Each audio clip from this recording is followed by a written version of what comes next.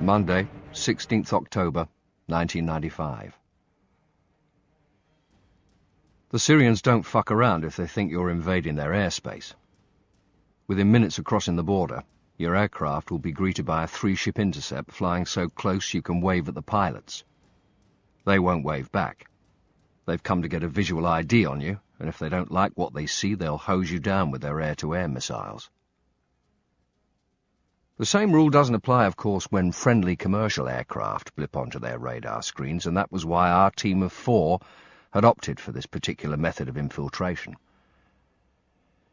If Damascus has had the slightest clue about what was about to happen aboard our British Airways flight from Delhi to London, their fighters would have been scrambled the moment the Boeing 747 left Saudi Arabian territory.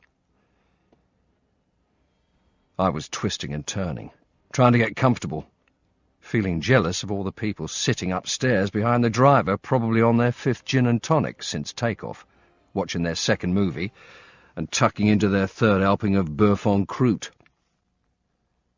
Reg 1 was in front of me. 6'2" and built like a brick shithouse, he was probably having an even worse time in the cramped conditions. His curly black hair, going a bit grey at the sides, was all over the place. Like me, before I left in '93, he had been selected to do work for the intelligence and security services, including the sort of job for the US that Congress would never sanction. I'd done similar jobs myself while in the regiment, but this was the first I'd been on since becoming a K.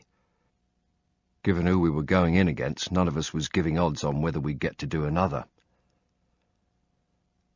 I glanced across at Sarah, to my right in the semi-darkness. Her eyes were closed, but even in the dim light I could see she wasn't looking her happiest. Maybe she just didn't like flying without complimentary champagne and slippers. It had been a while since I'd last seen her, and the only thing about her that had changed was her hair. It was still very straight, almost Southeast Asian, though, dark brown, not black. It had always been short, but she'd prepared for this operation by having it cut into a bob with a fringe. She had strong, well-defined features with large brown eyes above high cheekbones, a nose that was slightly too large, and a mouth that nearly always looked too serious. Sarah would not be troubled in her old age by laughter lines. When it was genuine, her smile was warm and friendly, but more often it appeared to be only going through the motions. And yet, just when you were thinking this, she'd find the oddest thing amusing, and her nose would twitch and her whole face would crease into a radiant, almost childlike grin. At times like that, she looked even more beautiful than usual. Maybe too beautiful. That was sometimes a danger in our line of work, as men could never resist a second glance. But at 35 years of age, she had learned to use her looks to her advantage within the service. It made her even more of a bitch than most people thought she was. It was no good. I couldn't get comfortable. We'd been on the aircraft for nearly 15 hours, and my body was starting to ache. I turned and tried the left side. I couldn't see Reg 2, but I knew he was to my left in the gloom somewhere. He was easy to distinguish from Reg 1, being the best part of a foot shorter and with hair that looked like a fistful of dark blonde wire wool. The only thing I knew about them, apart from their zap numbers, was that, like me, they had both been circumcised within the last 3 weeks, and that, like mine, their underwear came from Tel Aviv. And that was all I wanted to know about them. Or about Reg's 3 to 6, who were already in country waiting for us, even though one of them, Glenn, was an old friend. I found myself facing Sarah again. She was rubbing her eyes with her fist like a sleepy child. I tried to doze off. 30 minutes later, I was still kidding myself I was asleep when I got a kick on the back of my legs. It was Sarah. I sat up in my sleeping bag and peered into the semi-darkness. 3 loadies, loadmasters, were moving around with orienteering torches attached to their heads, glowing a dim red, so as not to destroy our night vision. Each of them had an umbilical cord trailing from his face mask, and their hands moved instinctively to make sure it didn't get snagged or detached from the aircraft's oxygen supply. I unzipped the bag, and even through my all-weather sniper suit, immediately felt the freezing cold in the unpressurized 747 cargo hold.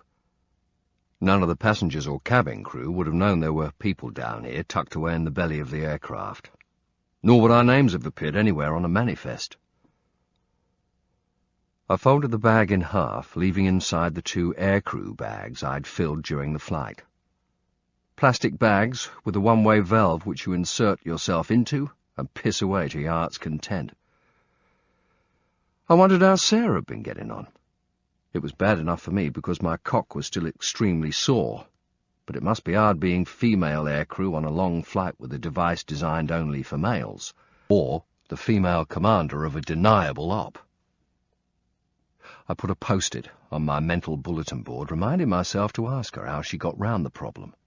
That was if we survived, of course, and were still on speaking terms. I could never remember which was starboard or port. All I knew was that, as you looked at the aircraft from the front, we were in the small hold at the rear and the door was on the left-hand side. I clutched my oxygen tube as a loadie crossed over it and adjusted my mask as his leg caught it, pulling it slightly from my face. The inside was wet, clammy and cold now the seal had been broken. I picked up my Car-15, a version of the M16 Armalite 5.56mm with a telescopic butt and a shorter barrel, cocked it and applied the safety. The car had a length of green paracord tied to it like a sling. I strapped it over my left shoulder so the barrel faced down and it ran along the rear of my body. The rig, parachute, would go over that. I pushed my hand under the sniper suit to get hold of the Beretta 9mm that was on a leg holster against my right thigh. I cocked that too and pulled back the top slide a few millimeters to check chamber. Turning the weapon so it caught one of the loadie's red glows, I saw the glint of a correctly fed round, ready to go. This was my first false flag job, posing as a member of Israeli Special Forces, and as I adjusted my leg straps, I wished I had had a little more time to recover from the circumcision. It hadn't healed as quickly as we'd been told. I looked around me as we got our kit on, hoping the others were in as much pain. We were about to carry out a lift to find out what the West's new bogeyman, Osama bin Laden, a Saudi multimillionaire turned terrorist, was getting up to in Syria. Satellite photography had shown earth-moving and other heavy equipment from bin Laden's construction company near the source of the River Jordan. Downstream lay Israel, and if its main source of water was about to be dammed, diverted, or otherwise tampered with, the West needed to know. They feared a repeat of the 1967 war, and with bin Laden around, it was never going to be a good day out. He hadn't been dubbed America's public enemy #1 by Clinton for nothing. Our task was to lift Osama's right-hand man, known to us only as the Source, for OPSEC, operational security reasons, from on site. His private jet had been spotted at a nearby airfield. The US needed to know what was happening in Syria and, more to the point, maybe learn how to lay their hands on Osama. As the briefing guide said, bin Laden represents a completely new phenomenon, non-state-supported terrorism backed by an extremely rich and religiously motivated leader with an intense hatred of the West, mainly America, as well as Israel and the secular Arab world. He must be stopped. Once ready and checked by the loadies, it was just a question of holding onto the airframe and waiting. There was nothing to do for the next few minutes but daydream or get scared. Each of us was in his or her own little world now. Before any operation, some people are frightened, some are excited. Now and again I could see reflections from the red torches in people's eyes. They were staring at their boots or at some other fixed point, maybe thinking about their wives or girlfriends or kids or what they were going to do after this, or maybe even wondering what the fuck they were doing here in the first place. Me? I didn't know what to think, really.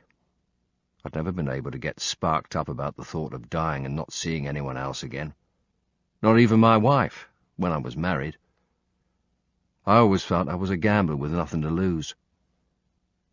Most people who gamble do so with the things that are important to them.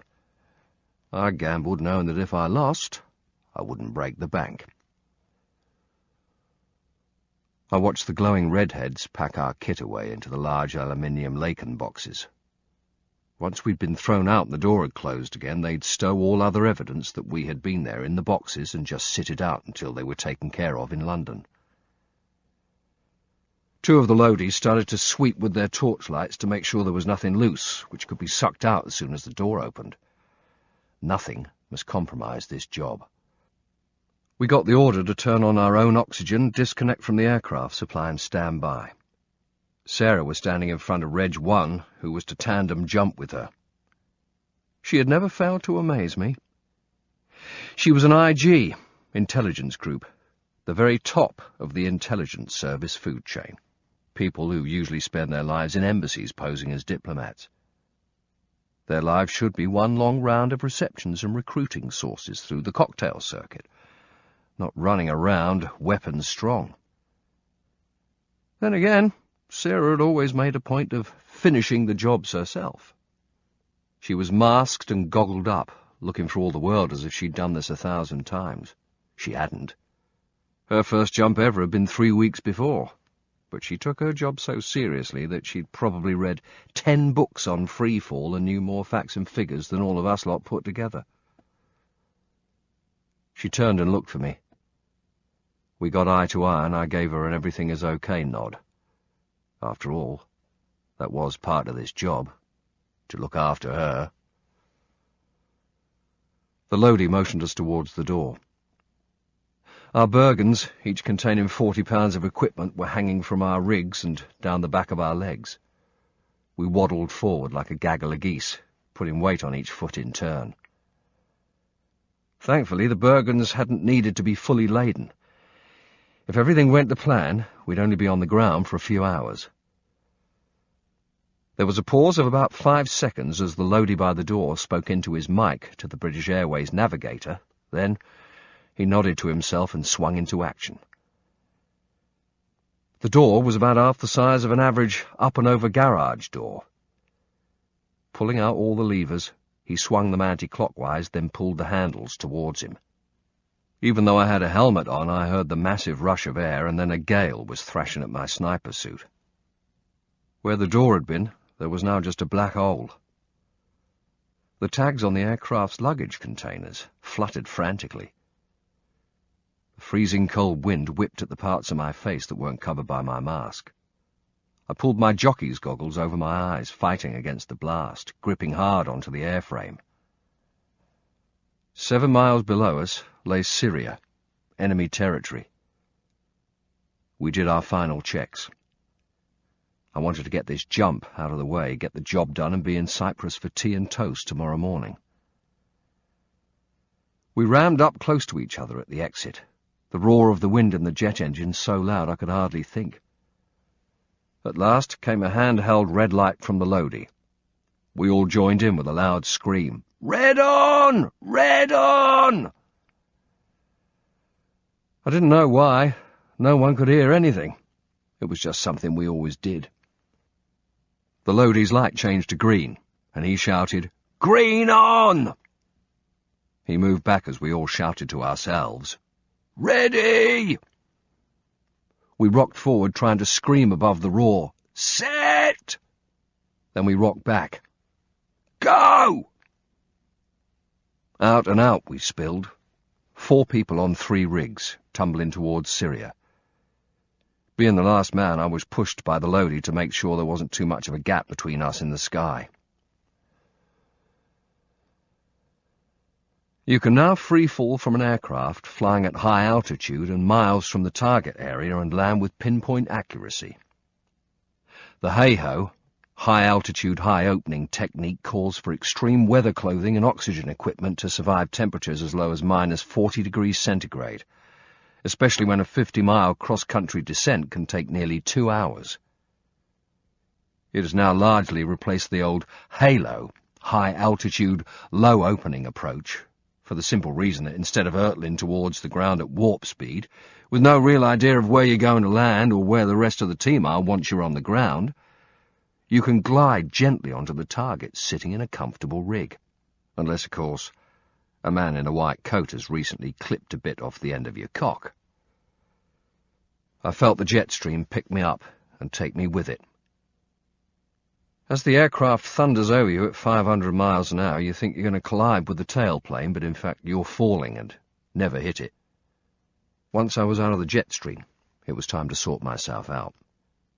I could tell by the wind force and the fact that I could see the aircraft lights flashing 300 or 400 feet above me that I was upside down. I spread my arms and legs and arched my back, banging myself over into a stable position. I looked around. Moving your head during freefall is about the only thing that doesn't have an effect on your stability. Tried to see where everyone else was. I could just about see a figure over on my right-hand side. I didn't know who it was, and it didn't matter. As I looked up, I saw the tail lights of the 747 disappearing way above us, and downstairs on the floor there was nothing. I couldn't see a single light. All I could hear was the rush of air. It was like sticking your head out of a car travelling at 120 miles an hour. What I had to do now was keep stable and wait for the AOD, automatic opening device, to do its bit. The drill is just to assume that it's going to work, but to get in the pull position just in case. I thought, fuck that. I knew my pull height, 30,000 feet, an 8,000 foot drop. I moved my left hand up just above my head and my right hand down to the pull handle. There has to be symmetry with everything. If you're in free fall and just put one hand out, that will hit the air and you're going to tumble. I could see the needle on my wrist LT. I was past 34,000. Instead of waiting to feel the pull of the AOD on the pin, I kept on looking at the LT, and bang on 30,000 feet I pulled the handle and pushed my hands up above my head, which made me backslide, which meant the air could catch the drogue chute to bring the main pack out. I felt it move and rock me slightly from side to side. Then bang! It's like running into a brick wall. You feel like one of those cartoon characters that's just been crushed with a rock. I still wasn't particularly worried where everybody else was in the sky. I just wanted to sort myself out. I could hear another canopy cracking open, and I knew that it was near. I looked up to make sure I had a canopy rather than a big bag of washing above me. The middle 3 or 4 cells of the big mattress were full of air. I grabbed hold of the brake lines, the 2 handles attached to paracord on each side of the canopy, and ripped them from the Velcro that held them in position on the webbing straps just above my shoulder and started pulling. There are 7 cells to the canopy. By pumping, you expose the end cells to air to quicken the process. I had to look around me now, trying to find out where I was in relation to the others. Fuck, my cock hurt. The leg straps had worked their way further up my leg, and it felt like someone was giving my dick a squeeze with a pair of pliers. Above me, I could see Sarah and Reg 1. I must have had a slow opening of the end cells, as they should have been below me. They were now spiralling past me, his right arm pulling the brake line down to get into his correct position in the stack. Sarah just hung there like a small child as he slotted in between me and Reg 2, who was below me somewhere. Being the last man in the stack, it was a piece of piss for me. I was just bringing up the rear. As long as I was directly above and just touching the rear of the canopy below me, I wasn't going to get lost unless Reg 1 got lost with Sarah. Reg 1 will be doing the same to Reg 2, who was at the bottom. He'd be doing all the navigating, and we'd just be checking. And if the worst came to the worst, we could actually shout to each other once we got off oxygen. Reg 2 would be looking at the display on his sat-nav, global positioning device via satellite. All he wanted was 1 bar in the centre of the display. Technology is wonderful. We were travelling at about 35 knots. The canopy gives you 20 knots, and we were running with the wind, which was 15. I checked my height. Just over 28 grand. Good. Checked the sat-nav. Good. That was it. Everything was done. The oxygen was working. We were stacked. Time to get comfy. I got hold of the risers which attached the canopy to the rig and pulled myself up and wiggled my legs to move the leg straps halfway down my thighs. For the next 30 minutes we minced along the sky, controlling the rig, checking height in the sat-nav. I started to see lights now. Small towns and villages with street lights following the roads out of the built-up areas for about half a mile. Then darkness. Only car lights giving away the road. I looked at my LT. I was about 16,200 feet. I thought, I'll just go for a few more minutes and I'll take my oxygen mask off. The fucking thing was a pain in the arse. If I started feeling the effects of hypoxia, dizziness, I'd bring the mask back to my face and take a couple of deep breaths. By now I was just under 16 grand. My mouth was full of saliva and it felt all clammy. I got hold of the clip with my right hand and pulled the press stud off, and the thing just fell down and dangled by the left-hand side of my face. I could feel the cold around my mouth where all the moisture from the mask had been. I was freezing, but it was nice. I could stretch my mouth and chew my jaw around a bit. After about 10 minutes I checked my LT again. 6,500 feet. Time to start working. I put on my NVG, night viewing goggles, which had been hanging round my neck on paracord, and started looking for the flash on an IR Firefly, infrared detecting system. It was the same flashing light that you would expect to see on the top of a tall tower to warn aircraft, but these are just little handheld things that throw out a brilliant quick flash of light through an IR filter.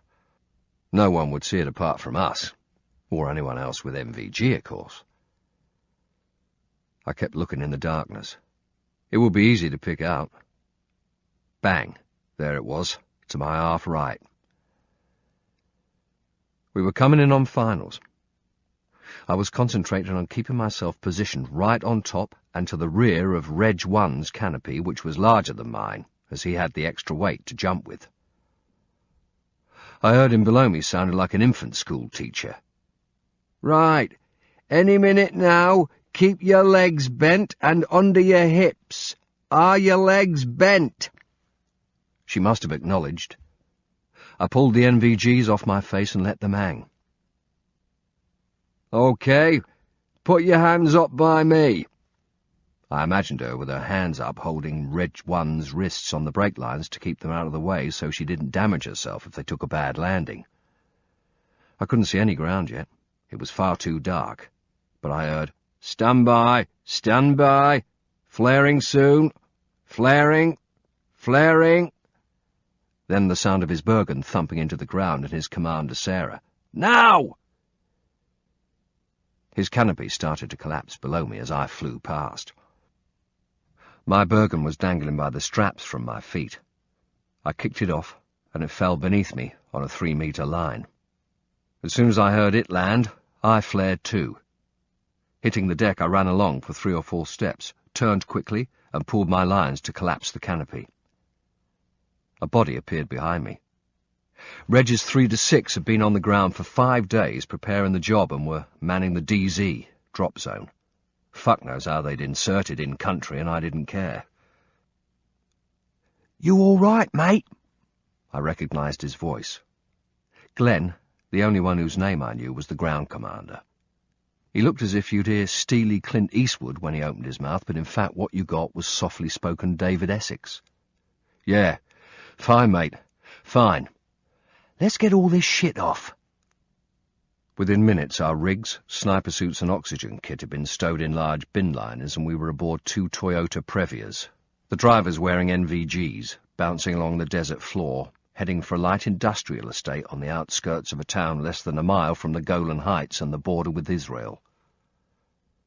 All of us were dressed the same, in green jumpsuits with civilian clothes underneath as part of the E&E, escape and evasion plan, plus belt kit and our own choice of boots.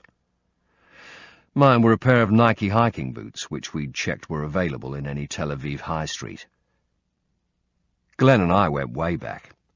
We had done selection together in the early 80s and had got to know each other later while chatting up the same woman, who was now his wife. He was the same age as me, late 30s, had a swarthy Mediterranean look and a few moles on his face which were sprouting hair, and he always needed a shave. Constantly smiling, he was one of life's good guys, in love with his wife and 2 kids, in love with his job, probably even in love with his car and the cat. For the last 5 days they'd been preparing and placing an explosive attack on an electricity substation which was going to close down the town while we hit the target, and I knew that Glenn would have enjoyed every minute of it. "We're at the drop-off point." If we had to talk, it would be in a low whisper from now on. As we clambered from the vehicles, I motioned to Sarah for both of us to stand out of the way. We got underneath one of the small stumpy trees which made up this olive grove, the stars giving us just enough light to move in without bumbling. The thing I'd always loved most about the Middle East was the stars. It felt as if you could see the whole universe, and so clearly. The Regis were putting their Bergens on and sorting themselves out. The glow of the town could be seen coming from the dead ground about 5 k's beyond the target. The night air was cold after the warmth of the people carrier, and I couldn't wait to get moving. The driver came over, holding up a small magnetic box. "The keys," he said. "Both vehicles, rear near side wheel arch." I glanced at Sarah as we both nodded. She had a smaller Bergen than mine, containing her trauma kit with fluid and anything else she would need.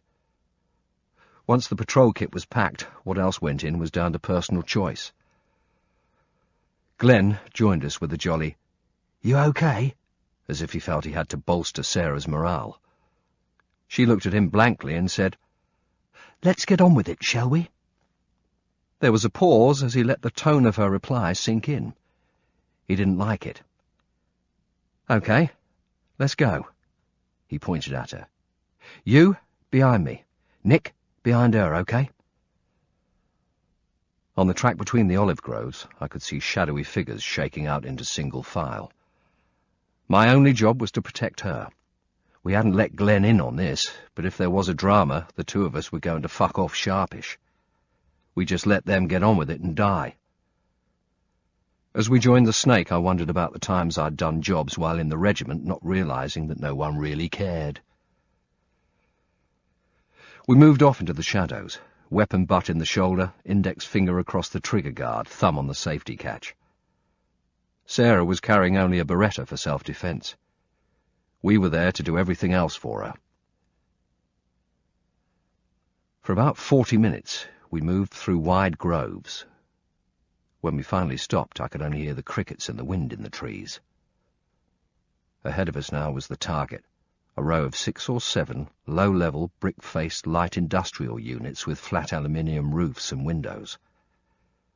The entire complex was surrounded by a 3-metre-high chain-link fence with just one entrance, which was gated off for the night. The road was lit by yellow street lamps every 30 metres, and there were floods on the fronts of the buildings, facing down the walls and lighting up the shutters. There were also lights on in some of the units, but no sign of movement. Apart from the fence, there seemed to be no security, which would be about right for units that supposedly housed nothing more serious than JCB spares. The buildings gave off enough light for us to see what we were doing, but we were still in the shadows of the grove. Glenn came alongside me and said quietly, "This is the FRV, Final Rendezvous. The target, if you look at the nearest building on the left." We were looking at the long sides of 3 rectangles. He indicated the closest one. "You see the lights on?" I nodded. "All right, count 3 windows from the left. That's where we reckon he is, or was last night." The reckon would have been a bit of a judgment call. The latest pictures we had of the source were 3 years old. I didn't even know his name. Only Sarah did, and only she could positively identify him. I could make out 2 small mobile satellite dishes and a wire half-wave dipole antenna on the roof, looking like the world's longest washing line. You didn't need that lot for road building. I sat against a stubby tree while the patrol prepared itself, bringing out kit from their Bergens very slowly to eliminate noise. There was no light from the town to the north, which was lost completely in the dead ground. Reg 1 and 2 checked in with Glenn, then moved off. Glenn pulled an antenna out of a green 12 by 8-inch metal box and began to press buttons. I didn't have a clue what the box was called, but I knew what it did. A little red light came up, which no doubt was a test to make sure he had comms with whatever devices were rigged up at the electricity substation which supplied the power to this area. I imagined they'd be using a number of small standoff charges, something about the size of a Coca-Cola can, to penetrate the cast steel casings. All they'd need to do was make a hole big enough for the coolant to drain out of, and the generators would quickly burn themselves out. Sarah wanted confirmation about the target. She pestered Glenn. "Are you sure that's the building? Are you sure he's in there?" He was already pissed off with her and told her politely that she might be an overall command, but he was the commander on the ground, so shut the fuck up and let him do his job. Good one, Glenn, I thought. We were kneeling around him at the edge of the grove as he made his final checks on the target and confirmed the orders with the rest of us. There were no changes to the plan. It was Sarah who would give the final go or no-go now. She nodded at him. "Okay, everybody, here we go." Glenn got his box of tricks and pulled up the antenna the last few inches. "Stand by. Stand by." I heard the click of a button being pressed. There was a delay of about 2 seconds, then a bright flash in the distance beyond the glow from the industrial units. Then, after 20 seconds, there was total darkness as the lights went out in the compound.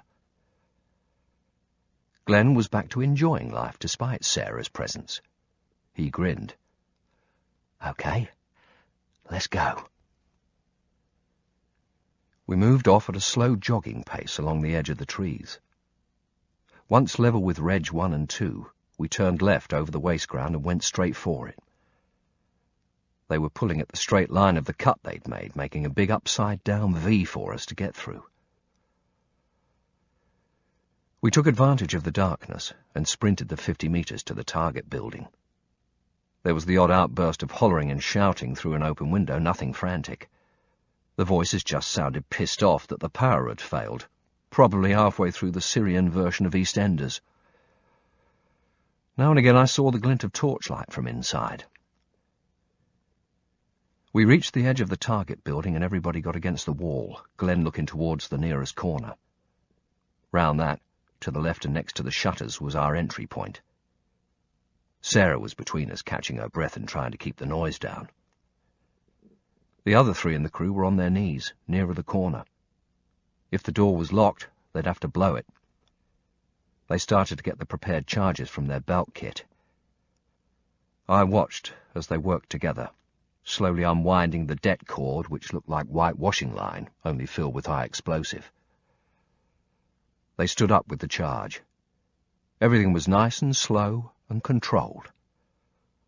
As they started to move, the door burst open. Voices were shouting in Arabic from around the corner. The door charge was quickly placed on the ground. I saw hands reach into belt kits. They would have to remove the threat, but quietly. The voices got closer and closer, and I could hear the sound of flip-flops slapping against feet. 2 boys rounded the corner wearing dish dashes, arm in arm, both smoking and still shouting about something. Maybe what Grant Mitchell was up to in the Queen Vic. 2 of the Regis climbed aboard them, and almost at once I heard a distinctive buzz and crackle. The boys were getting tasered, good style, at the same time as being dragged out of sight towards us. Tasers are cattle prods for humans. As the 2 electrodes touch a body, you press a button and 100,000 volts zap through the target. They are a great weapon, as you can hold the victim at the same time as you fuck them up big time without getting zapped by the current yourself. As the blokes got them down on the floor, I could hear them moaning and groaning under the hands that covered their mouths. They were still being dealt with as Glenn put on his NVGs. We did the same. Glenn looked back at Sarah to check we were ready. Following his cue, we moved towards the corner with Sarah still between us.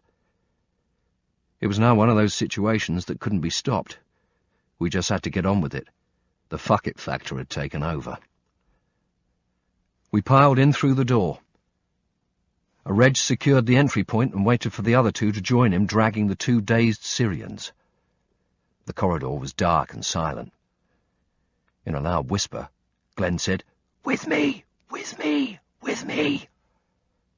We moved like men possessed down the breeze-blocked passage, the world through our MVGs looking like a light green negative film. We turned right, and through the windows to our left I could see the outside of the building. On the other side, there were plywood internal doors leading, I guess, to rooms or offices. The smell of cigarettes, cooking, coffee and the sweat of not too much air conditioning was almost overpowering. We came to a T-junction. Glenn stopped on the left, Sarah right up behind him.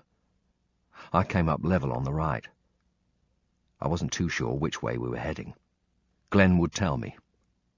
I looked over and he was moving his IR torch beam attached to his weapon to the right. I cleared the corner, moved forward 3 or 4 meters and stood my ground waiting. I knew Glenn would be clearing the other way. I saw his weapon's IR splash against the walls as he turned towards me. Then they both passed on my left. Sarah still had her pistol holstered and was keeping close to Glenn. The floor was tiled or concrete, it was hard to tell which. All I knew was that there was an echo of footsteps and squeaking rubber as we moved. Glenn stopped and pointed at a door. He took his weapon out of the shoulder, put his back against the wall to the left, and reached for the door handle. I moved to the opposite side, weapon still up in the shoulder, ready to make entry. He nodded. I took off my safety and nodded back. He turned the handle and I moved inside, pushing the door with me. I was blinded. The NVGs were totally whited out. It was as if someone had let off a flare in front of my face. Glenn shouted, "The fucking lights are back on!" I fell on my knees and ripped off the MVGs, blinking hard as I tried to get back some normal vision. I made out movement in the right-hand corner and rolled to the left, trying to make myself a harder target.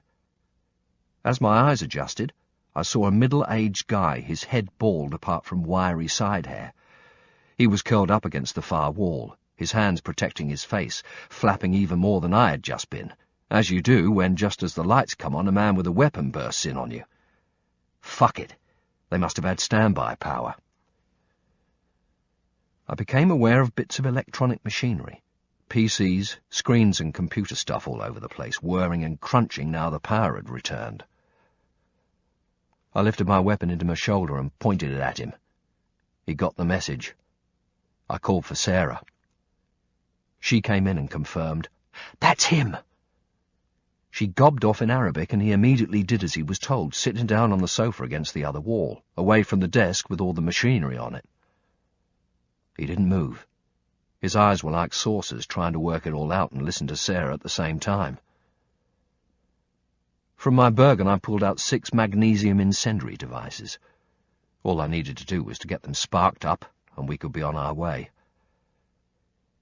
It was then that Sarah pulled a laptop and some other gear from her Bergen and started plugging it in and revving things up, still talking to the source, referring to the Arabic script displayed on 2 of the screens. He replied at the speed of sound, trying his best to stay alive. I was confused. This wasn't in the plan. I tried to keep a calm voice. "Sarah, what are you doing? Come on, it's time to go." Glenn stayed outside in the relit corridor, giving protection. I knew he would feel exposed soon and would want to move out. After all, we'd got who we'd come for. I said, "Sarah, how long's this going to take?" She was still scrolling down the screen. I was getting pissed off. This wasn't what we were supposed to be here for. "No idea. Just do your job and keep everyone back." I needed to underline the problem we faced. "This is going to turn into a gang fuck soon, Sarah. Let's just grab him and go." She wasn't even looking at me, just hitting one of the keyboards. The source sat tight, looking as confused as I felt. Glenn was starting to get agitated. He stuck his head back into the room. "How much longer?" she said. "What's with you people? Wait!" Sarah seemed gripped by the information she had before her. I walked towards her, trying to be the good guy. "Sarah, we've got to go. If not, we're in a world of shit." I grabbed her arm, but she pulled away and glared at me. I said, "I don't understand the problem. We have the source, so let's grab him and go." We were inches apart, so close I could feel her breath on my face as she spoke. "There is more to do, Nick," she said, slowly and quietly. "You don't know the full brief." I felt ridiculous. Very near the bottom of the food chain, as usual, I'd obviously been shown only one piece of a much bigger jigsaw puzzle. They'd justify it in terms of need to know or OPSEC, but the real reason was that people like me and Glenn simply weren't trusted. Just as I took a step back, the silence was broken by shouting, then the distinctive signature of AKs on auto, their heavy-caliber 7.62 short rounds flying around outside the building. "Shit! Don't move!" Glenn shouted into the room. We had gone noisy. Not good. He left us and ran down the corridor. I closed the door. I could hear the lighter sound of Car 15s returning fire and lots of shouting from our guys as well as the Syrians. It didn't matter that the Syrians could hear us shouting in English. There was now so much gunfire and confusion that it was irrelevant. Much more important was to get the communications right. I tried to sound calm. "Sarah, time to go." She turned her back on me and carried on working. Our new friend on the sofa was getting more worried by the minute. I knew just how he felt. There was another exchange of fire outside. "Fuck this, Sarah. We've got to go. Now." She spun round, her face tight with anger. "Not yet." She almost spat the words. She jabbed her finger towards the direction of the contact as more rounds were fired. "That's what they're paid for. Let them get on with it. Your job is to stay with me, so do it." Glenn was at the end of the corridor screaming to me at the top of his voice. "Get them out! Get them out now!" I moved across the room towards the source. He was curled into a ball like a terrified child. I grabbed his arm and started to drag him off the sofa. I hadn't even put on the plastic cuffs. "Let's go, Sarah. We're going. Now!" She turned, and as she did, I realized that she was drawing down on me, a pistol aimed at my centre mass. She stepped back so there was too much distance for me to react to it. My new friend didn't want anything to do with this. He just stood next to me, his arm still half elevated by my hand, gently and calmly praying in a low Arabic moan as he waited to die. Sarah had had enough. "Sit him down," she said something in Arabic, which must have been to the effect of, "Shut the fuck up," because he jumped back on the sofa. She levelled her eyes on me again. "I'm staying here. What we are doing here is important. Do you understand?" It doesn't matter who it is. If somebody's pointing a gun at you, you get to understand very quickly. Whatever her agenda was, it must be important. She turned calmly, holstered her weapon, and went back to work on the keys. I had one last try. "Can't we just take him, plus the computers, and fuck off?" She didn't even bother looking at me. "No, it has to be done this way." I couldn't do both. Take her and the source. I was still working out what to do when I heard Arabic voices inside the building. The best way to do my job and protect her was to go forward, to get out of the room and stop the threat before it came screaming in to get us. "I'm going outside," I said in an urgent whisper. "Don't move until somebody comes to get you. Do you understand me?" I checked my mag was on tight as she looked up from the computer and sort of acknowledged.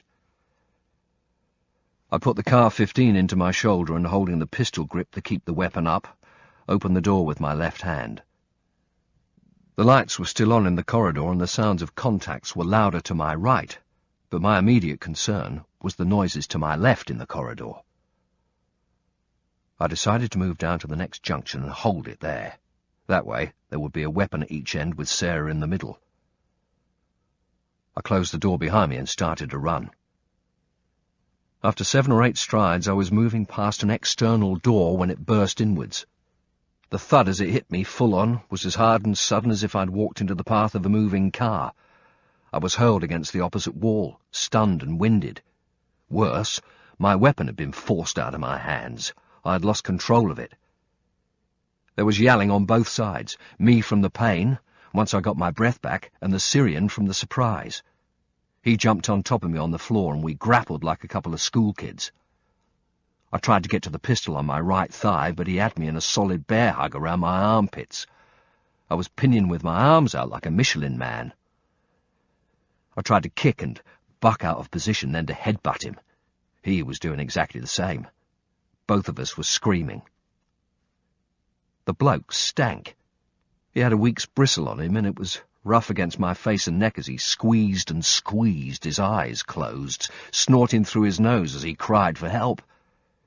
He was a big old boy, packing maybe 16 stones of solid weight. I needed help too, and screamed for Sarah. There was no way she couldn't have heard me, but she didn't respond. I wasn't entirely sure what this boy was trying to do, whether he wanted to kill me or if he was just fighting to protect himself. I yelled again, "Sarah! Sarah!" He responded by lifting his head slightly to scream out even louder. It gave me a momentary window. I headbutted him, trying to make contact wherever I could. He did the same. Then something happened that moved the situation on. You don't normally feel pain during a fight, but I felt a stinging in my left ear. His teeth were sinking in. I could actually hear the skin break and then the sound of him straining to bite harder. The fucker had a gristly bit of my earlobe in his mouth and was starting to pull his head back. I felt the capillary bleeding at once, warm and wet, splashing the side of my cheek as his heavy breathing spat it out. He was in a frenzy, growling at me through clenched teeth, snot and saliva. I was still trying to get my hands down towards my legs so I could reach my pistol, which wasn't helping keep my ear intact. I'd managed to get my legs around his gut. I tried to squeeze, but could only just about get my feet together. I felt the snorting from his nose move away from my face slightly, which wasn't good news for my ear. Then his head jerked back, taking part of the lobe with him. The pain felt like a blowtorch on the side of my head, but now that he'd moved back a bit, I could start to get my hands around his head. I could see the blood on his face and snot running down from his nose as he fought to breathe through his still gritted teeth. My fingers reached his eyes, and he squeezed me up even more, shaking his head and screaming as I began to get a good hold on his face and dig deeper with my thumbs. He tried to bite my fingers. I moved my right hand so I had a flat palm underneath his chin, then switched my left to just below the crown of his head and grabbed a fistful of his hair. You can't just whip a head round to break someone's neck. The design is too good for that. What you have to do is screw it off, as if you were untwisting the cap on a jar of Marmite. You're trying to take the head off at the atlas, the small joint at the base of the skull. It's relatively easy if you're doing it against somebody who's standing, because if you get them off balance, their body is going down and you can twist and turn at the same time so their momentum works against them. But I couldn't do that. All I could do was keep my legs around him and try to keep him in one place. I managed to get my boots interlocked, and at last I could squeeze and push down with my legs at the same time twisting up with my arms as hard as I could. I kept on turning as we both screamed at each other. The fucker didn't like it. He knew what was going on, but fortunately for me, he was too old and too fat to do much about it. His neck went without too much of a crack. He slumped down, and there wasn't much noise coming from him. There wasn't even a body jerk. He just went very still. My hands were covered in blood, snot and saliva. I rolled over and kicked him off.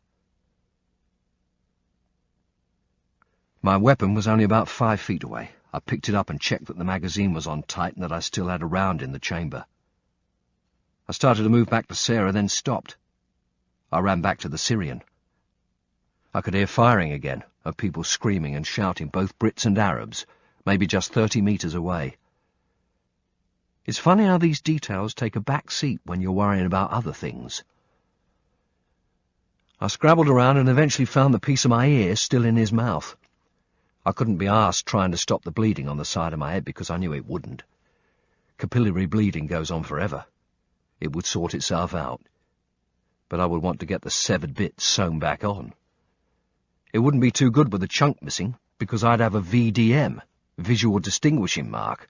But worse than that, I knew a couple of people with bits of their ear missing, and it looked fucking ugly.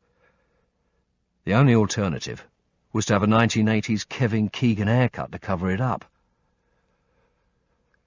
I got back to the room and banged on the door. "Sarah, it's me! I'm coming in! I'm coming in!" Glenn was still at the end of the corridor. When he heard my voice, he shouted, "Come on, for fuck's sake! Drag her fucking ass out now!" He was right. Enough was enough. We were all going to die here soon. I pushed it open, and Sarah was still standing over one of the PCs with her laptop plugged into some other shit. I looked over at the source. He was sitting in the same position I'd left him in, as if he was watching the TV. A small amount of blood was trickling from a hole in his shirt, but it was the one in the front of his head that gave the game away. Blood was oozing out like lava flow. The back of his head lolled against the sofa. It had ballooned out slightly, but the skin was keeping all the fragmented bone in place. It looked like a car windscreen that's been punched. The glass goes out in the shape of a fist, but it's still held together. Blood and gooey grey tissue were dribbling onto the sofa. You didn't have to be George Clooney to know this boy wouldn't be surfing the net anymore. Not even looking at me as she manipulated the keyboard, she said, "He tried to attack me, but he is happy. God would have sent him Sakina." She knew I wouldn't have a clue what she was on about, and added, "Tranquility." I looked at him again. He hadn't moved from where he'd been when I left the room, and there was no look of tranquility on his face. He hadn't attacked her. So what? As if I gave a fuck. It was probably part of the alternative brief she'd been given. AK fire called me back to the real world. "Come on, let's go. Now, Sarah!" "No," she shook her head. "I'm going to be a few seconds more." The incendiary devices were still on the table. One of my jobs, unless she was going to tell me that had changed too, was to destroy any equipment on target. She hit the final key. "Okay, we can go." She started to pack herself up. I went to the sofa, pulled the source away, and let him roll onto the floor. Picking up one end of the sofa and dragging it across the room, I leaned it against the bench of computers. I got the waste paper bin, scattered the contents on the bench top, and added a rug from the floor and a couple of chairs. I wanted as much flammable stuff as possible near the incendiaries. I said, "Are you sure you're ready now?" It was the first time she'd looked at me since I'd returned to the room. I saw her studying the red mess on the side of my head. I pulled the pin of the first device and positioned it on the table between the two VDUs. The handle flew off, and by the time the last one was placed, two were already burning fiercely. I could feel the heat even through my jumpsuit. I ditched the Bergen. Everything I needed now was in my belt kit. The air was filling with the noxious black fumes of burning plastic. I grabbed hold of Sarah, who had her repacked Bergen slung over her shoulders, and headed for the door. I opened it a couple of inches and shouted to Glenn, "Coming through! Coming through!" He yelled back, "Shut the fuck up and run! Run!" I didn't look left or right, just ran for the door by the same route we'd come in. Within less than a minute I was in the cold night air, my eyes peeled for the gap in the fence. It was pointless worrying about getting shot. I just ran in a stoop to make as small a target as possible, keeping Sarah in front of me. I caught a glimpse of Glenn behind me, plus another bloke still further back.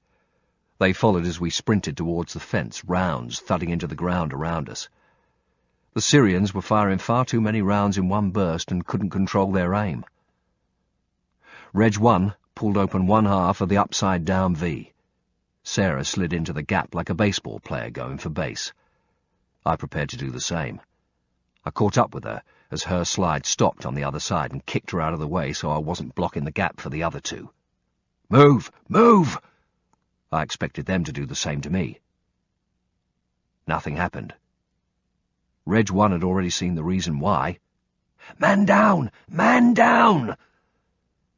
Looking back through the gloom, I could see a shape on the ground about 20 meters away. Whoever was with him already had his hand in his loop and was trying to drag him towards the fence.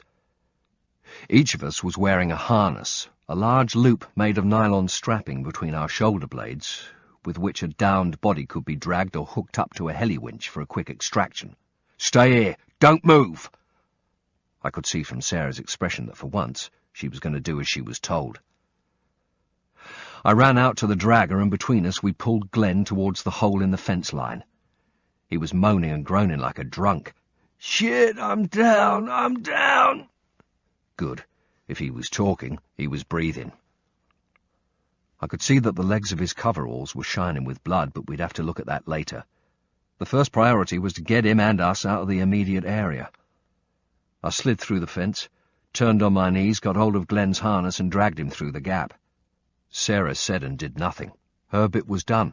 She was way out of her depth now. Reg 1 and 2 were waiting with her. The other two patrol members were giving covering fire from the olive grove side of the fence as we moved towards them, letting off double taps at anything that moved. They needed to conserve ammo. We didn't have Hollywood mags. Reg 1 was shouting commands.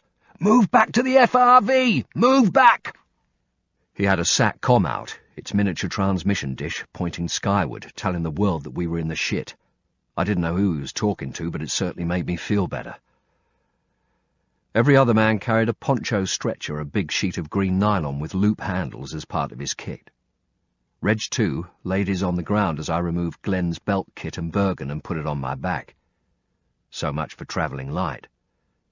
As we rolled him onto the stretcher, he was still conscious, but if he hadn't already, he'd soon go into shock. It was then that I heard an ominous slurping noise in time with his breathing. He had a sucking wound to his chest. Air was being sucked inside his chest cavity instead of going through his mouth. It was going to need sorting out quickly because otherwise the fucker was history. But there wasn't enough time to do it here. That way we'd all die. We'd have to wait until we reached the FRV. Reg 2 heard the noise too. Grasping Glenn's hand, he placed it on his chest. "Plug it up, mate!" He wasn't that out of it. He understood what he needed to do. With the chest wound, we couldn't give him morphine. He was going to have to take the pain. Two of us got hold of him, one either side of the stretcher, and started to hobble along with him as quickly as we could, Sarah following at my heels. I didn't look at what was going on behind us, but I heard the rate of covering fire from Reg 1 and 2 step up as we moved off. We hit the tree line, Glenn's moans distorted by the jolting as we ran. We got further into the grove and only then moved to the right under cover. He was still conscious and breathing noisily as we laid him on his back. The light from the target area was just enough to see my hands moving as they worked on him. There was no need to worry about clearing his airway, but his hand had fallen from his chest. I put my hand over the wound to form a seal. Hopefully, with his chest now airtight, normal breathing would return. I could see the anguish in his eyes. His throat spluttered as he coughed and fought the pain. "What's it like? What's it like? Oh, shit!" He screwed up his face even more as Reg 2 moved him. It was a good sign. He could still feel it. His senses hadn't given way yet. Reg 2 finished checking him. "No exit wound. First, you've got to plug the leaks. Then you have to put in fluid to replace what's been lost." I watched as Reg 2 grabbed the field dressings from Glenn's belt kit and ripped them open. "You always use the casualty's own dressings. You might need yours later." The packaging was Israeli, but they looked the same as ours, like big fat sanitary towels with a bandage attached. Their job in any language is to block up wounds and stop bleeding by the application of direct pressure. A round from an AK had also ripped through the muscle mass on his thigh like a butcher's knife, slicing open a side of beef. He was losing blood fast. Reg 2 started a cavity. Crisis 4. Disc 2. We swayed to the left and right as the pilot sorted his shit out and the loadies lashed down the tyres with chains. Hertz were going to be one very pissed-off rental company. We were no more than 60 feet off the ground when I felt the nose of the Chinook dip as we started to move off and turn to the right.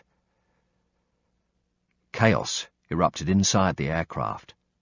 The Regis spilled from their vehicles, shouting at the loadies, "White light! Give us white light!" Somebody hit the switch, and all of a sudden it was like standing on a floodlit football pitch. The inside of the other wagon looked like a scene out of ER. Glenn was still on his back, but they'd ripped open the front of his coveralls to expose the chest wound. Blood was everywhere, even over the windows. Reg 2 ran over to a loadie who was still at the heli ramp, checking it had closed up correctly. He shouted as loudly as he could against the side of the guy's helmet and pointed to the rear wagon. "Trauma pack! Get the trauma pack!" The loadie took one look at the bloodied windows, disconnected the intercom lead from his helmet and sprinted towards the front of the heli. Everybody had a job to do. Mine was simply to get out of the way. I left Sarah sitting in the back of our Previa sorting out her laptop and moved to the front of the Chinook. I knew where the flasks and food would be stowed and, if nothing else, I could be the tea lady. As I moved to the front of the aircraft, I met the loadie on his way back with the trauma pack, a black nylon bag the size of a small suitcase. I stepped to one side and watched him open the bag as he ran, bouncing off the front wagon and airframe as he momentarily lost his balance. At that moment, Sarah jumped out between us with the laptop and power lead in her hands.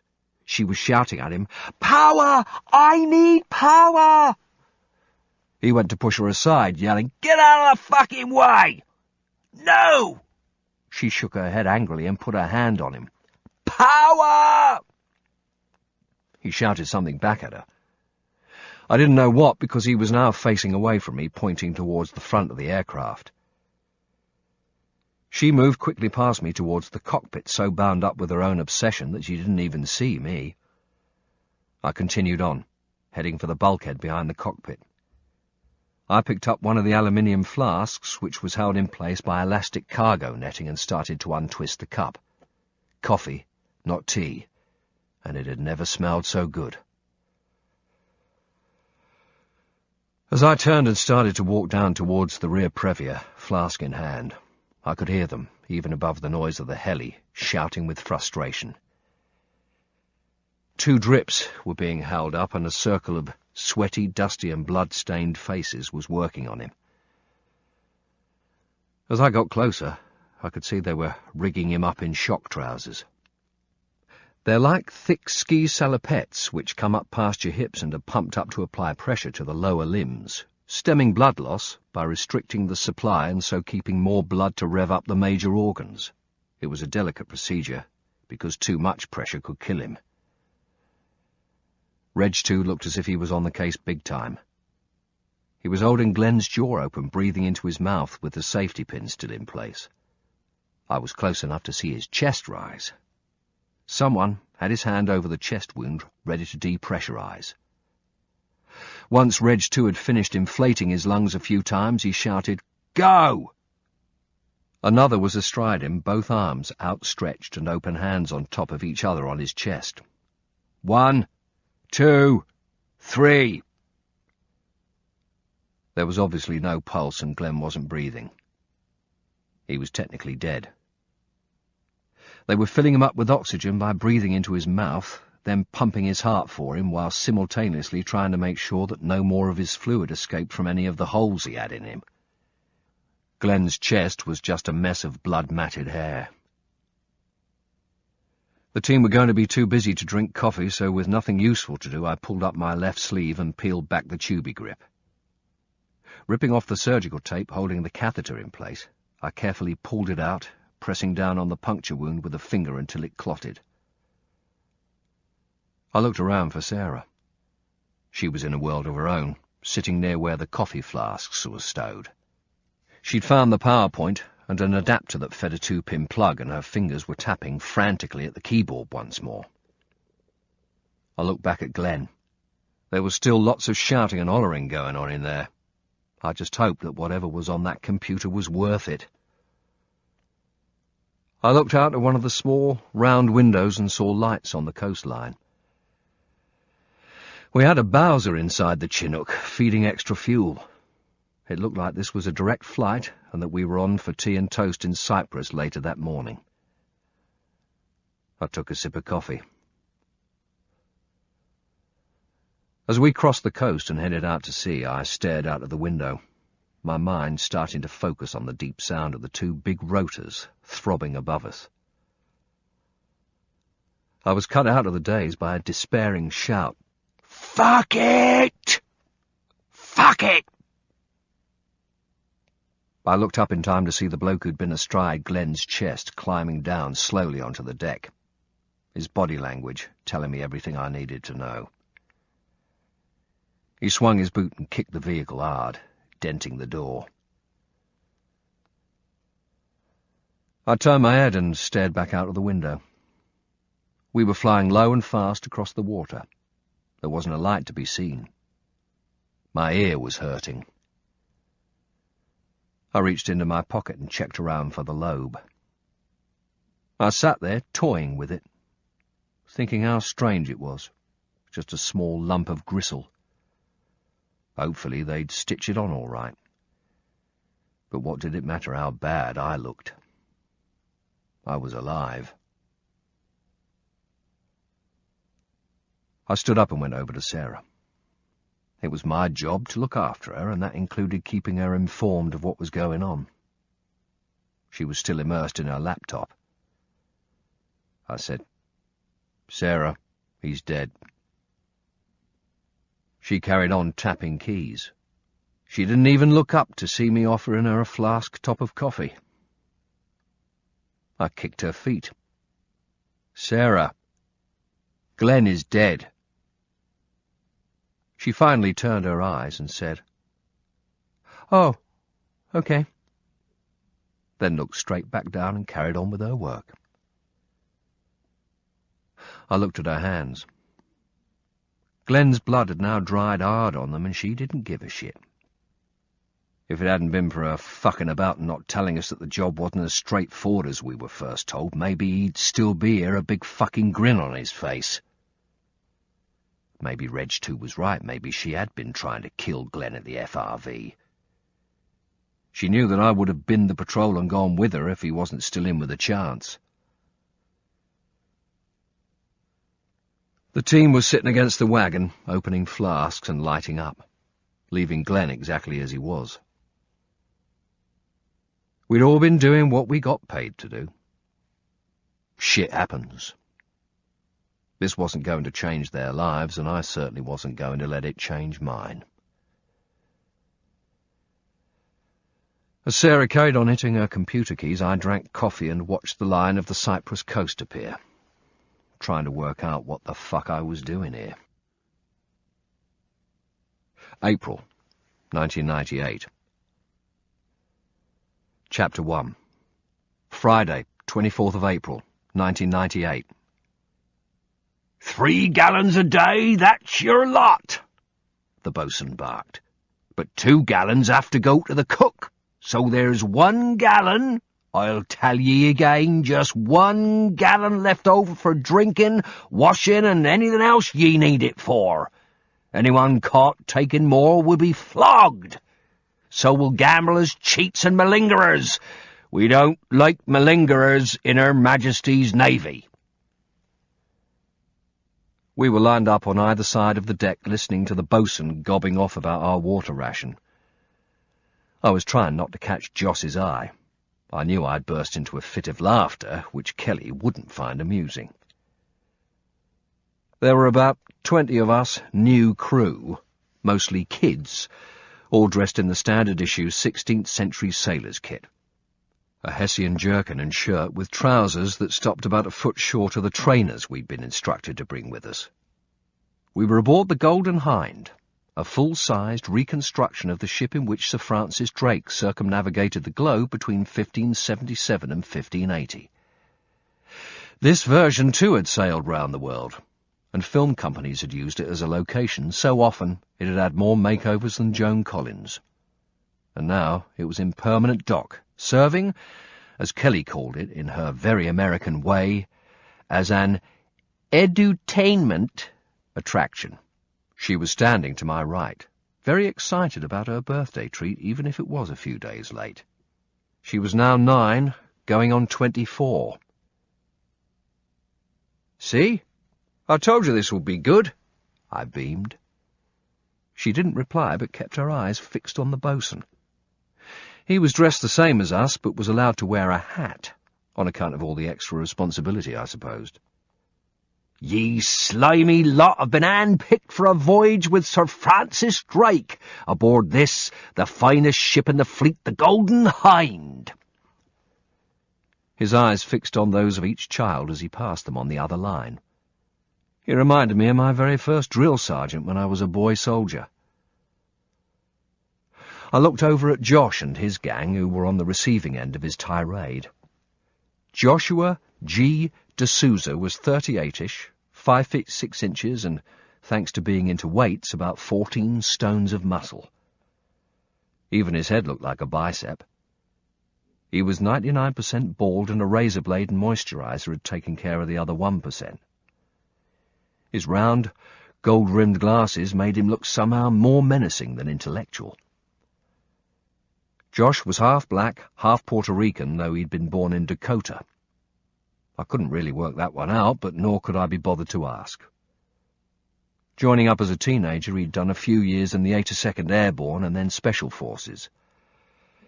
In his late 20s, he joined the U.S. Treasury Department as a member of their Secret Service, in time working on the Vice Presidential Protection Team in Washington. He lived near Kelly's dad's place, and he and Kev had met, not through work, but because their kids had gone to the same school. Josh had his 3 standing next to him, working hard at understanding the boatswain's accent. They were on their last leg of a whistle-stop tour of Europe during their Easter vacation.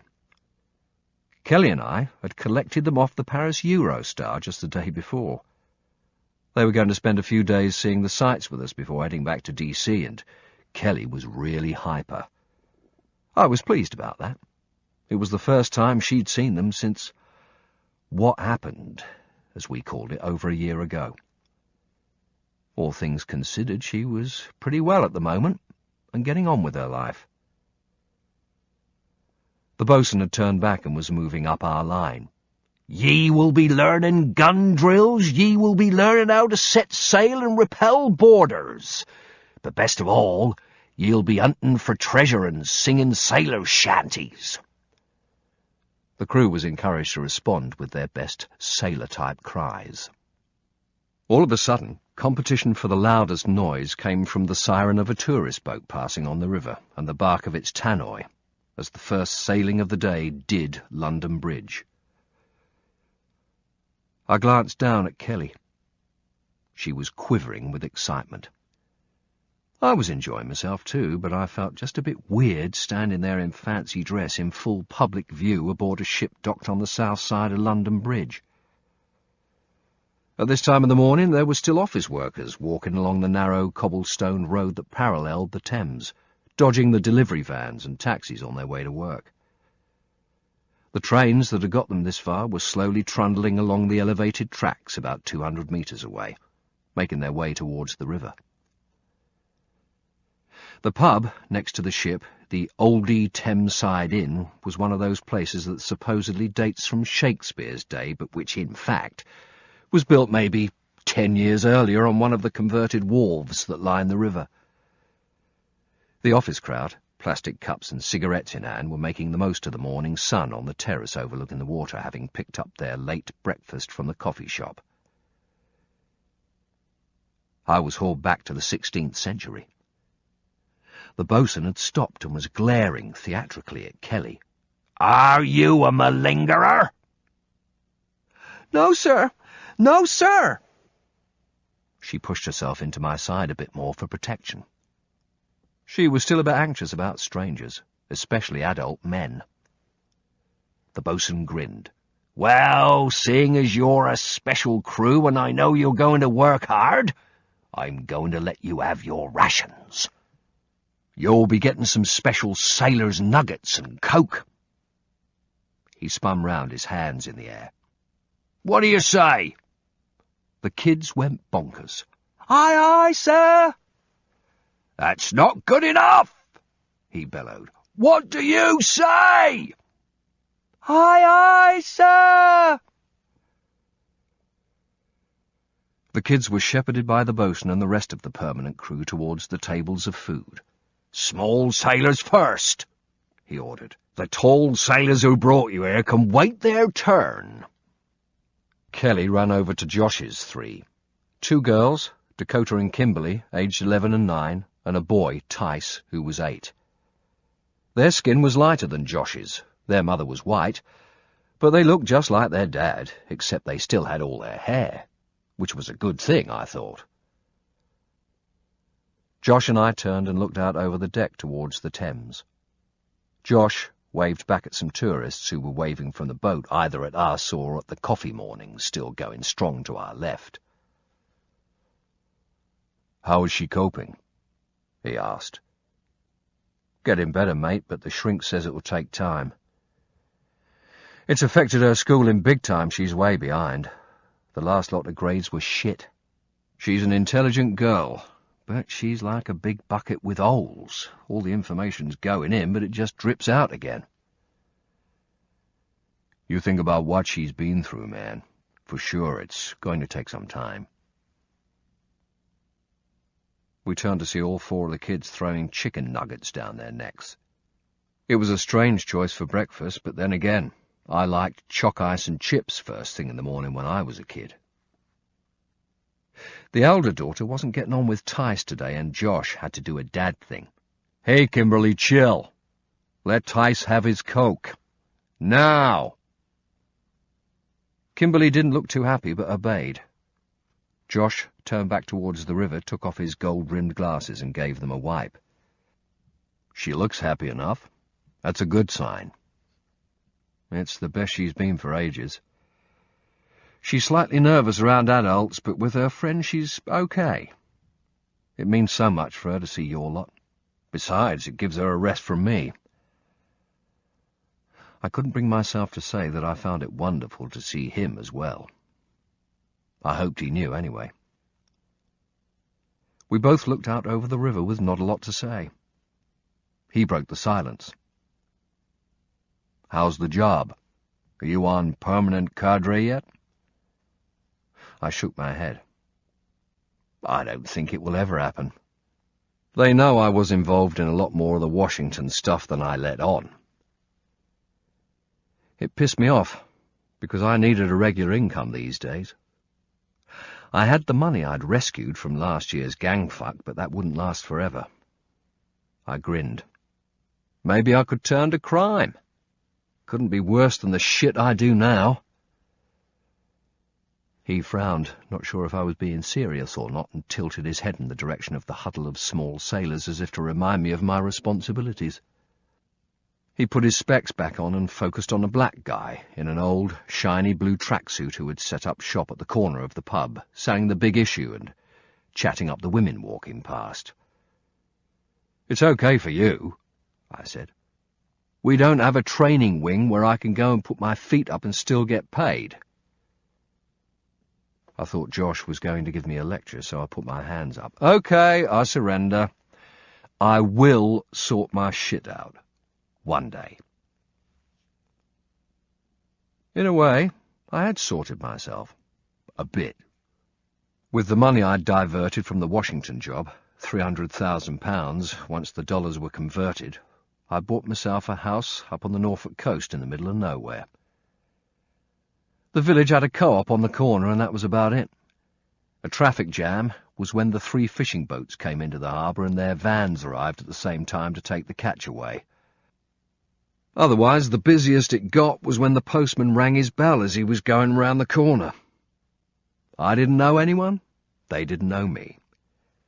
If anything, They all had me down as an international drug dealer or some weirdo. I kept myself to myself, and that suited everybody just fine. I bought a motorbike too. At last I had the Ducati I'd always promised myself, and I even had a garage to put it in. But what was left, about £150,000, wasn't enough to retire on, so I still had to work. And I only knew one trade. Maybe that was why Josh and I got on. He was much the same as me, running his life like a conjurer, trying to keep all the plates spinning on top of their poles. His plates weren't spinning so well at the moment. Now that Jerry had gone, one income wasn't enough, and he had to put the house up for sale. Josh had had a fucker of a year. First, his wife had got into yoga and all that mind-body-spirit stuff. Then she'd ended up going to Canada to hug trees, or more precisely, to hug the yoga teacher. Josh and the kids were shattered. Something had to give. He could no longer travel away from home with the vice-presidential crew, so he became one of the training team out in Laurel, Maryland. It was a very grand-sounding outfit. Special Operations Training Section. But a shit job for a man who was used to being in the thick of things. Then, 2 months after his wife left him, his friends Kev, Marcia, and their other child, Aida, were hosed down, and he found he was an executor of the will, along with some dickhead Brit he'd never heard of called Nick Stone. Between us, we looked after Kelly's trust fund, and we'd been having some problems selling the family home. When it came down to it, who was going to buy a house where a whole family had been butchered? The property company was trying to pull a sleazy deal so it could get the land back. The insurance companies had been trying to give Kelly a lump sum instead of making regular payments because it was cheaper for them. The only people getting any money were the lawyers. There was something about it all that reminded me of my divorce. I turned to him. "It is good to see you, mate." He looked back and smiled. "Same here, mate." His piss-taking accent sounded more Australian than English. Maybe they got neighbours in his part of Virginia, too. There was really nothing more to be said. I liked Josh, and we had a fuck of a lot in common, but it wasn't as if we were going to be sharing toothbrushes or anything like that. I decided after Ewan turned me over to bin any idea of friendship with anyone else ever again, and to restrict myself to acquaintances. But this did feel different. "Talking of shit," I said, "how's the quilt shaping up? The kids sounded really ecstatic about it last night." His eyes looked up at the sky. "Fuck, man, it's been a nightmare. 2 months of hoo-ha and the kids getting so high they might as well be on drugs." I had to laugh. I'd been following the build-up to this from Josh over the phone, but no one was going to stop him honking about it a bit more now.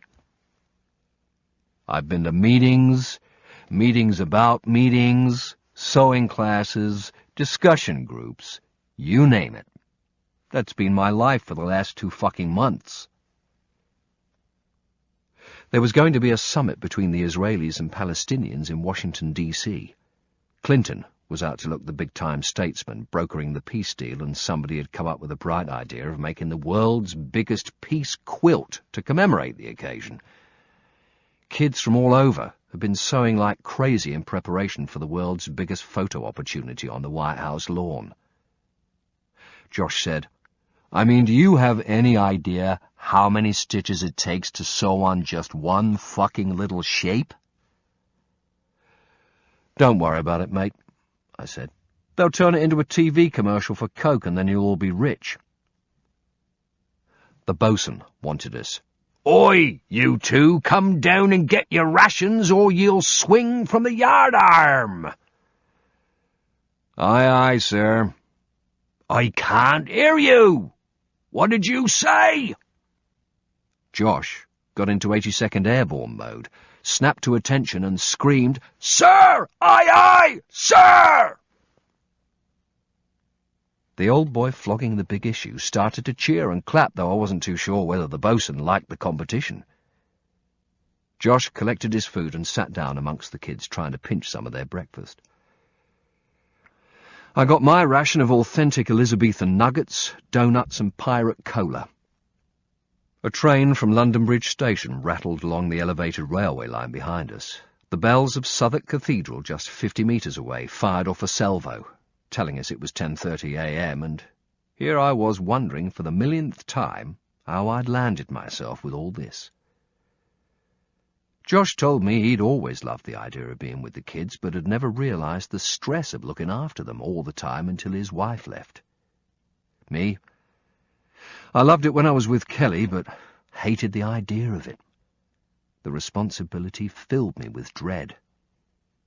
When it came to the world of emotions, I was a beginner. My birthday girl was holding court telling Josh's kids about her boarding school. "I got a 20-pence fine because I didn't wear my slippers to the shower room last week."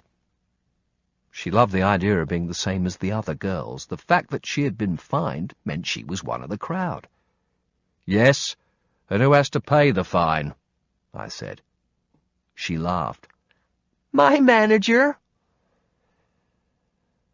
Her school had been fantastic about everything, even though they knew only the bare bones of what had happened. I agreed with Josh that it was the best thing to do, taking her right away from the US and an environment that would bring back memories and screw her up even more. She never brought up the subject of what had happened the day her parents and sister died. But she had no problem talking about them if things came up in daily life to remind us of them. Only once had I made a direct reference, and she just said, "Nick, that was a long time ago." She began telling everyone about the week's plans. "Nick couldn't see me on my birthday and had to leave me with Granny and Granddad the day before. But this week, we're going to see the Bloody Tower." "What?" Josh's mouth dropped open. He might be ex-airborne at work, but within earshot of his kids, not even the mildest cuss would pass his lips. "She means the Tower of London," I said. "There's a place called the Bloody Tower. It's where the crown jewels are kept, I think. Something like that." History had never been my strong point. Kelly's face lit up at the thought of seeing all those jewels. As a child, I'd never known that sort of joy. My mother and stepfather never took me anywhere. All they ever gave me was promises. When I was about 8, HMS Belfast docked by Tower Bridge and became a museum. All the kids on the estate went, but not me. All I got for weeks was IOUs. At last, I was told I was going with my Auntie Pauline. I spent hours trailing round the local shops behind her asking when we were going. "In a minute, son. Not long now." The bitch was lying, just like my parents. The whole thing had been a ploy to get me off their hands while they went out on the piss. After that, I didn't even bother to ask. Fuck 'em. I had another 8 years before I could leave home. I'd treat it like a waiting room. "Then we're going to have a sleepover at the place where all the mummies are. There's a museum where you can spend the—" She was interrupted by the bosun, who'd maybe guessed that the tall sailors needed a rest. "It's time for some seafaring tales while ye have your feed. So listen in, all ye crew, small and tall." It was while we were sitting there listening to the sea tales and I was digging a chicken nugget into my red sauce that I felt my pager go off. I liked the fact that people needed me to do things they couldn't do for themselves, but I always kept it on vibrate because I hated the noise it made. It always spelled trouble, like an alarm clock that wakes you on a morning you're dreading. I took it out of its little carrying case, which was attached to the drawcord of my trousers, and checked the screen. It was displaying only a phone number. I was aware that Josh was looking at me. He knew exactly what it was. The other kids were too busy listening to stories of doom and gloom on the high seas to notice, but Kelly never missed a trick. She shot me a concerned glance, which I ignored. Pager networks cover a larger area than mobile phones, which was why the intelligence service used them. I preferred them anyway because it gave me time to adjust mentally before someone bollocked me, or even worse, gave me the job from hell. I'd only had the pager for about 6 months. I wasn't too sure if it was a promotion to be given one, or if it meant I was considered a sad fuck and always available, locked away like a guard dog until needed. Then, once done, given a bone and sent back into the kennel. Josh raised an eyebrow. "Dramas?" I shrugged. "Dunno, I'm going to have to phone. Can you hold the fort?" He nodded. "See you in a few." The stories were still going on, and the rest of the crew were producing tubs of ice cream for the spellbound kids. I slipped away and went down the stairs to one of the lower decks where we were going to be sleeping that night. Mattresses were spread out on the floor, and we'd had to bring our own fluffy sleeping bags, just like 16th century sailors did, ho-ho. I rummaged in my hold-all for some small change and went upstairs and tried to sneak off the boat without Kelly seeing me. I should have known better. She must have been watching me like a hawk. As I looked round and saw her, I put my hand up and mouthed, "Be back in a minute," pointing at the pub. She looked puzzled, and more than a bit anxious. Josh was still with them, nodding and grimacing and generally joining in with the tales of seafaring derring-do. The cathedral bell rang out to tell me it was now 11 o'clock. I found a payphone in the pub hallway. The oldie Thameside Inn had its first customers of the day, traders from the fruit market, drinking pints, rubbing shoulders with the city dealers and their bottled beer. As I stood with my finger in my ear trying to listen for the dialing code, I found myself looking at racks of tourist flyers. Rows and rows of the things telling me how great the Tower of London was, all of them seeming to point the finger at the scurvy mutineer who might be jumping ship. I pushed a couple of coins into the slot and dialed the number, putting my finger back into my other ear to cut out Oasis on the jukebox. After just one ring, a very crisp, efficient female voice said, "Hello?" "It's Nick, returning the page." "Where are you?" She knew exactly where I was. Every call to the firm is logged on a digital display. They put as much effort into spying on each other as they do against the enemy. It was pointless tapping in 141 before the number and saying, "I'm in Glasgow and can't get back," because whatever I did, the display would still tell her I was at a payphone in Southwark. I said, "London?" "Please wait." She pressed the cut-out button. 2 minutes later she came back. "You need to be at Gatwick at 3:30 this afternoon." My heart sank, but I already knew I was going to be there. "How long for?" Not that it mattered much. I was already a couple of jumps ahead, thinking about how I was going to make excuses to a recently turned 9-year-old. She said, "I don't have that information." Once she'd finished with the details of the RV, I put the phone down, expecting a refund of my unused coin, but I got nothing. The phone box in the pub was one of those private ones where you can charge whatever you want. For £1, I got all of 60 seconds. I walked back, making my way around the crowd outside, which had moved with the sun towards the ship. I was racking my brains thinking of what I was going to say. Not to Josh, that wouldn't be a problem, but to Kelly. I saw Josh looking for me. It was only about 20 or 30 metres to the gangplank, and I was looking up at him and slowly shaking my head, getting some of the message across in advance. He knew exactly what was happening. He'd been there himself. I went up the gangplank, pretty certain I would be in the shit and no doubt starting to look suitably guilty. This was the first occasion Kelly and I had had any decent time together since she'd been in the UK. It was like a newlywed leaving his honeymoon to go back to the office. As I got on deck, she and a few other kids were helping to clear up the plates under the bosun's instructions.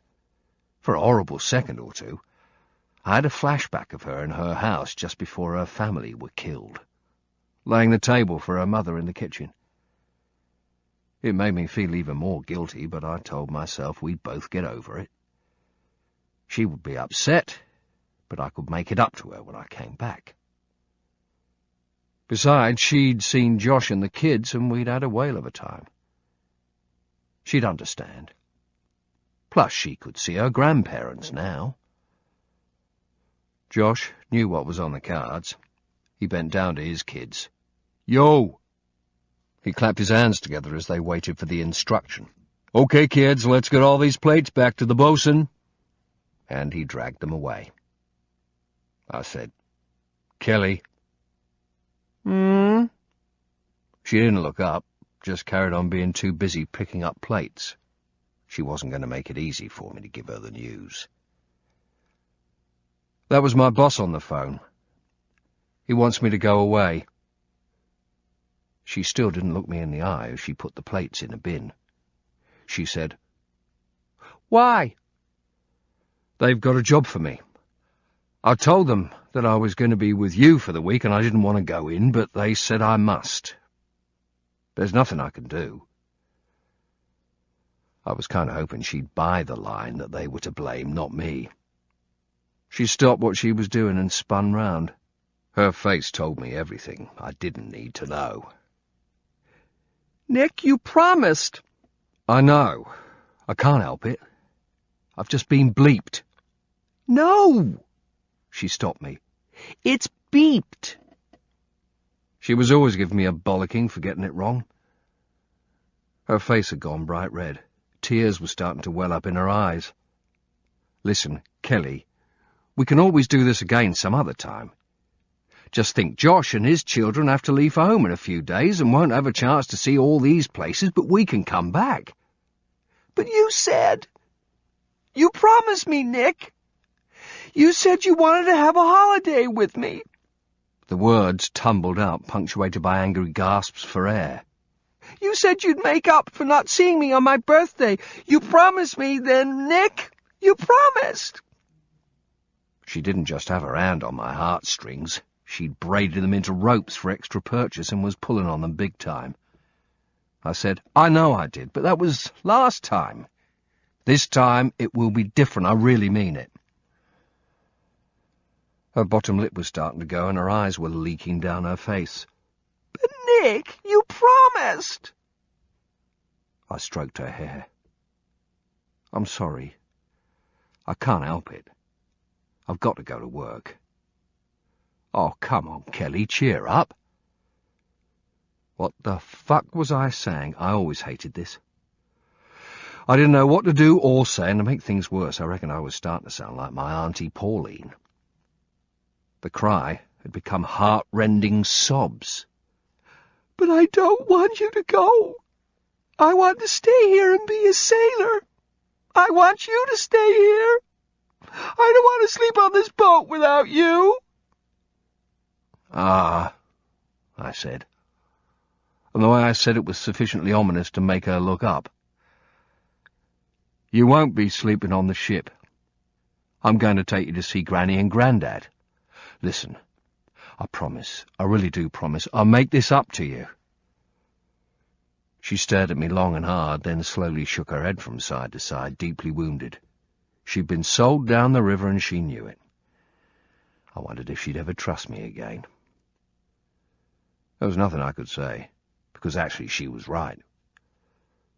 Just to make sure I avoided the issue, I walked across to the bosun. "We've got to go," I said. "Family problem." He nodded. Who gives a fuck? He just gets paid to wear the hat and growl. Josh came back. His kids were halfway through a lesson on how to hoist the sails. I said, "We've got to go, mate." I tried to pat Kelly's head, but she flinched away from my hand. I said, "Do you want to go downstairs and change? You could say goodbye in a minute." "Go on. Off you go." As she disappeared, I looked at Josh and shrugged. What can I say? I've got to go to work. And then, before he had the chance to come up with all sorts of different ways that he could help, I said, I'm going to take her down to her grandmother's now, then I'm off. I'm really sorry about this, mate. Hey, chill. It doesn't matter. These things happen. It was just really good to see you. He was right. It had been really good to see him, too. Same here. Have a good flight back. I'll give you a call as soon as I've finished this job, and we'll come to you next time. Like I told you, the beds are always made up. The coffee, white and flat, is always hot. It took me a moment to understand the white and flat bit. Is that some kind of airborne saying? Kinda. I said goodbye to his kids, and they got back to pulling ropes and getting bollocked by the bosun. Then I went down below and changed. Chapter 2. We stopped at a pedestrian crossing to let a blue-haired New Age guy saunter across. I laughed. Kelly, look at that bloke there. Isn't he weird? He had big lumps of metal sticking out of his nose, lips, eyebrows, all sorts. I said, I bet he wouldn't dare walk past a magnet factory. I laughed at my own joke. She didn't, possibly because it was so bad. You shouldn't make personal remarks like that, she said. Anyway, I bet he's been to the bloody tower. Her schoolwork might be suffering a bit, but she was still as sharp as her old man. I looked across at her in the passenger seat and felt yet another pang of guilt. She was reading about how wonderful London was from a flyer we had in our hire car. She was sulking away, probably wondering what could be so important in my life that instead of taking her to see the crown jewels, I was dumping her back with her dreary old grandparents, who she already saw enough of during the weekends out from her boarding school. We drove through Docklands in the East End of London, past the outrageously tall office block on Canary Wharf. Then, as we followed signs for the Blackwall Tunnel, the Millennium Dome, still under construction, came into view across the Thames. Trying anything to lighten the mood, I said, Hey, look, the world's biggest Burger King hat.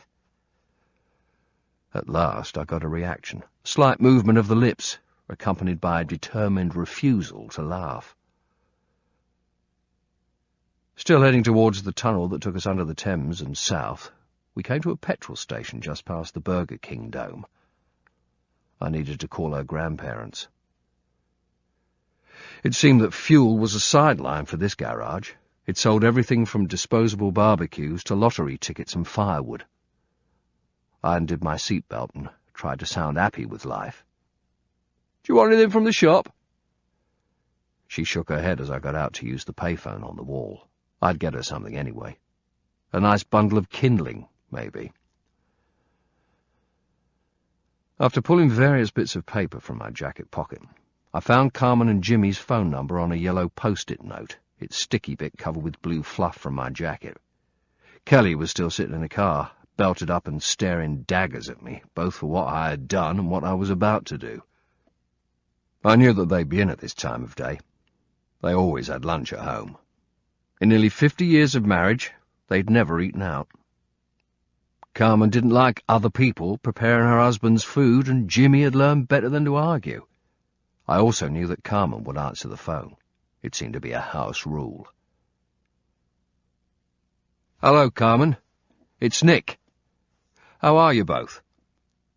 Oh, we're fine, she said, a little crisply. Quite tired, of course, she added, to introduce a tone of martyrdom at the first available opportunity. I should have ignored it and got straight down to business. Tired? I asked, and as I said it, I suddenly remembered something. Oh, yes, we stayed up until well after news at 10. You said Kelly would be calling us.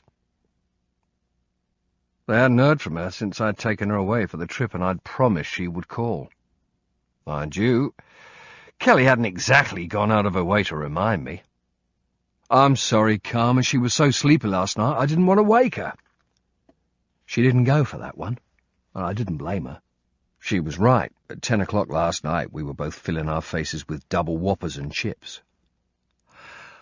Oh, well, I suppose we can talk to her now.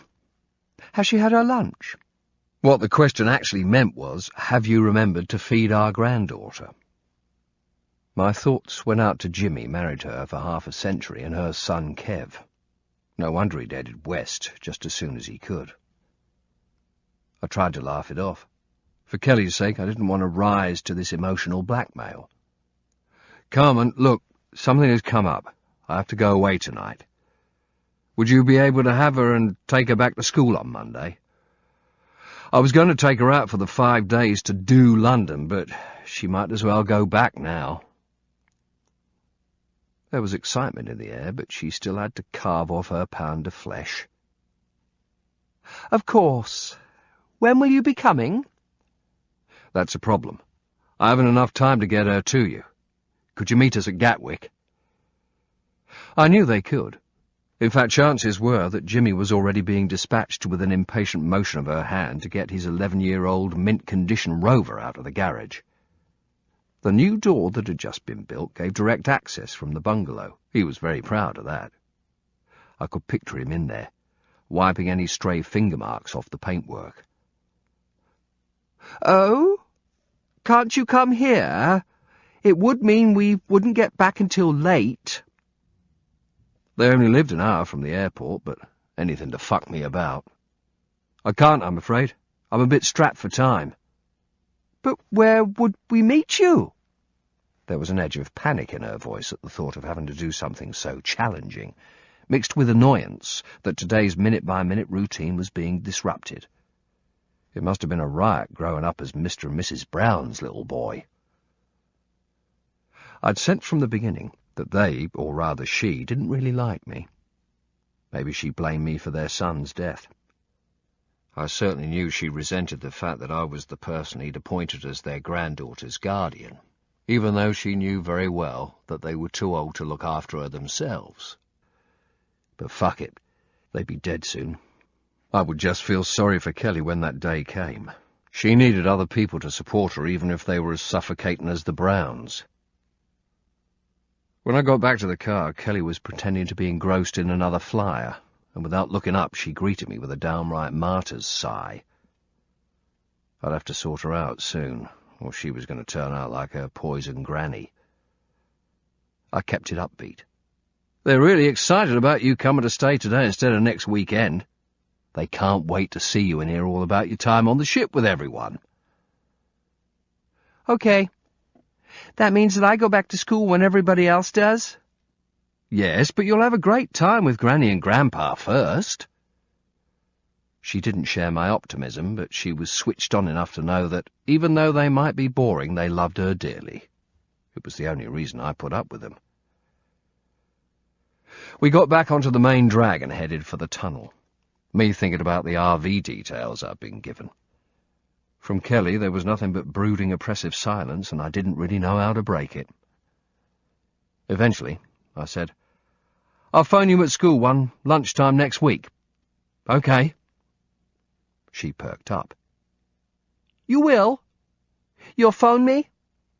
"Sure I will. I don't know when it will be, but I will." She looked at me and raised an accusing eyebrow. Is that going to be another one of your promises? I smiled and nodded my head. I knew I was digging myself a very deep hole here, because every time I promised I seemed to fuck up. I didn't have a clue what I'd be doing, and I knew it was a short-term gain. I hated this part of my responsibilities. I hated letting her down the way I'd been let down.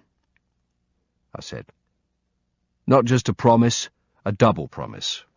We'll talk about all the things we'll do on our next holiday. I'll make it up to you. You'll see." She was studying my face, sizing me up.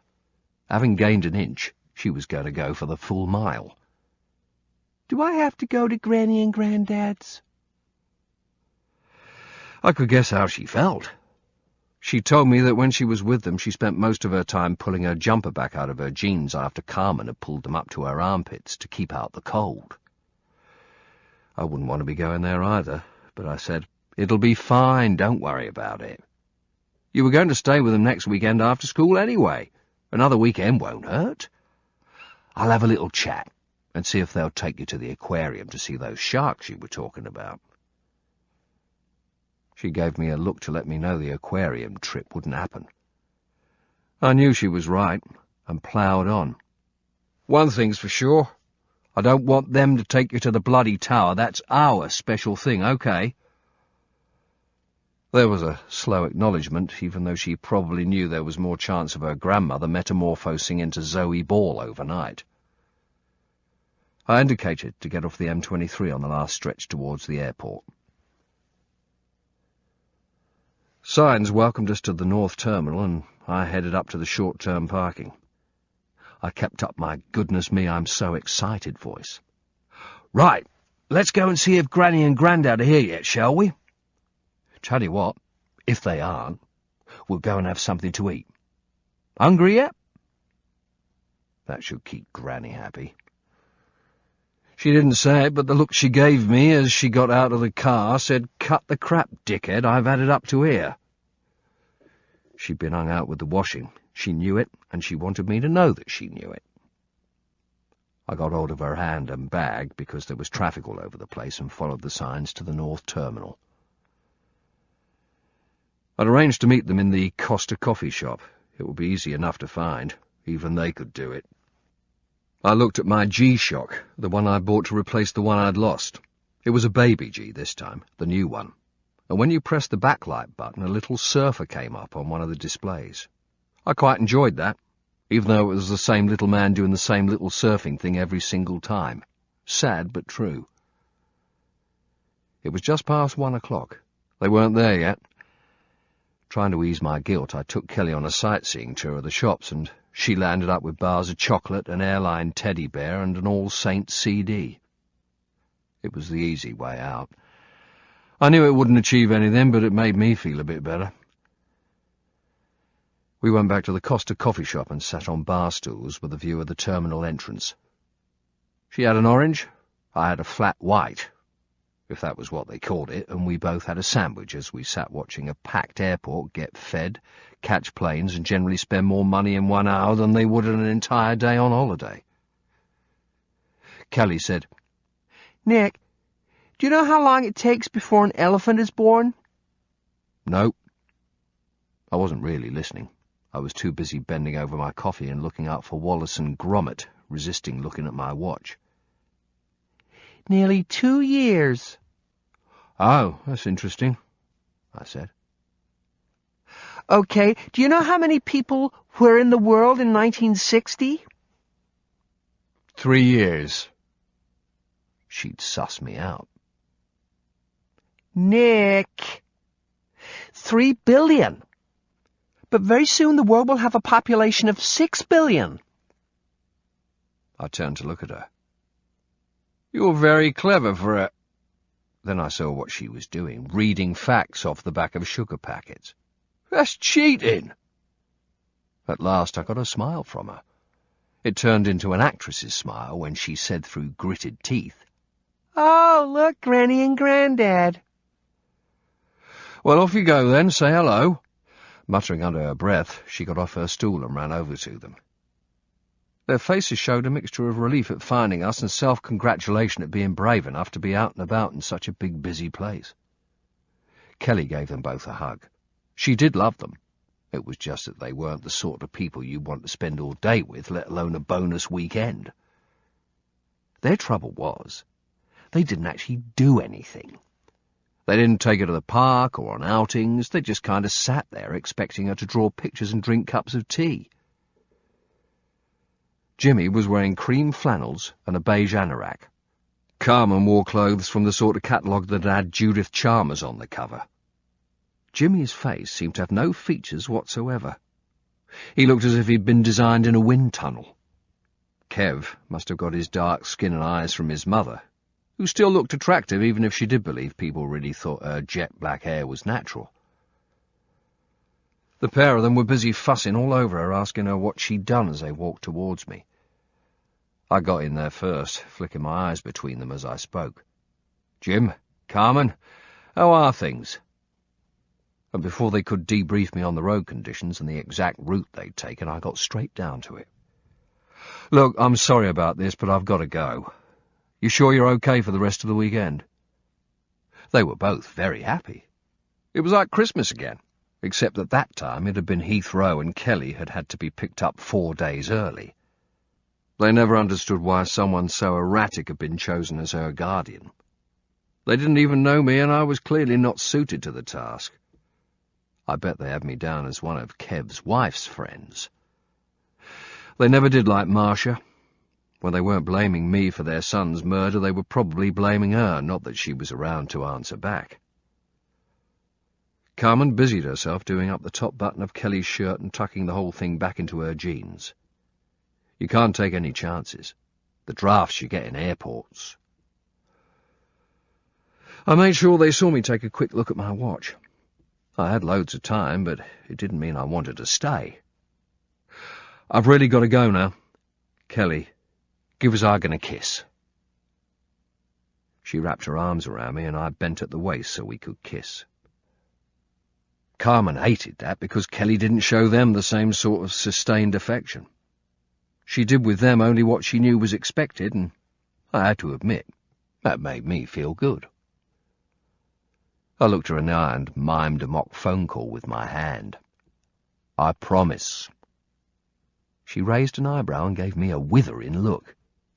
Is that a Nick promise?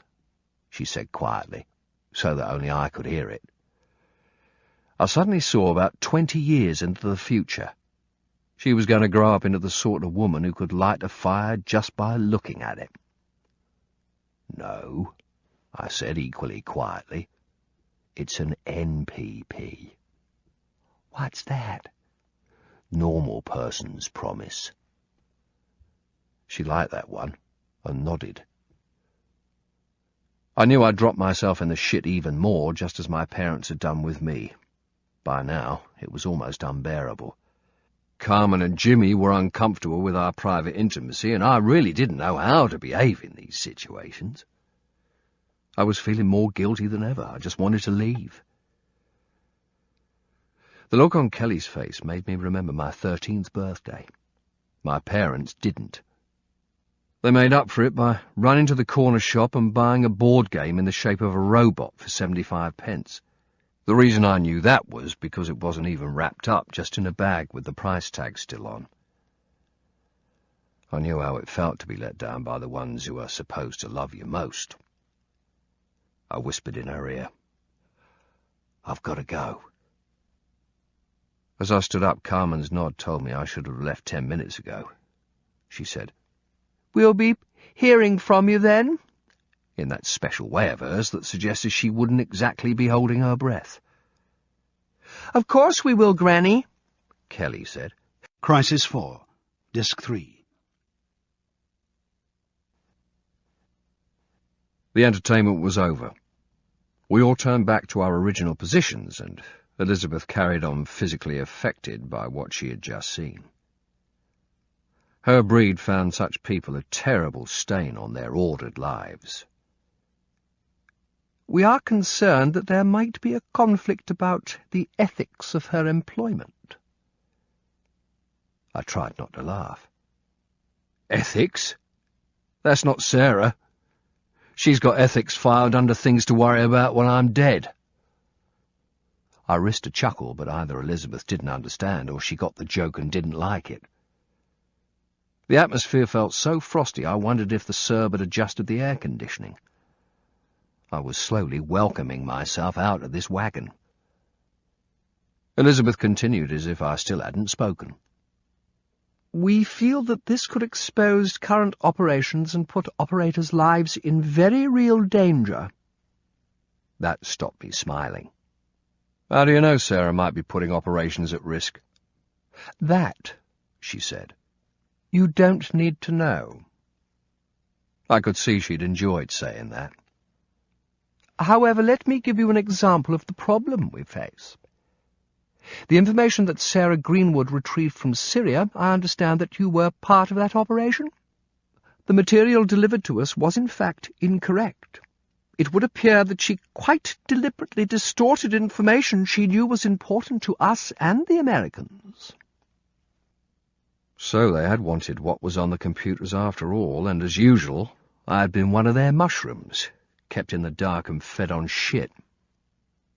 She was on a roll now. It was most unfortunate that the source was killed. After all, that was your task, to bring him back. We still don't know what intelligence the Syrian operation would have revealed, because you destroyed the computers on site, I believe. She made it sound as if I'd done all that on some kind of whim. I let her carry on, but inwardly I was ready to punch her lights out. The Americans were not pleased with our efforts, and I have to say, it was hardly one of our finest hours.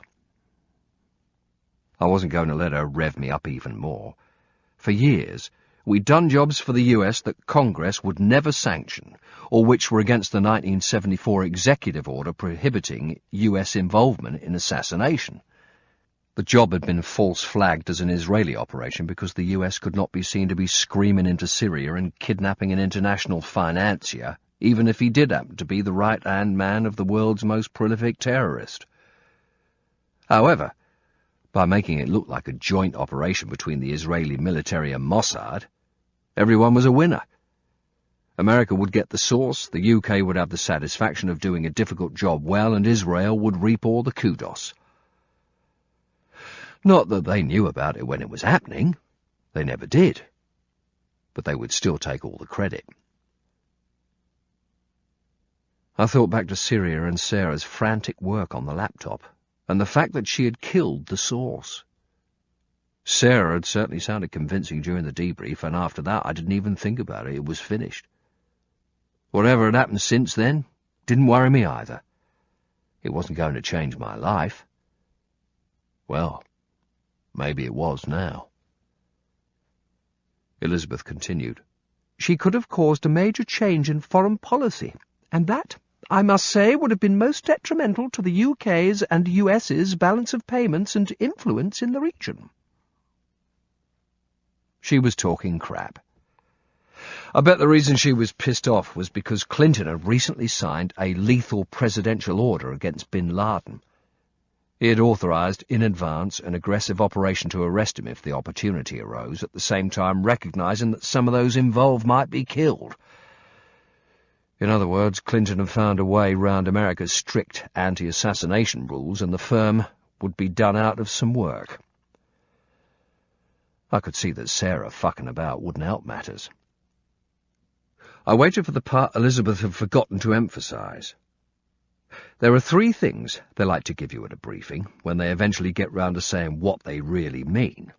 1, the aim of the task. 2, the reason why the task has to happen. And 3, the incentive for the operator. I saw her eyes move fractionally up and to the left. She was lying. As well as putting operators at risk in the area, which is, of course, our most important consideration. Not a bad incentive, I thought, even if she was talking bollocks, especially if it was me operating there. As to her motives, well, that's not for you to worry about. I was starting to feel uneasy about all this. I turned to Lynn. If you were worried about this back then, why didn't you just give her a bung? From behind me, Elizabeth said. A bung? A bung? Lynn looked over my head and said in the voice of a QC, patiently explaining a blowjob to a High Court judge, Money. No, Nick, we didn't offer her a bung. You know as well as I do that the service never bribes or pays anyone off. I couldn't believe he'd said that, and I somehow managed to keep a straight face. Amazingly, so did he. They look after their own in the intelligence service. Even if the IG's been given the sack for gross misconduct, whether it's for being a paedophile and getting blackmailed for it, or for just screwing up the job, he goes into a feeder system where he gets work. And that does 2 things. It keeps tabs on him, but it also keeps him sweet and more importantly, quiet. That's what a bung is all about, keeping the house in order. I wish they would give me one. Only a few months earlier, I'd been escorting an IG called Clive to a service apartment in London. These apartments are paid for, furnished and run by the intelligence service. Nobody lives in them. They're used for meetings, briefings and debriefings and as safe houses. Clive had a bit of a drama with Gordievsky, the Russian dissident who'd years before defected to the West with a head full of secrets. The former KGB chief was briefing the intelligence service at one of the training establishments near the Solent on the south coast. Clive and 2 others refused to go to the presentation on the grounds that Gordievsky was a traitor, and it didn't matter which side he came from. I happen to believe they were right. But they still got cut away. After all, it was very embarrassing for HMG to have its people calling an inbound defector a scumbag. 2 went quietly with a payoff and jobs supplied by the Good Lads Club, the City. Clive, however, refused to go. The best way, it seemed, to the service was to offer him a bigger wad than the other 2. If that was refused, then he could have as much pain as money can buy. I persuaded him into a flat in Cambridge Street, Pimlico, and listened as they offered him 200 grand to shut up and fuck off to the city. Clive picked up the money, ripped it out of its plastic bank wallets, opened the window, and scattered it like confetti. As the hundreds of notes fluttered down onto the corner pub on Cambridge Street, the punters must have thought Christmas had been brought forward to June. "You want to fuck me off?" Clive said.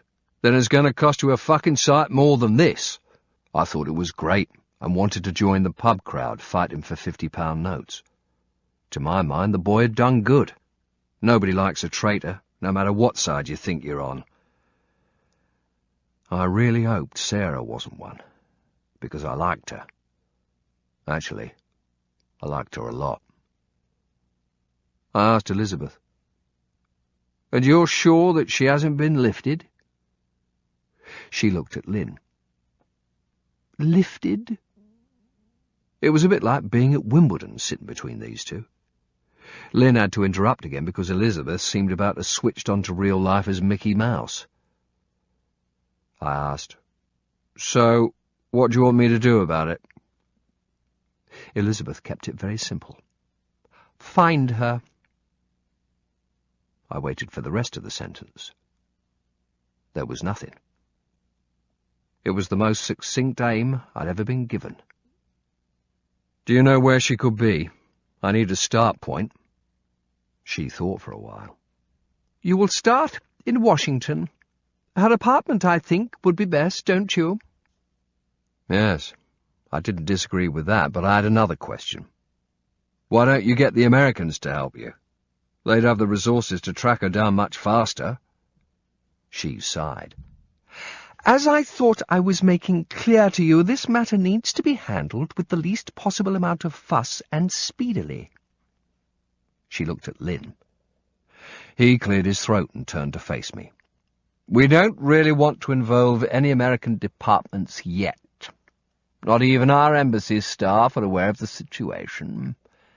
As you might imagine, it's somewhat embarrassing to have one of our own IGs missing in the host country, especially with Netanyahu and Arafat in the US for the Y summit." He paused. "If you fail to find her, they will have to know, and they will have to take action. This is a very grave situation, Nick. It could cause us a lot of embarrassment." I'd been given the shortest aim ever, and now I'd also been told the clearest reason why. Lynn showed the worry on his face. "We need to find her quickly. No one must know. I emphasize, no one." I hated it when these people used the word we. They're in the shit, and all of a sudden it's we. If the job went wrong, it would have no father but me. I calmed down. "That's why you want a K? It's a deniable op?" He nodded. "Why me?" I said. "Isn't this a job for the security cell?" They're used to investigations. This isn't my sort of work. This isn't something that needs to go any further within the service. There was irritation in Elizabeth's voice. I particularly wanted you for the job, Mr. Stone, as I understand you know Sarah better than most. I looked at her, still trying not to show any emotion. She'd raised a knowing eyebrow as she said it. Shit. I tried to look puzzled. I know her, if that's what you mean, and I've worked with her, but that's about it. She tilted her head slightly to one side. She knew I was lying. Really? I was informed that the relationship between you was somewhat cosier. In fact, I was told that the reason for your divorce after leaving the military was due entirely to your relationship with Sarah Greenwood. Am I mistaken? She wasn't, and I now understood even more. They had chosen me because they thought I knew her well enough to have a chance of finding her. They were firefighting, and they were using me as Red Adair. Fuck 'em. Let 'em sort their own shit out. I might be pissed off, but I wasn't stupid. It was excuse time. It's not going to work, I said. The US is a big place, and what am I going to do on my own? I haven't seen her for ages, and we weren't that close. What can I do? What's the use of even getting on a flight? Lynn bent down to pick up my quick move kit. You will be going on the flight. You will start an investigation to find her. If not, I'm afraid you will find yourself in jail. I felt like saying, come off it. That's the sort of line I use myself when I'm threatening people. You can do better than that. But I had learned the hard way to keep my mouth shut, and it was just as well I did. Lynn had my day sack on his knees now. Credit us with a little intelligence, Nick. Do you really think we don't know the full events of last year? My stomach lurched, and I knew my cheeks were starting to burn. I tried to remain calm, waiting to hear what he had to say. Nick, your version of events leaves out a number of details, any of which will put you behind bars, if we so choose. We haven't investigated the money you kept or the unlawful killings you performed. That sounded rich, coming from a man who had sent me out routinely to perform unlawfully. But I knew that they could stitch me up if they wanted. It was par for the course. I'd even been part of the stitch-up sometimes. I now knew how it felt. There was an outside chance they were bluffing. I stared at him and waited to see what else he had to say. I soon wished I hadn't, because it gave Elizabeth another opening. Mr. Stone, let us consider your situation. What, for example, would happen to the child in your guardianship if you were imprisoned? Her life must be difficult enough as it is, I should have thought. New country, new school. How the fuck did they know all this? I thought I'd already been given my incentive, but obviously not. They didn't come any less subtle than this. I had to clench my fists to control myself. I felt like kicking the shit out of both of them. They knew it, and maybe that was why Godzilla was in the driving seat. It's always unwise to fuck with a man who has a neck bigger than your own head, especially if he probably has enough weaponry in the footwell to shoot down a jumbo jet. I took a deep breath, accepted I was in the shit, and let it out again. Elizabeth carried on as Lynn opened my day sack. Having found her, report back where she is and what she's doing. Then await further instructions. I turned back to Lynn. I knew she had finished, and he would now give me the details I needed. I could hear the newspaper being unfolded. She was probably checking which of her horses were running tomorrow. I tried to keep my breathing under control. I felt angry and helpless, my two least favourite emotions.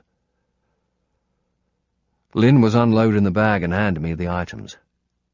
My cover documentation, driver's licence, passport, and even an advert for books from a local paper showed that, as from now, I lived in Derbyshire. There were 3 credit cards. These would have been serviced every month and used so that I ended up with a normal bill like everyone else. The family who covered for me made sure of that. Years ago, we used to keep all this stuff with us all the time, but there were too many fuck-ups, with people getting corrupt and using the credit cards to pay for new cars and silk underwear for their mistresses. An audit a few years earlier had unearthed 2 K operators who had never even existed, and somebody somewhere was drawing off the money. Lynn said, "There's the photography kit to mac anything down to us." I had a quick look inside. From the way that Lynn said it, I knew he'd just got the briefing on this kit, and it sounded all exciting and sexy. I nodded. "Great, thanks.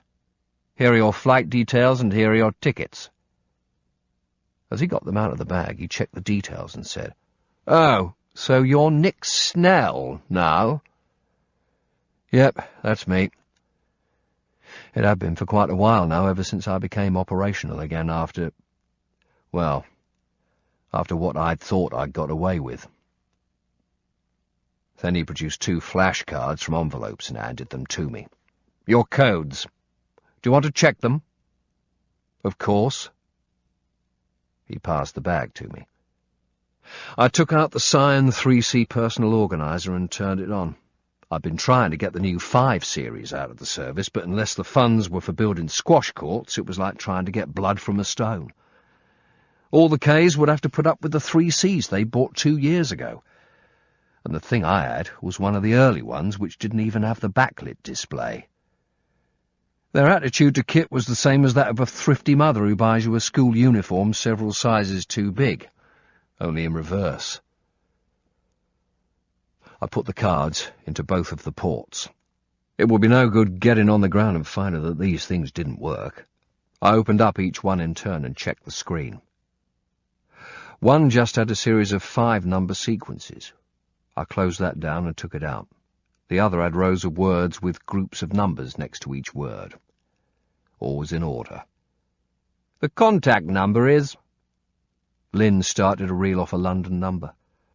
The Cyan held the names and addresses of everyone from the bank manager to the local pizza shop, as you would have as part of your cover. I hit the data icon and tapped the telephone number straight in, adding, as I always did, the address, Kay's Sweet Shop. I could sense Elizabeth's eyes burning into the back of my head, and I turned round. She was looking disapprovingly at me over the top of her paper, clearly put out that I was entering her contact number in the 3C. But there was no way I'd remember it that quickly. I'd need to go away and look at it, and once I had it in my head, I'd wipe it off. I'd never been clever enough to remember strings of telephone numbers or map coordinates as they were given to me. Lynn carried on with the details. "Once in DC, make contact with Michael Warner." He gave me a contact number, which I also tapped in. "He's a good man. Used to work in communications, but had a car accident and needed to have steel plates in his head." I closed down the Cyan. "What's he do now?" Elizabeth had finished with the racing section and turned to the share prices. The driver still hadn't turned a page. Either he was learning the recipe of the day by heart, or he'd gone into a trance. Lynn said, "He's Sarah's PA. He'll let you into her apartment." I nodded. "What's the cover story?" Lynn looked impatiently at his watch. Maybe he had another squash game to get to. "He knows nothing, apart from the fact that London needs to check out her security while she's away on business. It's time for her PV review." Personal vetting is carried out every few years to make sure you aren't becoming a target for blackmail or sleeping with the Chinese defense attaché, unless you've been asked to by Her Majesty's government, or that you, your mother, or your great-aunt haven't chucked in your lot with the monster-raving loony party. Not that that would have meant that much in the past. Once you were in, as an IG, things seemed to flow along without much in the way of monitoring unless you were at the lower end of the food chain, my end, when it was a completely different story. "He is a bit strange at times. You may have to be patient." Lynn started to smile. He had to leave the comm cell because his steel plate picked up certain frequencies and he used to get terrible head pain. He's good at his job, though. The smile faded as he added pointedly, and more important, he's loyal. I shrugged. Fine. Chances were that Metal Mickey was loyal because he couldn't get a job anywhere else apart from as a relay station for Cellnet. I was packing everything back into the bag. I couldn't wait to get into the fresh air. I was fed up with being scrutinized and fucked over by these people. But Lynn hadn't finished. He had one more item, which he shoved right under my nose. It was a sheet of white A4 paper requiring a signature for the codes. I used Lynn's pen to scribble mine and handed it back. No matter what happens, you've still got to sign for every single thing. Everyone needs to cover their arse. I pushed open the door and slid it back, picking up the day sack. When my feet were on the concrete, I turned and said, "What if I can't find her?" Elizabeth lowered the paper and gave me the sort of look she'd given our friends in the Ford Escort. Lynn glanced at Elizabeth, then back at me. "Get yourself a good barrister." I picked up the day sack, turned away, and started to walk towards the lift. I heard the door slide closed, and moments later, the Previa moved off. Chapter 4. I walked towards the lift, trying not to get myself into a rage. I didn't know what had brought it back on. The fact that the firm knew about both Sarah and Kelly, or the fact that I'd been stupid enough to think they didn't. I tried to calm down by telling myself that, in their shoes, I would have done exactly the same, would have used it as a lever to make me do the job. It was a fair one, but that didn't make me any happier about being on the receiving end. I got to the lift and jabbed the button. I looked at the red digital display above the door. Nothing was moving. An elderly couple arrived, having an argument about the way their bags were stacked on the trolley. We all waited. The lift stopped at every floor but ours. I stabbed at the button 6 times in rapid succession, and the elderly couple shut up and moved to the other side of their trolley to keep out of my way. Maybe it was Sarah I was pissed off with, or maybe I was just pissed off with myself for letting her under my guard. Elizabeth was spot on. She had been responsible for my divorce. The wait for the lift was starting to turn into a joke. More people had arrived with trolleys and were milling about. I took the stairs. 2 levels down, I followed the signs to departures across the skywalk, fighting my way against a stream of pedestrian traffic with suntans. Several charter flights must have come in at once. I couldn't get the briefing out of my mind. How was it that they knew everything about last year's fuck-up? I kept my mouth shut all along and just let them have the barest of facts. There was no way I was going to let them take the money off me. Did they even know about it? I had a brainwave and started to feel better. They couldn't know everything. If so, they would know that I had enough evidence to put a few of the fuckers behind bars forever, and if they knew that, they wouldn't risk threatening me. Then I felt pissed off again. They could do what they wanted because they knew about Kelly. I'd seen grown men's emotions getting fucked over and used against them when it came to their kids, but I'd never thought it would happen to me. I cut all the conjecture from my mind and started working.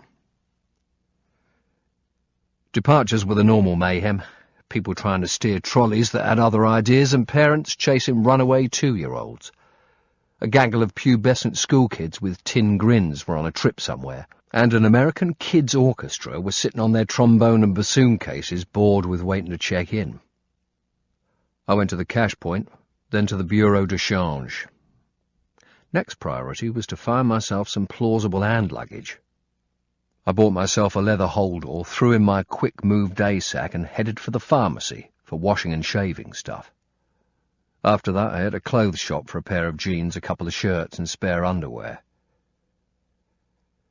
I checked in at the American Airlines business class desk and fast-tracked airside into the lounge where I got straight on my mobile to contact my family.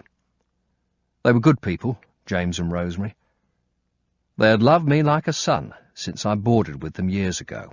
Or, that was the cover story anyway. James always seemed like a father should be. He was certainly the sort of man who would have taken his 8-year-old around HMAS Belfast. Both civil servants who had taken early retirement. They had never had any children because of their careers and were still doing their bit for Queen and Country. I even had a bedroom. They called it Nick's room in the loft. If all your documentation shows that's where you live, you must have a room, surely. These were the people who would both confirm my cover story and also be part of it. I visited them whenever I could, especially before an op, with the result that my cover got stronger as time passed. They knew nothing about the ops and didn't want to. We would just talk about what was going on at the social club and what to do with greenfly on the roses. James wasn't the best gardener in the world, but this sort of detail gives substance to a cover. While I was in the area, I would use my credit cards at 1 or 2 local shops, collect any mail and leave. It was a pain to do, but details count. Hello, James. It's Nick here. Quick change of plan. I'm going for a holiday in America. I might have changed names, but not James and Rosemary. They just got used to the change of details. After all, I was their 3rd son since retirement. Any idea how long for? A couple of weeks, probably. All right. Have a good holiday then, Nick. Be careful. It's a violent country. I'll do my best. See you when I get back. Say hello to Rosemary for me. Of course. See you soon. Oh, Nick. Yes? Local council elections. It was a Lib Dem who got in. OK. Lib Dem, male or female? Male. Felix something. His ticket was to stop the planning permission for the superstore. Oh, OK. Will he block it? Don't be stupid. And talking of blockages, the problem with the septic tank got sorted out yesterday. OK, cheers. I'll tell you what, I'm glad your shit is sorted out there because I'm up to my neck in it here. We were both still laughing as I pressed end and watched the businessmen frantically bent over their laptops. There was nothing else to do now but wait for my flight, my head slowly filling up with Sarah. I didn't want to do this job. She'd fucked me up, but I still missed her. I could see that if what I was being told was right, she definitely needed to be stopped. It was just that I didn't want to be the one to do it. Chapter 5. I settled into my business class seat, listening first to the screams and banter of the zip-faced hormonal boys and girls from the band 20 rows behind me. Then, to a very smooth West Coast American voice saying how wonderful it was for the flight crew and cabin staff to be able to serve us today. They filled us with drink and a meal of chicken covered in stuff, and it was only then that I closed my eyes and started to think seriously about how I was going to find Sarah. Even in the UK, 250,000 people go missing each year, over 16,000 of them permanently.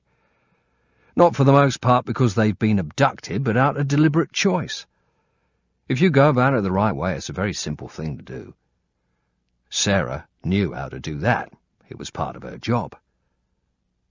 Finding a missing person in the UK was bad enough, but the sheer size of the USA and the fact that I couldn't turn to anyone for help meant it was going to be like looking for a needle in a haystack in a field full of haystacks, in a country full of fields. Whatever was going on in her head, like most people in this business, Sarah would have her security blanket tucked away. Part of that would be another identity. I had 2 backup IDs, in case one was discovered. Everybody finds their own way to build one up, and more especially hide it from the firm. If you ever had to do a runner from them, you'd need that head start, and If Sarah had it in mind to disappear, it would have been well planned. She wasn't the sort of person to do anything at half-cock. Then again, nor was I. I thought about my new mate, Nicholas Davidson, who I'd bumped into in Australia the year before. He was a bit younger than me and had the same Christian name, which is always a good start, as it helps when reacting to a new ID. But more importantly, both Nick and Davidson are very common names. I found him in a gay bar in Sydney. It's usually the best place for what I had in mind, whatever country you're in. Nicholas, I soon learned, had been living and working in Australia for 6 years. He had a good job behind the bar and a partner with whom he shared a house. Most important of all, he had no intention of going back to the UK. Pointing out of the window, he said, "Look at the weather, look at the people, look at the lifestyle. What do I want to go back for?" I got to know him over 2 or 3 weeks. I'd pop in there a couple of times a week when I knew it was his shift, and we'd have a chat. I met other gay men there, but they didn't have what Nicholas had. He was the one for me. When I got back to the UK, I opened up an accommodation address in his name. Then I went to the town hall and got Nicholas registered on the electoral roll for the area of the address and applied for a duplicate of his driver's licence. It arrived from the DVLC 3 weeks later. During that time, I also went to the Registry of Births and Deaths at St. Catherine's House in London and obtained a copy of his birth certificate. He hadn't liked to talk to me about his past, and I could never get anything more out of him than his birthday and where he was born, and trying to dig any deeper would have aroused suspicion. Besides, his partner, Brian, was getting pissed off with me sniffing around. It took a couple of hours of scouring the registers between 1960 and 1961 before I found him. I went to the police and reported that my passport had been stolen. They gave me a crime number, which I put on my application form for a replacement. Added to a copy of the birth certificate, it worked. Nick Davidson II was soon the proud owner of a brand new 10-year passport. I needed to go further. To have an authentic ID, you have to have credit cards. Over the next few months, I signed up with several book and record clubs. I even bought a hideous-looking Worcester porcelain figurine out of a Sunday supplement, paying with a postal order. In return, I got bills and receipts all issued to the accommodation address. Next, I wrote to 2 or 3 of the high street banks and asked them a string of questions that made it sound as if I was a big-time investor. I received very grovelling letters in reply on the bank's letterhead and written to my address. Then, all I did was walk into a building society, play very stupid and say I would like to open a bank account, please. As long as you have documentation with your address on, they don't seem to care. I put a few quid in the new account and let it tick over. After a few weeks, I got some standing orders up and running with the book clubs, and at last I was ready to apply for a credit card. As long as you're on the electoral register, have a bank account and no bad credit history, the card is yours. And once you have one card, all the other banks and finance houses will fall over themselves to make sure you take theirs as well. Fortunately, it appeared that Nick, 1, had left no unpaid bills behind when he'd left. If he had, it would have been back to the drawing board. I was thinking about going one step further and getting myself a national insurance number, but really there was no point. I had money, and I had a way out. But anyway, you can just go down to the local DSS and say you're starting work the next Monday. They'll give you an emergency number on the spot, which will last you for years. If that doesn't work, you can always just make one up. The system's so inefficient it takes forever for them to find out what's going on. As soon as I had my passport and cards up and running, I used them for a trip to confirm they worked. After that, I carried on using them to keep the cards active and to get the passport stamped with a few entries and exits. Just as I would do if I needed to disappear, Sarah would be leaving behind everything she knew. She wouldn't be contacting family or friends. She would completely bin all the little day-to-day experiences that made up her life, all the little eccentricities that would give her away. I started to think back over what she'd told me of her past, because without any outside help, that was the only place I had to go. I really knew very little, apart from the fact that she'd had a boyfriend a while ago, but binned him after finding out he was also seeing another woman. The story went that he lost a finger during the row with her, and that was the sum total in that department. Maybe metal-headed Mickey Warner could help, if I made it sound like a PV question. In fact, there would be plenty of questions for him to answer. As for the family and her upbringing, she'd never told me much. All I knew was that, though we might have come from different ends of the social spectrum, we seemed to share the same emotional background. Neither set of parents had given her monkeys. She was fucked off to school when she was just 9, and me, well, I was just fucked off. Her family life was a desert, and it would hold no clues. The more I thought about it, the smaller the needle became and the larger the haystack. What it boiled down to was that if she wanted to disappear, she could. Nobody was going to find her. I could be on her trail for months and still not be getting any warmer. I racked my brains, trying to remember something, anything that might help. Some little clue she might have revealed at some point which would give me a lead. I pressed the call button and ordered a couple of beers, partly to help me sleep, partly because once I got to DC there would be no more alcohol. For me, work and drink never mixed. Maybe Josh could help. I could get hold of him when he returned from the UK, and maybe he could access some databases and run some covert checks. I wondered whether I should tell him the truth, but decided against. It could land both of us in the shit.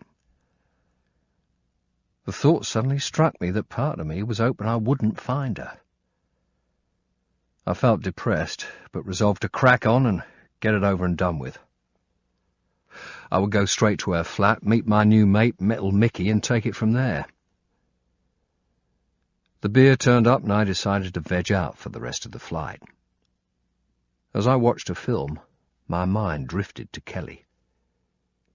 She was probably sitting at the table with her granddad drawing pictures and drinking tea and trying to pull her jumper out from her jeans every time our grandmother tucked it back in. I made a mental note to call her. I took another swig of beer and tried my hardest to think of something else, but I couldn't get Sarah out of my mind. In 1987, 2 years before the end of the Soviet occupation of Afghanistan, the UK and US were sending teams in-country to train Afghani rebels, the Mujahideen. The Soviet Union had invaded Afghanistan 8 years earlier. Peasant villagers got their first experience of modern technology when they were pounded by Moscow's jets, tanks and helicopters. 3 million were killed or maimed. 6 million others fled west into Iran or east into Pakistan. Those that were left standing took on the Russians, living on stale bread and tea, sleeping on rocky mountainsides. Eventually, the Mujahideen put out an international plea for help. The West responded with $6 billion worth of arms. Congress, however, would not give permission for the rebels to be armed with American Stinger ground-to-air missiles to take down the Russian gunships and ground-attack aircraft. So our job was to train them in how to operate the Brit blowpipe missiles instead. The CIA reasoned that if Congress was shown that the Afghans had a piss-poor ground-to-air missile capability, which they certainly did with blowpipe, you needed to be a brain surgeon or have 2 right hands to use the thing, then they would eventually be allowed to have Stingers instead. They were right. We stayed and generally trained them how to fuck the Russians over. Not that I knew it at the time, I was more concerned about not losing a leg on the hundreds of thousands of anti-personnel mines the Russians had dropped. But in Saudi Arabia, a few years before, a young civil engineering graduate called Osama bin Laden had also responded to the rebels' plea for help, packing himself and several of his family's bulldozers off to Central Asia. An Islamic radical from an influential and enormously wealthy family whose construction company had been involved in rebuilding the holy mosques in Mecca and Medina Bin Laden was inspired by what he saw as the plight of Muslims in a medieval society besieged by a 20th century superpower. At first, his work was political. He was one of the Saudi benefactors who spent millions supporting the Afghan guerrillas. He recruited thousands of Arab fighters in the Gulf, paid for their passage to Afghanistan, and set up the main guerrilla camp to train them. Then he must have gone a bit loopy. With all that money, he decided to take part in the fighting himself. I never saw him, but every other word from the Mujahideen would be on the subject of how great he was. They loved him, and so did the West, at that time. He sounded like a good lad, taking care of widows and orphans by creating charities to support them and their families, all that sort of stuff. Our team had just finished a 6-month tour in the mountains north of Kabul and was cleaning up back in the UK before a 2-week holiday when we got called to London for orders. It looked as if we were going back to visit our new best mates a bit quicker than we thought. Aboard the helicopter, the rumour going round was that we were needed to protect a civil servant during meets with the Mujahideen. We groaned at the thought of having to nanny a 60-year-old Foreign Office pen pusher while he did an on-site audit of arms expenditure. Colin had been picked to be with the principal at all times when on the ground, while the rest of us would provide protection from a distance. "Fuck that," said Colin. "It'll be like getting stuck in an episode of Yes, Minister." He promptly wriggled out of it and handed the job over to me.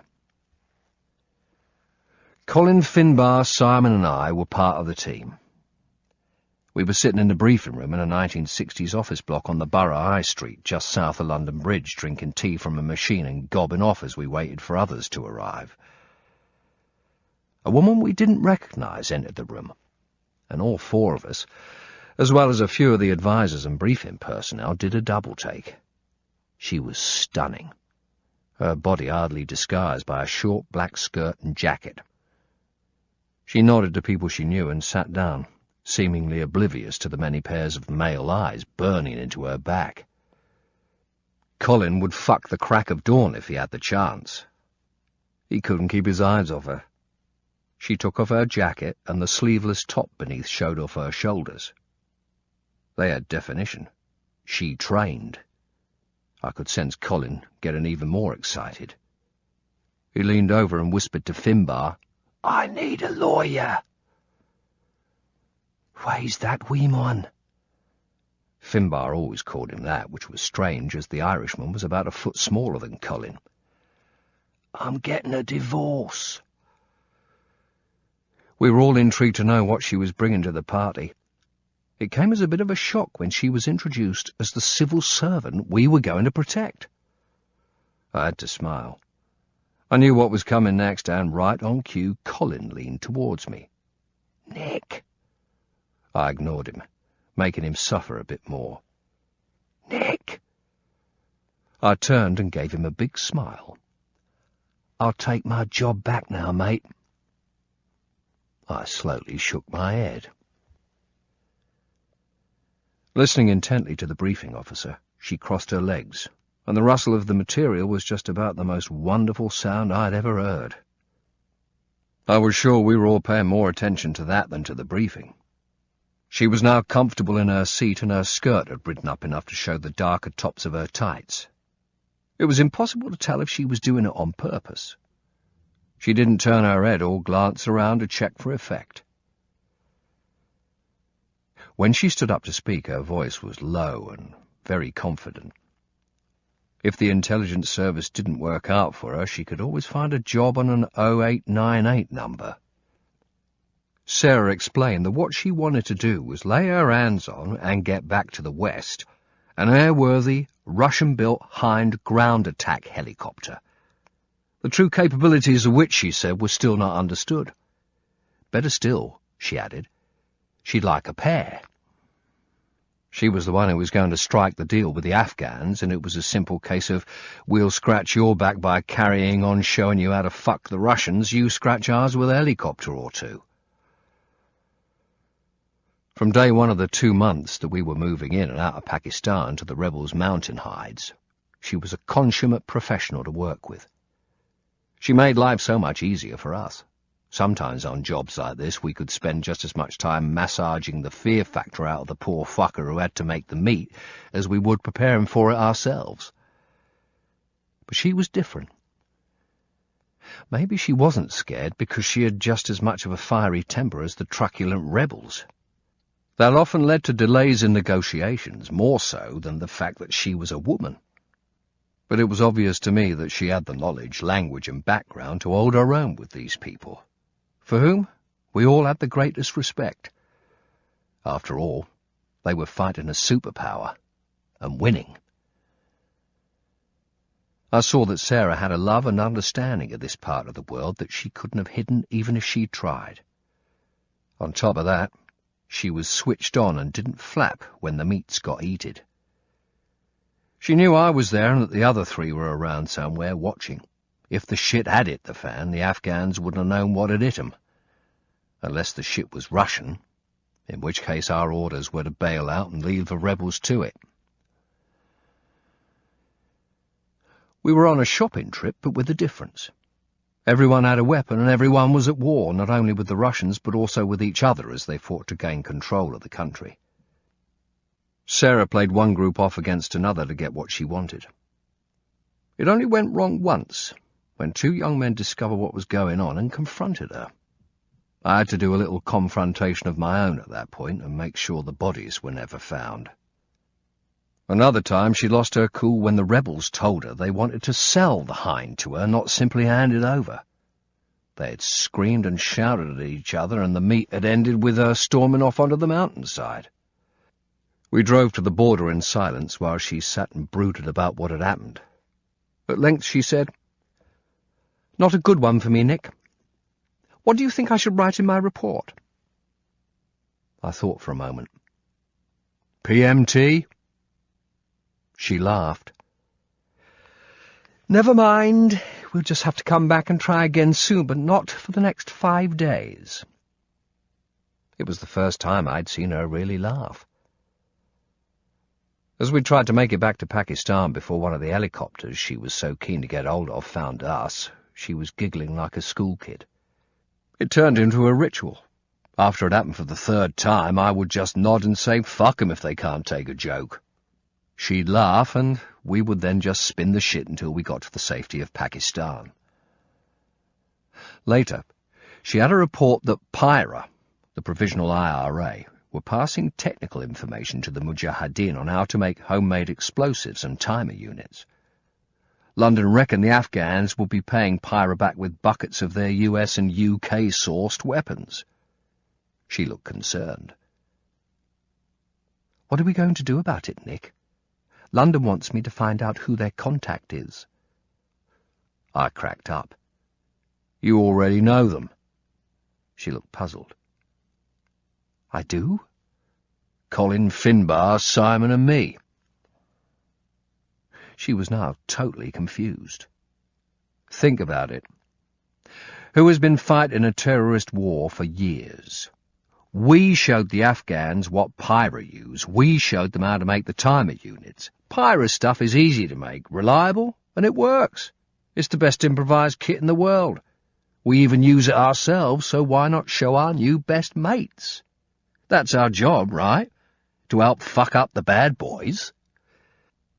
The next evening in Pakistan was spent constructing a sit-rep that took the piss out of the int collator who'd thought up this little PIRA gem. And she found it as funny as I did, which was all rather nice because I was finding that I liked the way her nose twitched when something amused her, and her face creased into a big, radiant smile. It was strange that we got on so well because in many ways we were chalk and cheese. I joined the army because I was too thick to do anything else. I'd seen the adverts that said I could be a helicopter pilot serving Queen and country, and an uncle of mine, who was an ex-serviceman, told me that girls loved a uniform. As far as I was concerned, all you had to do to get permanently tanned and laid was saunter down to the recruiting office.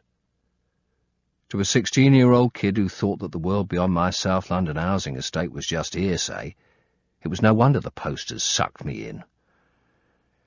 I couldn't wait to go to Cyprus, wherever that was, and fly my helicopter over beaches packed with girls who were just gagging for me to land and let them play with my joystick. Strangely, however, that wasn't quite the way things turned out. I took the entry tests, but the army seemed to take the view that somebody who could only just about do up his own bootlaces without getting confused was not about to take sole charge of a multi-million-pound Chinook. So the infantry it was, then. Sarah, on the other hand, was smart. Private Benjamin she wasn't. Not that I knew much about her. Ironically, she was just as good as I was at not giving anything away. No, I realized later, she was better. And to be honest, that pissed me off. I wanted to know all about her strengths and weaknesses, her hopes and fears, her likes and dislikes. Because armed with that information, I could properly plan and carry out an attack on her expensive designer underwear. Since part of our cover while in Pakistan was that we were a couple and had to share the same hotel room, much to Colin's fury, I thought I might be in with a chance. At least that was at the back of my mind at the start. I soon surprised myself by finding that, more than to get into her pants, I wanted to get inside her head. I realized I actually liked her. I liked her a lot, and I'd never felt that way about anyone before. As time went by, however, I was making no progress. I could never get any sort of handle on who this woman really was. It was like playing a computer game and never getting past level 1. It wasn't that she was aloof. She was a great mixer. She'd go out with the team and even accepted dinner with me a couple of times. She had a way of making me feel like a puppy, jumping around at her feet waiting for a doggy drop. I knew, though, that I had the dreamer's disease, and that nothing would happen between us. What the fuck would she want from someone like me, apart from my ability to rip people apart for her if they got too scary? On that point, I'd obviously acquitted myself all right because Sarah was the one who suggested that I apply for a job with the service once I left the regiment. Even now, after 5 years, I still didn't know if I should kiss her for that or give her the good news with a 2-pound ball hammer. I drank more beer and tried to watch the TV screen in front of me, but really I couldn't be arsed. I thought back again to the Afghanistan job. The United States and its allies gave tens of thousands of assault rifles and rocket-propelled grenades, millions of rounds of ammunition and hundreds of Stinger missiles to the Mujahideen. By the time the war ended in 1989, the Mujah's stock of Stingers was far from exhausted, and the CIA soon had a multi-million-dollar reward operation going in an attempt to get them back before they were sold to any terrorist group who fancied a couple to play with. As far as I knew, the offer still stood. I turned onto my side trying to get comfortable and thought that maybe I should be going back to try and get some of that reward for myself. It was about time I made some money.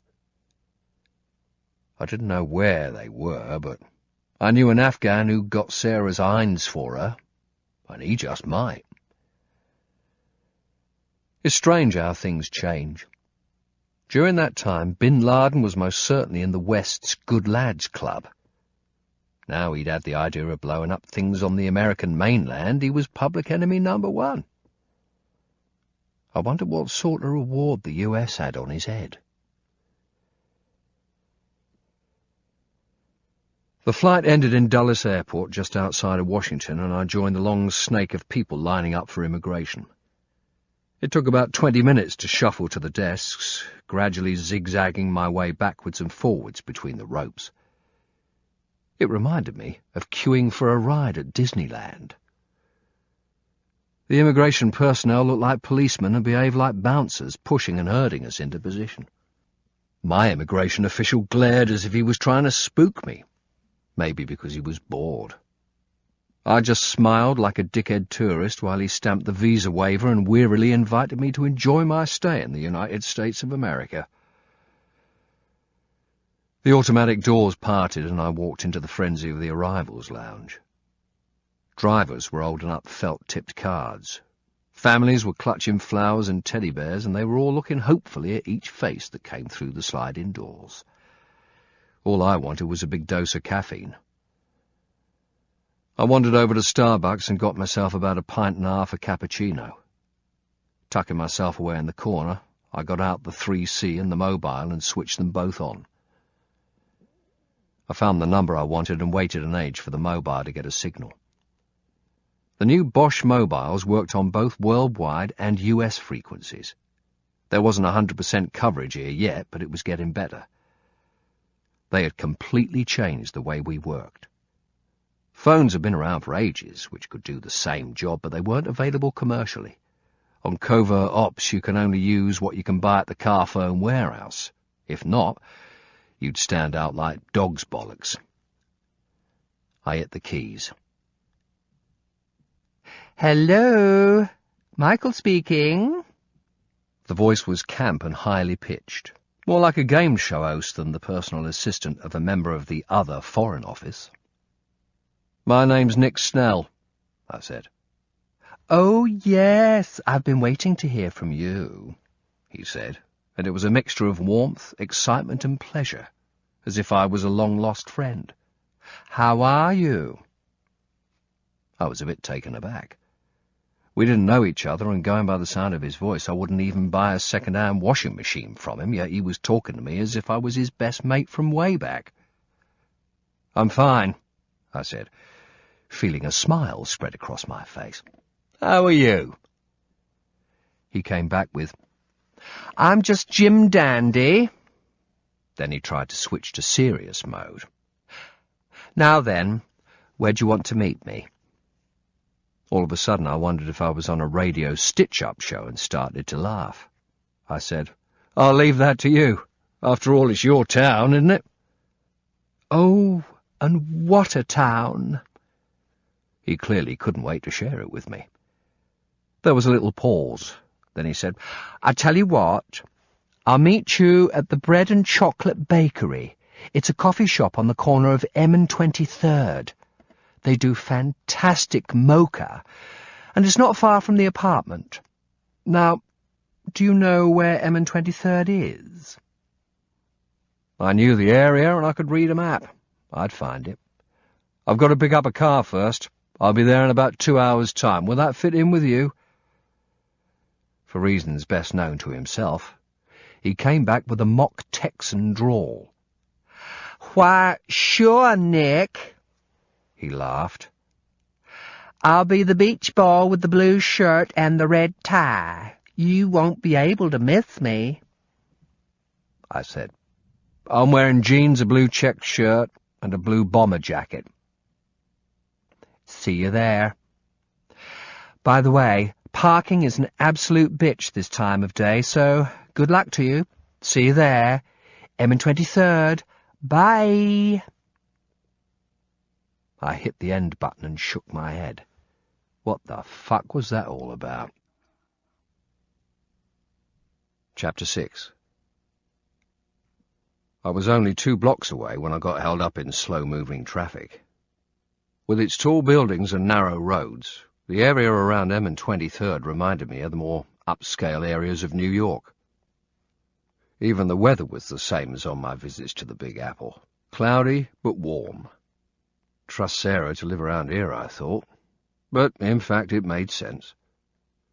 It wasn't far from Massachusetts Avenue, which more or less bisects the city from northwest to southeast, and all the embassies, missions, and consulates are in the area, mainly in the northwest section.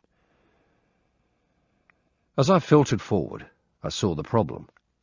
The junction ahead was sealed off by DC police bikers, and we were being rerouted to the right.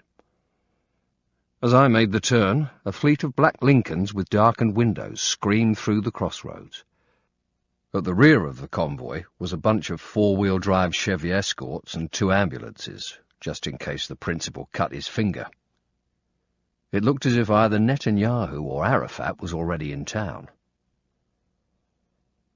The grid system in DC works with the lettered streets running east-west and the numbers north-south. I found the junction I wanted easily enough, but there was no way I could stop. The one-way circuit on M Street had a mind of its own, and Metal Mickey was right. Parking was a gang fuck. The street was lined with cars that had a firm grip on their meters and weren't letting go for anyone. Another 3 laps of the block, and I finally found a Nissan pulling away from a space on M, just past the junction I wanted. I locked up, fed the meter, and walked. Bread and chocolate turned out. Crisis 4. Disc 4. As we got to the junction, I saw that the entrance was on the N Street side. A Latino in a blue polo shirt and green work trousers was hosing down the street directly outside the main doors, while the greenery along the front of the building was getting a drenching from the irrigation system. The main doors were made of copper-coloured alloy and glass. To the left, a brass plate welcomed us to the building. To the right, a touch-screen TV entry system made sure the welcome wasn't abused. Metal Mickey took out a long plastic key which looked as if it should be used to wind up a kid's toy. He slipped it into the keyhole, and the doors parted. We walked into a world of black marble floors, dark blue walls and ceilings you could free-fall from. The elevators were ahead of us, about 20 metres further down the atrium. To the right of them was a semicircular desk, very Terence Conran, with a shiny wooden top and black marble wall beneath. Behind it sat an equally smart and efficient-looking porter who would have looked at home on the door of a 5-star hotel. It appeared that Metal Mickey knew him quite well. He greeted him with a cheery, "Why, hello, Wayne. How are you today?" Wayne was 40-ish and obviously having a really good day. "I'm very good," he smiled. "How are you doing?" It was obvious that he didn't really know Metal Mickey's name, or he would have said it, but he recognized the face. "I'm just Jim Dandy." Mickey grinned. Then he looked over at me and said, "This is Nick, a friend of Sarah's. He's going to be using the apartment for a few days while Sarah's away, so I'll show him what's what." I smiled at him and shook his hand just to prove to him that I wasn't a threat. Wayne smiled back. "Anything you need, Nick, just dial HELP on the in-house phone and it'll be done." "Thanks a lot. I'll need Sarah's parking space if she has one. You just tell me when you want to collect the pass key." He beamed. There was one more thing I needed. I leaned towards Wayne as if letting him into a secret. "If Sarah comes in, please don't tell her I'm here. I want to surprise her." Wayne gave me a knowing between-men sort of nod. "No problem. Tell you what, I'll call you on the in-house if I see her." Metal Mickey and I took the elevator to the 6th floor. The door opened onto a corridor that was every bit as plush as the entrance hall downstairs, with the same coloured walls and subtle wall-mounted lighting. You could see the vacuum marks on the thick blue carpet. Metal Mickey was quiet for a change as we walked along the corridor, his hands in his pockets as he sorted out some keys. He stopped outside the door to apartment 612. "Here we are."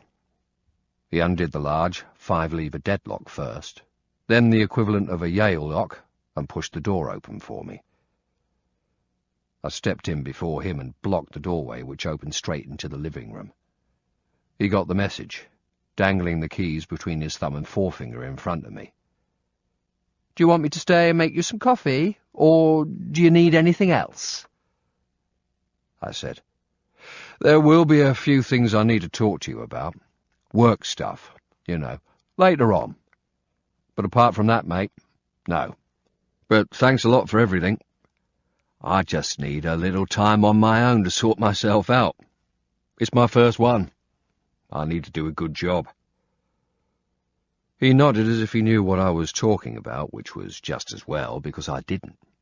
It had just come into my head. It was nothing personal. I just didn't want him around.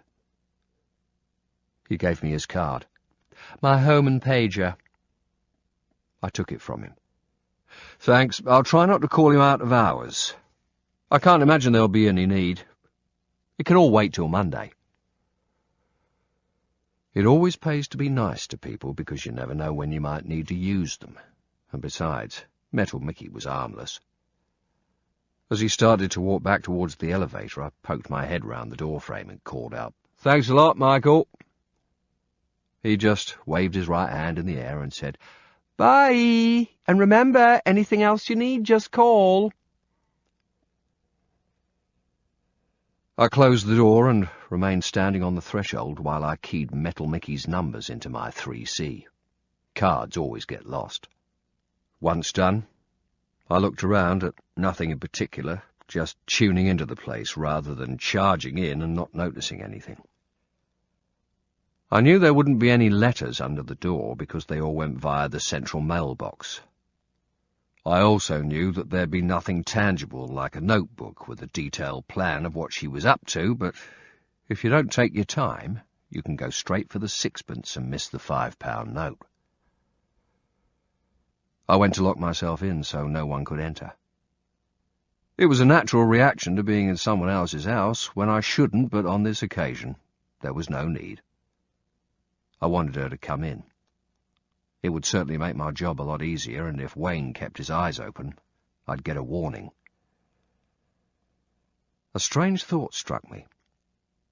I'd seen Sarah so many times in short-term accommodation when we'd stayed in hotels or flats, but this was the first time I'd seen where and how she lived for real. I felt like a voyeur, as if I was watching her undressed through her bedroom keyhole. Basically, it was just a large one-bedroom department, furnished, I could see at once, by the accommodation pack, the standard furniture provided on the diplomatic circuit. Very plush, very expensive, very sophisticated, but not much of it, which the FCO, Foreign and Commonwealth Office, probably called minimalist, because that way it sounded fashionable.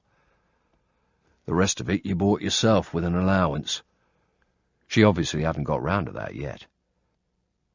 In the main room there was a slightly lighter blue carpet than in the hallway outside, and a matching blue sofa and chairs. In the far left-hand corner was a long sideboard with 3 drawers facing a large window which looked out onto the rear of the building and one of the creeks that ran into the Potomac. Next to the window was a bookcase, its 4 shelves filled with hardbacks. I went over and scanned the spines. Quite a few titles seemed to be concerned with the Middle East and terrorism, and there was a complete set of the 1997 Economist World Reports. One shelf started with biographies. Mandela, Thatcher, of course she would have that, JFK, Churchill, and ended with a couple of Gore Vidal's books, plus a few heavy-going ones on American history and a collection of Oscar Wilde's plays. The bottom shelf held what looked like large-format coffee table-type books. They were lying flat because of their size, and I had to twist my head to see the titles.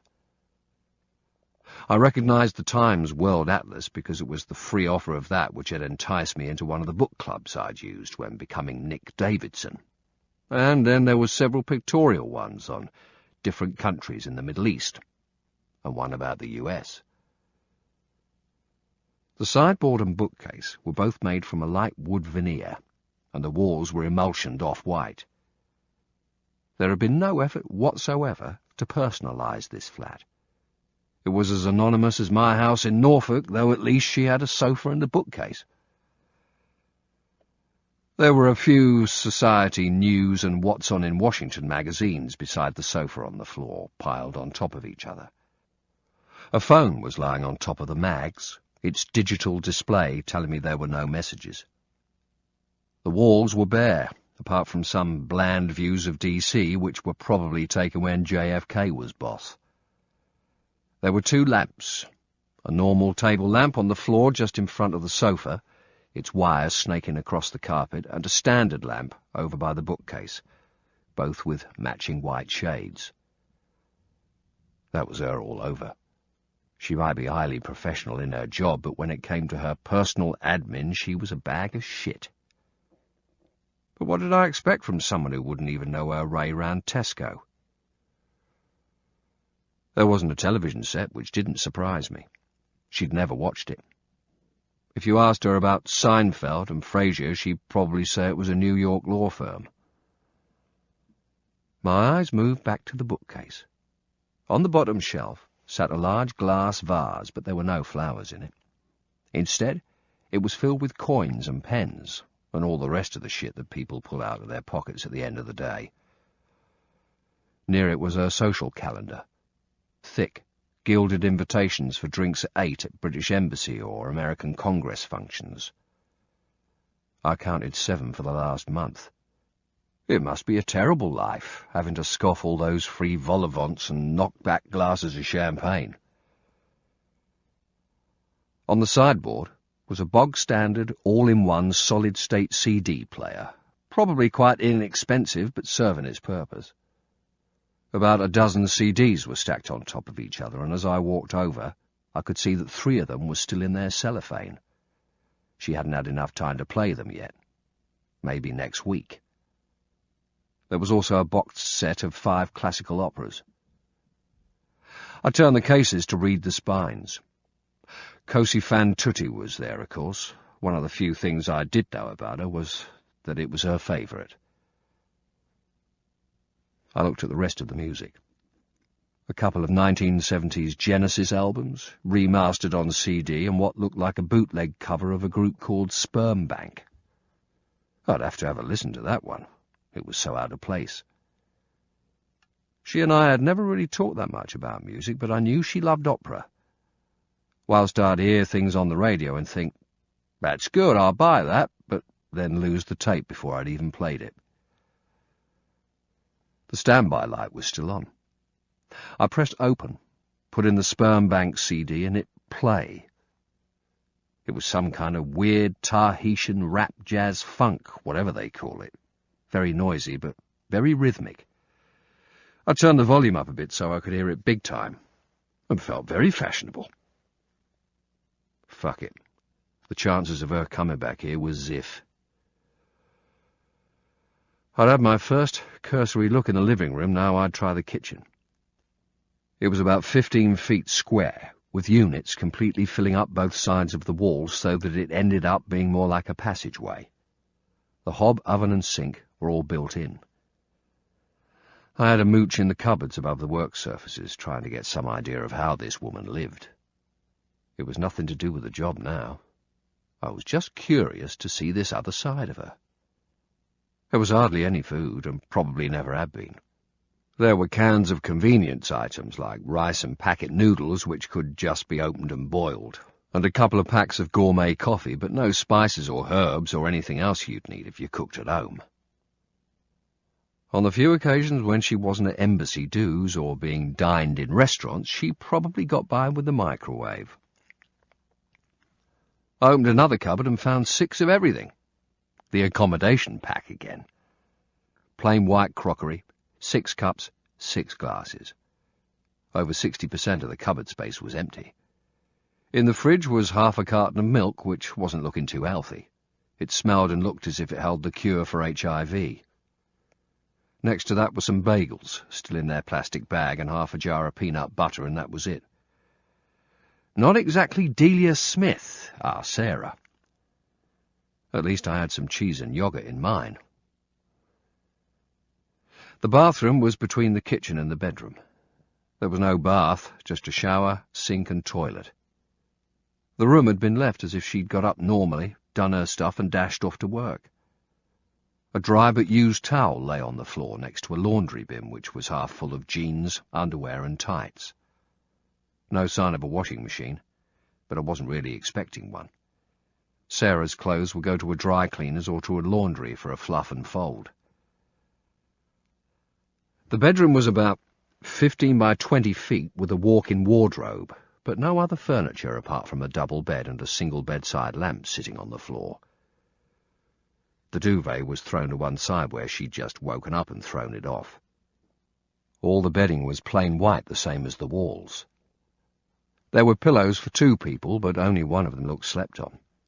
Again, there were no pictures on the walls, and the Venetian blinds on both windows were closed. Either she'd just got up and gone to work, or this was simply how it always was. The walk-in closet had mirrored sliding doors. I pulled them open, expecting the scent of a woman's wardrobe, that slight waft of stale perfume lingering on jackets which have been worn once and are back on their hangers before they find their way to the cleaners. In fact, there was almost no smell at all, which wasn't surprising. The rows and rows of expensive-looking clothes were all in dry cleaners' plastic wrapping, and even her blouses and T-shirts were on hangers. Out of curiosity, I checked a few labels and found Armani, Joseph, and Donna Karan.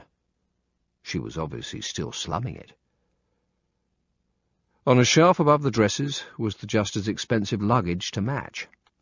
Nothing seemed to be missing or out of place. In front of me was a small, stand-alone chest, just a white formica thing with about 5 or 6 drawers. One of the drawers was open. I looked inside and found knickers and bras, again, all very expensive. All her footwear was arranged on the floor on the right-hand side of the wardrobe and looking very orderly. Formal, summer, winter, and a pair of trainers. To the left of the wardrobe, and also on the floor, was a shoebox. I bent down and lifted the lid. A Picasso dove greeted me, on top of more old Christmas and birthday cards. Flicking through them, I found a picture of her arm-in-arm with a tall, good-looking man. They were in Woodland, looking extremely happy, both dressed the part in waterproofs and boots. Maybe this was Jonathan, and presumably in happier times. Sarah looked a little older than when I'd seen her on the Syria job. The bob had had 3 years to grow out, and her hair was about shoulder length, still very straight and with a fringe which was just above those big eyes. She hadn't put on weight, and still looked fantastic as she smiled that almost innocent, childlike grin towards me.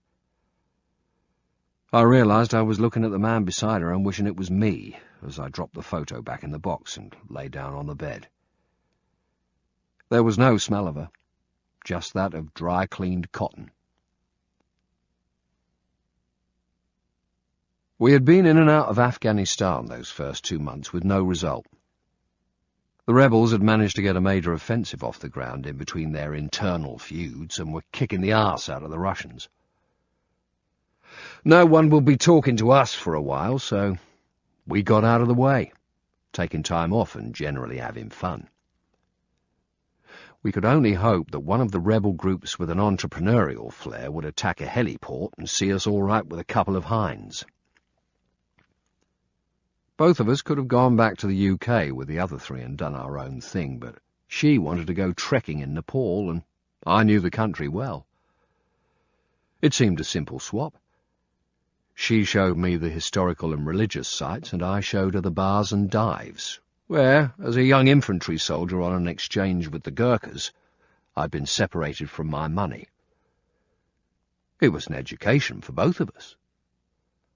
It was during the first week off, staying in Kathmandu before moving to Bukhara for our week's trek, that things changed. By now, she would take the piss out of my accent.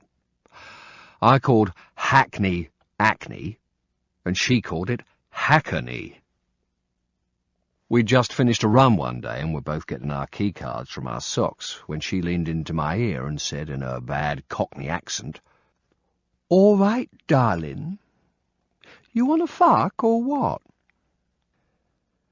3 weeks later, and back with the rest of the team in Pakistan, the cover story of being a couple was now played out for real. I even had fantasies of maybe seeing her later on once the job had ended. I'd been married for 4 years and things hadn't been going well.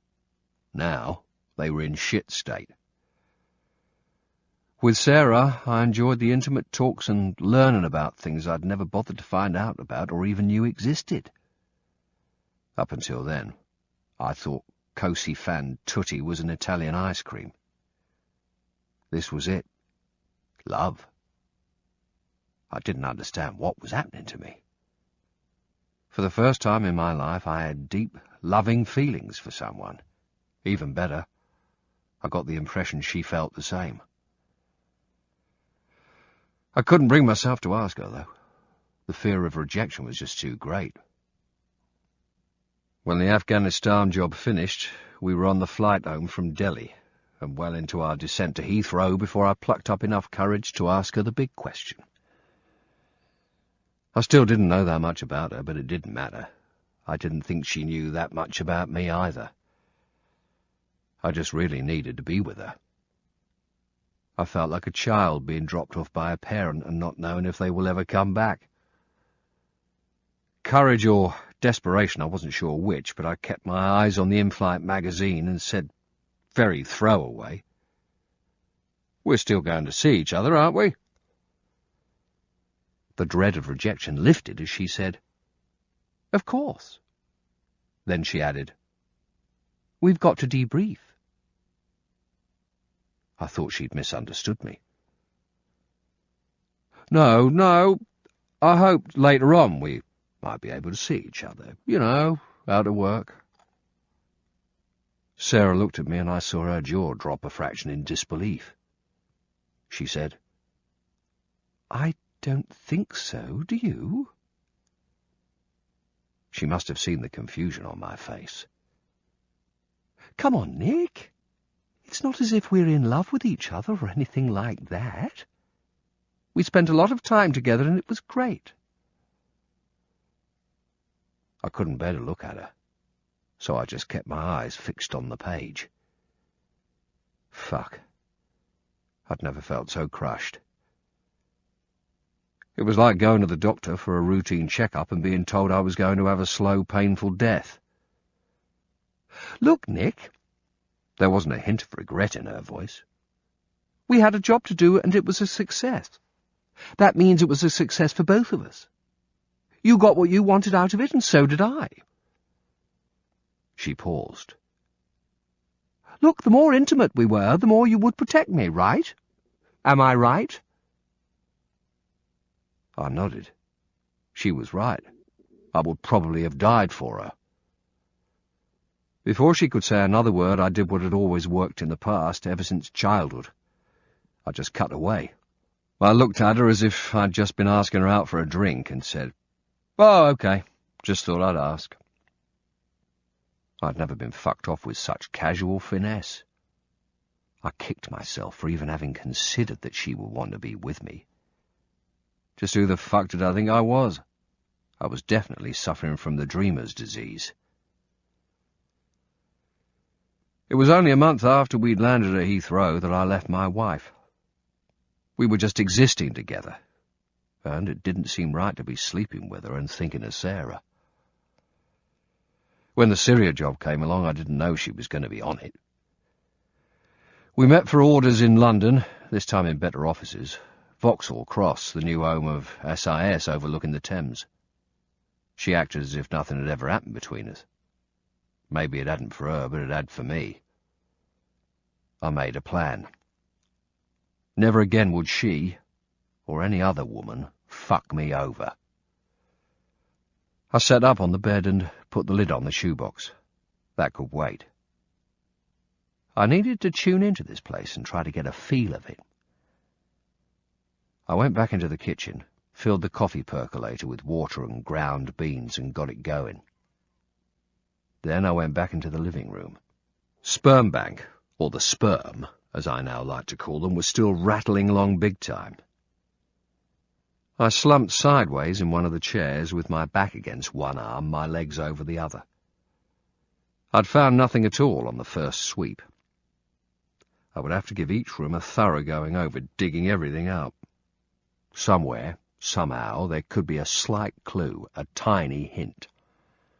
Maybe. The only thing I knew for sure was that if I rushed it, I wouldn't find anything. As I looked around me, my thoughts drifted. Sarah wasn't that different from me, really. Everything in my life was disposable, from a toothbrush to a car. I didn't have a single possession that was more than 2 years old. I bought clothes for a job and threw them away once they were dirty, leaving hundreds of pounds worth of whatever behind me because I didn't need it anymore. At least she had a photo. I didn't have any mementos of family, school days, or the army, not even of Kelly and me. It was something I was always going to get around to, but hadn't. I went back to the kitchen, realizing I was thinking more about myself than her, and I wasn't looking for me. I was starting to feel quite depressed. This was going to be a long, long job, but I had to do it by the book if it was going to work. I poured myself a cup of coffee and went to the fridge, then remembered that the milk was only good for medical research. I couldn't find powdered creamer, so I'd have to have it black. I took the pot with me and was walking back into the living room just as the sperm decided to sign off. I threw myself back in one of the chairs and put my feet up again on the coffee table, sipping the hot coffee and thinking, I've got to make a start. It'll be like most things, once you get stuck in, everything's fine. I finished the first coffee, poured another, got up and wandered over to the sideboard. I plonked the cup next to the CDs, then started to take off my Timberlands. I'd worn boots like this for years. They always seemed the thing to wear with jeans, and I always wore jeans. It felt like I hadn't taken them off for days, and it was time to let my feet and socks add to the apartment's atmosphere. To work then. Starting from the top, I opened the first drawer and took out a sheaf of dry cleaning receipts, theatre stubs, and folded up back copies of Time. I studied each item in turn, opening each page of every magazine to check nothing had been ripped out, scored, or ringed. Had I found anything missing, I'd have had to go to a reference library and get hold of the issue to find out what was so interesting that it had been removed. But there was nothing like that. The second drawer was much the same, just as full of shit. The other drawers were completely empty, apart from one solitary safety pin, still stuck into yet another dry cleaning ticket. I was becoming bored, pissed off, and very hungry. It was nearing time for my first Mickey D's of the trip.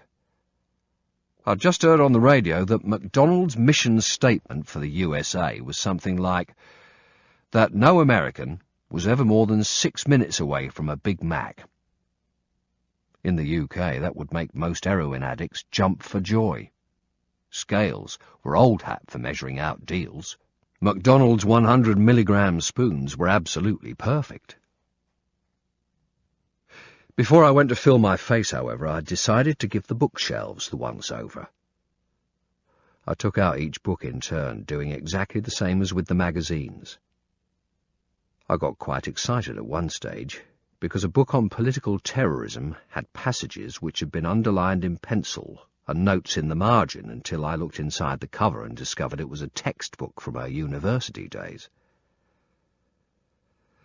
It took about an hour, but I eventually got to the bottom shelf, turning the pages of a photo history of North Carolina. I admired the tree-covered mountains, lakes, and wildlife with bullshit blurb in the accompanying captions. Deer drink contentedly from the pool next to families enjoying the wonders of the great outdoors. I could almost hear Kelly groaning a, "Yeah, right."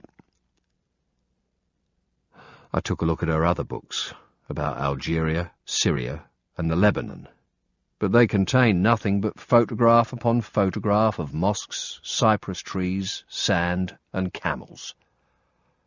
I threw them on the floor to check through later, and started flicking through the atlas. Then I had second thoughts, decided to go back to the chair with the atlas and the other 3 books, and do the lot now.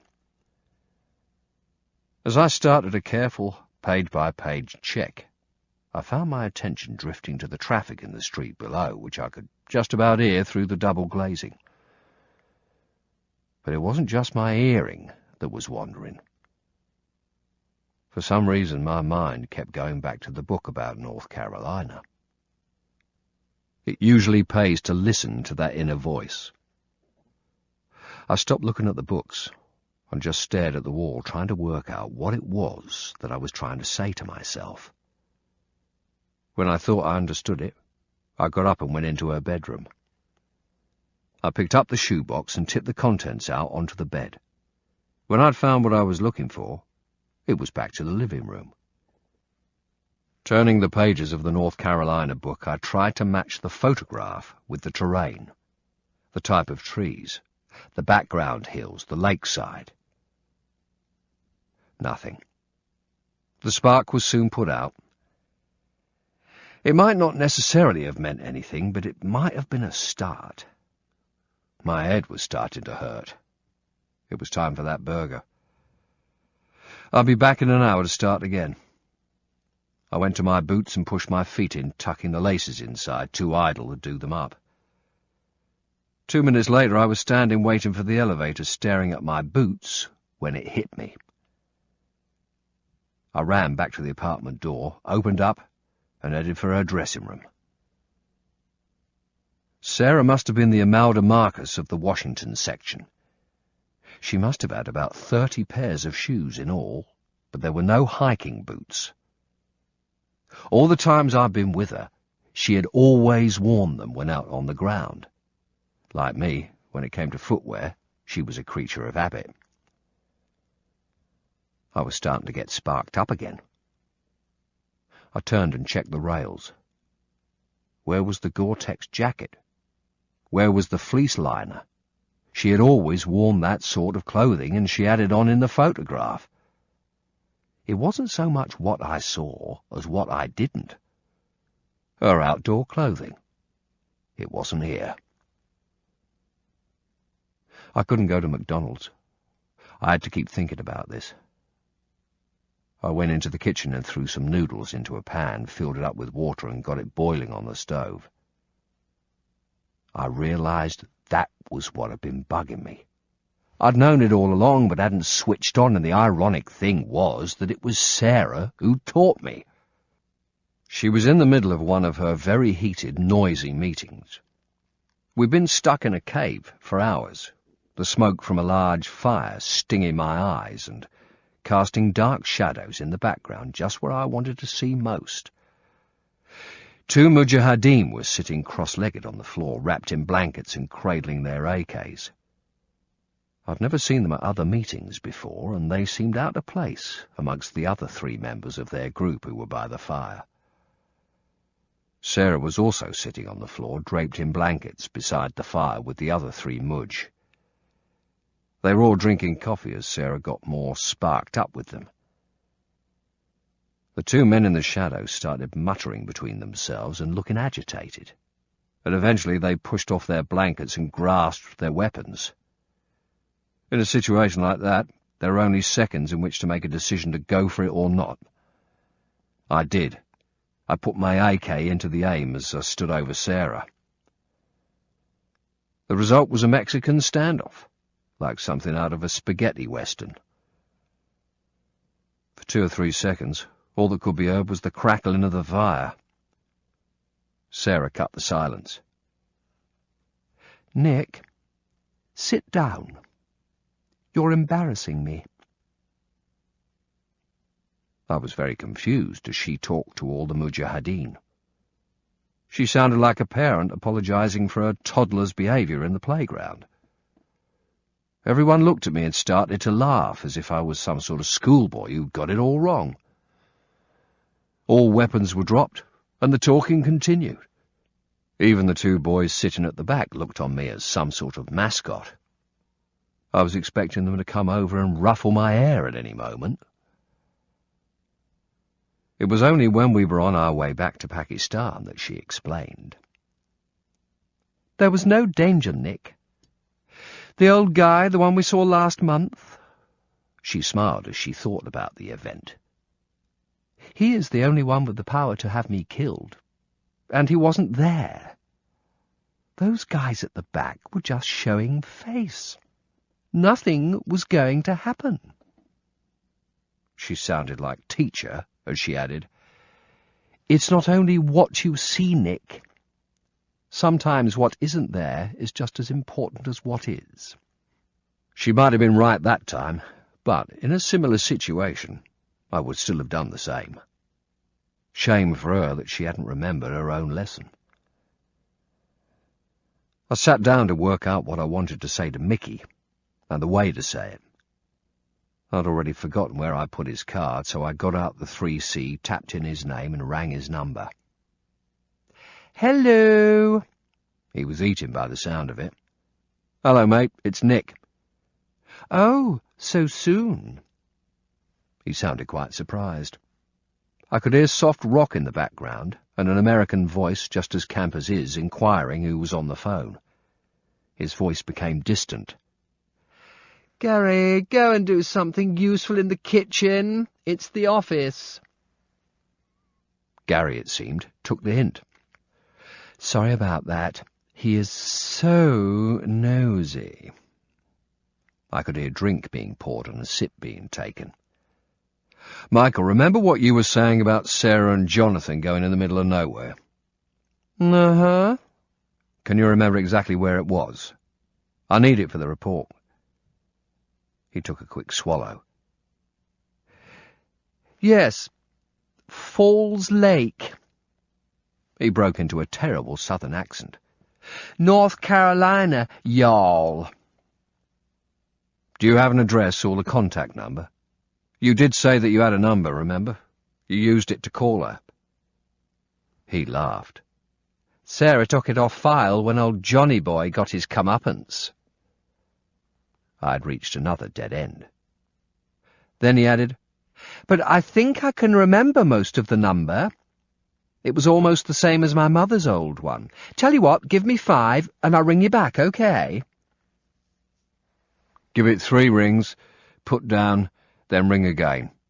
I wouldn't want to pick it up and find I'm talking to her mother or anything like that, okay? Ooh, just like James Bond. He giggled. No problem, Nick. Talk soon. Bye.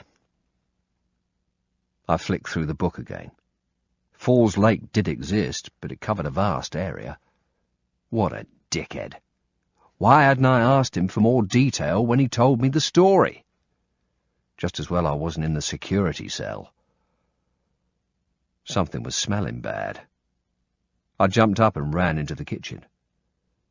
The water had boiled away, and I pulled a pan of very hot and smelly black noodles from the stove. I couldn't be asked to clean it up, just put the pot to one side and turn the cooker off. The phone rang. I walked back into the room, counting. It stopped after 3. Good news, I hoped. I let the new call ring twice before picking it up. Hello, Michael here. I could hear Gary singing to himself in the background. Hello, mate. Any luck? The last 4 digits are exactly the same as my mother's old number in Mill Hill. Isn't that freaky? I really didn't have an answer for that.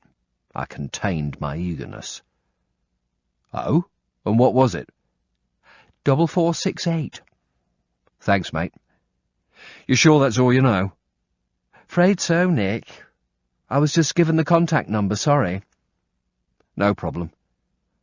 I'll let you get on with your evening. Okay. I'm here if you need me. Bye. I looked at my watch. It was about 9:30, according to my body clock, 2:30 a.m., and I was starting to feel knackered. In the absence of any noodles, it was soon going to be time to RV with Ronald MacDonald, but first I had a phone call to make. I rang a London number. A very clear female voice answered immediately. PIN number, please. The tone was so precise she sounded like the speaking clock. 2442 Charlie Charlie.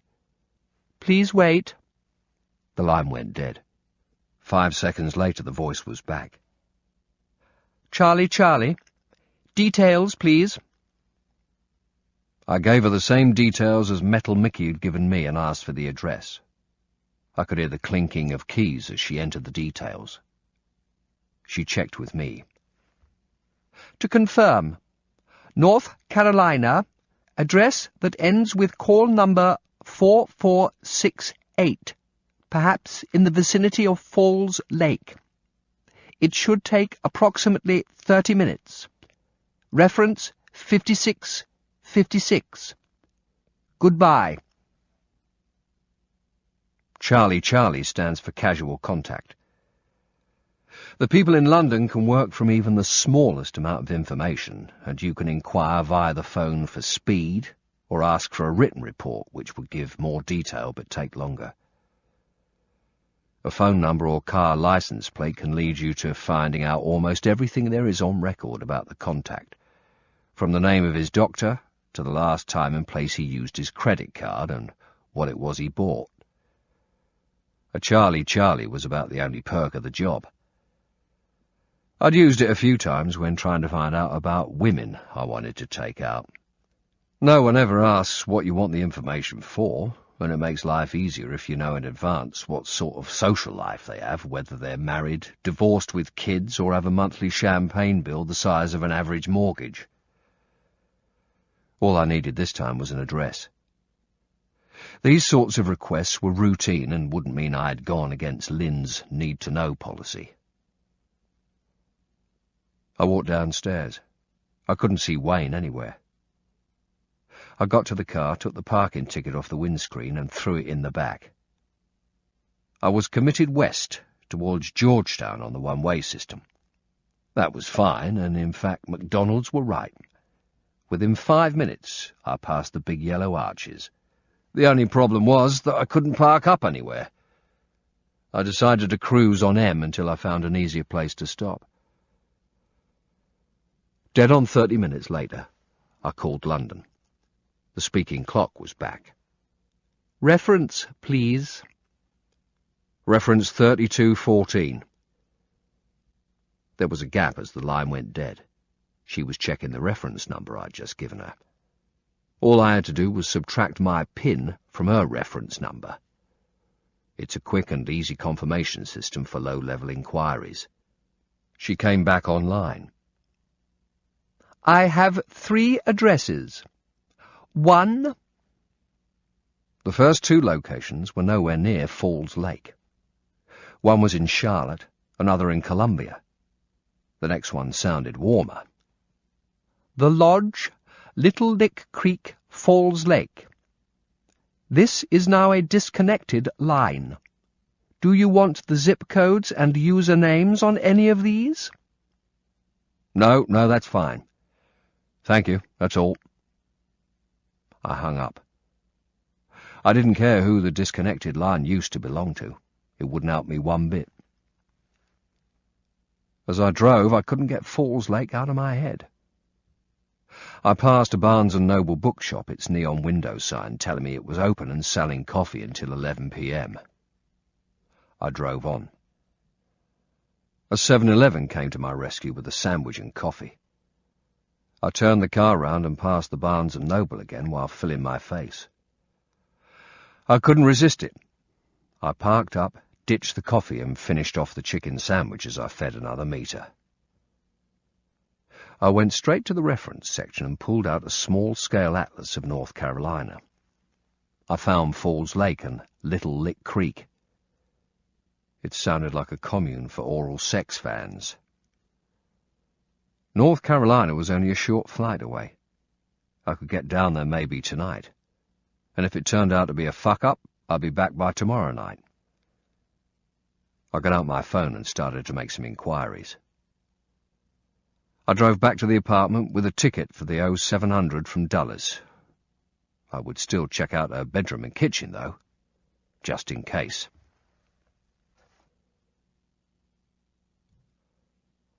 Chapter 7. I took the slip road off Airport Boulevard, following the signs for Interstate 40. According to the map, if I kept on this highway heading east, I would hit the Cliff Benson Belt Line, which would take me north through Raleigh and onto the lake. The weather was a lot warmer here than in D.C., and the clouds were dark and brooding, almost tropical. It had been raining quite heavily by the look of the large puddles that lined the road, and the sandy soil was dark with moisture. The whole area was going through a massive rebuild. The airport itself had been having a makeover, and a new highway not yet on the map was under construction. On each side of me as I drove east, yellow bulldozers were going apeshit, flattening everything in sight to make way for the steel skeletons of yet more buildings. From reading the local information magazine on the flight, I knew that the area was fast becoming Science City, USA, with the largest concentration of biochemical, computer and technical research establishments and PhDs per capita in the entire USA. It's amazing the stuff you'll read when you're bored shitless on a plane. Rows of pristine, glistening black or silver glass-fronted buildings sat in acres of manicured gardens with lakes and fountains. Not at all what I had in mind for the American South after all the redneck jokes I'd heard over the years. It took about 15 minutes to get onto the Beltline. I drove clockwise, heading north around the city, keeping my eyes peeled for signs for exit 10 towards Falls Lake. The new money that this transformation had sucked in was impossible to miss, with grand houses and new business fighting hand-to-hand with the old and demonstrably winning. Smart new office blocks looked down on decrepit trailer parks strewn with abandoned cars and kids, both black and white, whose arses hung out of their dirty jeans. Their parents fucked without the skills needed to take advantage of the new opportunity. I got to exit 10 in another 10 minutes or so and headed north on Forest Road. From the map, I knew that the Falls Lake area covered about 200 square miles. It was a very long and winding waterway with hundreds of inlets, like the coastline of Norway, just the kind of place you could disappear into. After 7 miles, the road became a single carriageway, tall firs interspersed with smaller seasonal trees looming on either side. 4 more miles and I reached the Falls of Neuse and entered Forest proper. The falls was a small collection of neat little homes made of natural wood or painted white on the eastern side of the lake area. Even here the new was winning out over the old and rubbing its nose in it. Tracts of land were being carved out of the woods to make way for communities of enormous mansions to house the middle classes who were streaming in for the new gold rush of high-tech jobs.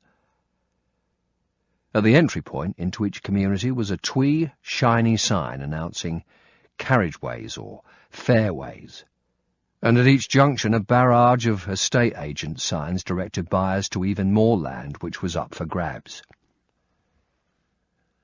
I headed west on Raven Ridge, driving deeper into the forest. The new was gradually less and less evident until it was the old that prevailed once more. Dilapidated shacks with car wrecks for garden furniture, and run-down stores built of bare breeze block with peeling signs advertising bait and beer.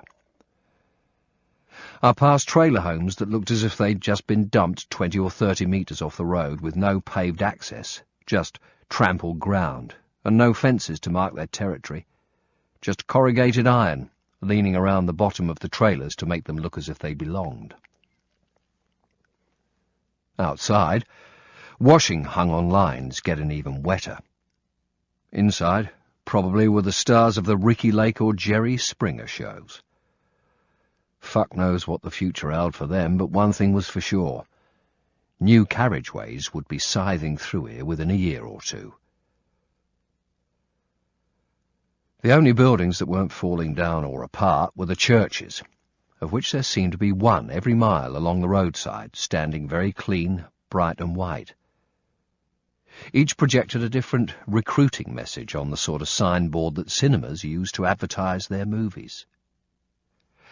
"You can't even write Christmas without Christ," one said, which was true but strange to see in April. Maybe they like to think ahead.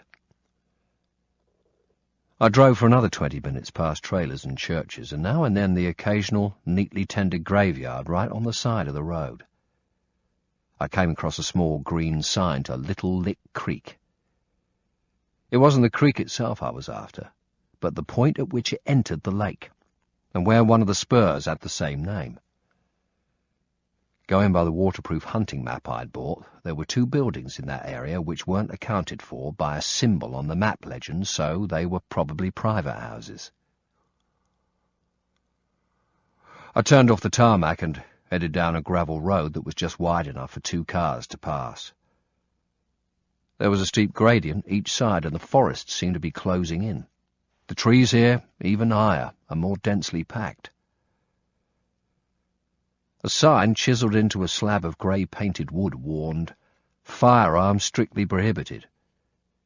50 metres further on, another said, "No alcoholic beverages." Soon more friendly signs welcomed me to Falls Lake and directed me to the car parks and recreational areas, and hoped I enjoyed myself, but only if I kept my speed to 25 miles per hour. Up ahead, a motorhome as big as a juggernaut was bearing down on me. I noticed a small track that obviously took wheeled traffic because there were tyre grooves worn down each side of a wet, grassy central strip, but I didn't have time to get in there. I slowed and pulled over to the side of the road, my car leaning drunkenly to the right. The Winnebago was a massive vehicle, with enough canoes and mountain bikes strapped onto its exterior to equip the US Olympic team, and the family hatchback towed along behind. A wall of spray splashed onto my windscreen as it passed. I didn't even get a wave of acknowledgement. I drove for another kilometre or so through the forest before I came to a large car park. Crunching and squelching across a mixture of gravel and mud, I pulled up next to a big map in a wooden frame. Pictures around the edge displayed various indigenous birds, turtles, trees and plants, as well as the tariff for the campsite, and the inevitable, "Enjoy your stay, take only pictures, leave only footprints." It was possible that I would be taking pictures, but I hoped I would leave no footprints whatsoever. Driving on for another 100 metres or so, I caught my first glimpse of Little Lick Creek. It wasn't quite the picture postcard scene I'd been expecting. Tall ranks of firs seemed to have marched right to the lake's edge. The water was smooth and as dark as the clouds it mirrored, like the smoked glass of a Raleigh office block. Maybe when the sun was out the area was idyllic, but just now, especially with the trees so claustrophobically close to the water, the atmosphere was more like the brooding menace of a penitentiary. Over on the other side, 500 metres away, and on higher, more undulating ground, sat 2 houses. They were the ones I wanted to have a look at. A dozen or so vehicles were already in the car park, mostly clustered around a wooden boat shed on the lake's edge, which had been designed to look like a fort. Canoes and rowing boats were lined up near it in the water, plus the statutory Coke machine and another selling chocolate bars. I'd watched a documentary once, which claimed that the Coca-Cola company was so powerful in the US that it had even got a president into power in the 60s. I wondered how their mission statement compared with Ronald McDonald's.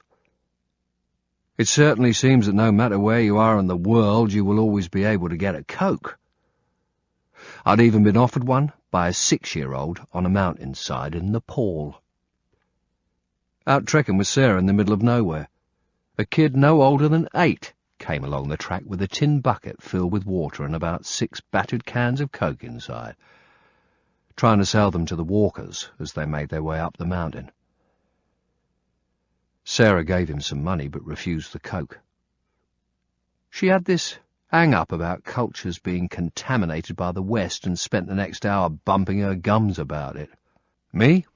I was thirsty and just wished he'd had diet instead of regular. As I drove past the fort, I could see that it was manned by 2 young lads lounging in the shadows, who didn't look as if they were coming out unless they had to. At the far end of the car park was a picnic area with built-in grills and a wooden canopy covering the seating. A family barbecue was underway. A bit early in the season, but they were having fun anyway. Granny and Grandad, sons, daughters and grandchildren all filling their faces. Beyond it, I could see the tops of brightly coloured family-sized tents. It looked as if each pitch was surrounded by its own individual little coppice. I turned the car through 180 so I was facing back the way I'd come and drove towards the toilet block. I nosy parked between two other cars, front against the toilet block wall back to the lake. Picking up the binos and bird book I'd bought at the tourist shop along with my maps, I got out of the car and locked up. Straight away, I was hit by the humidity.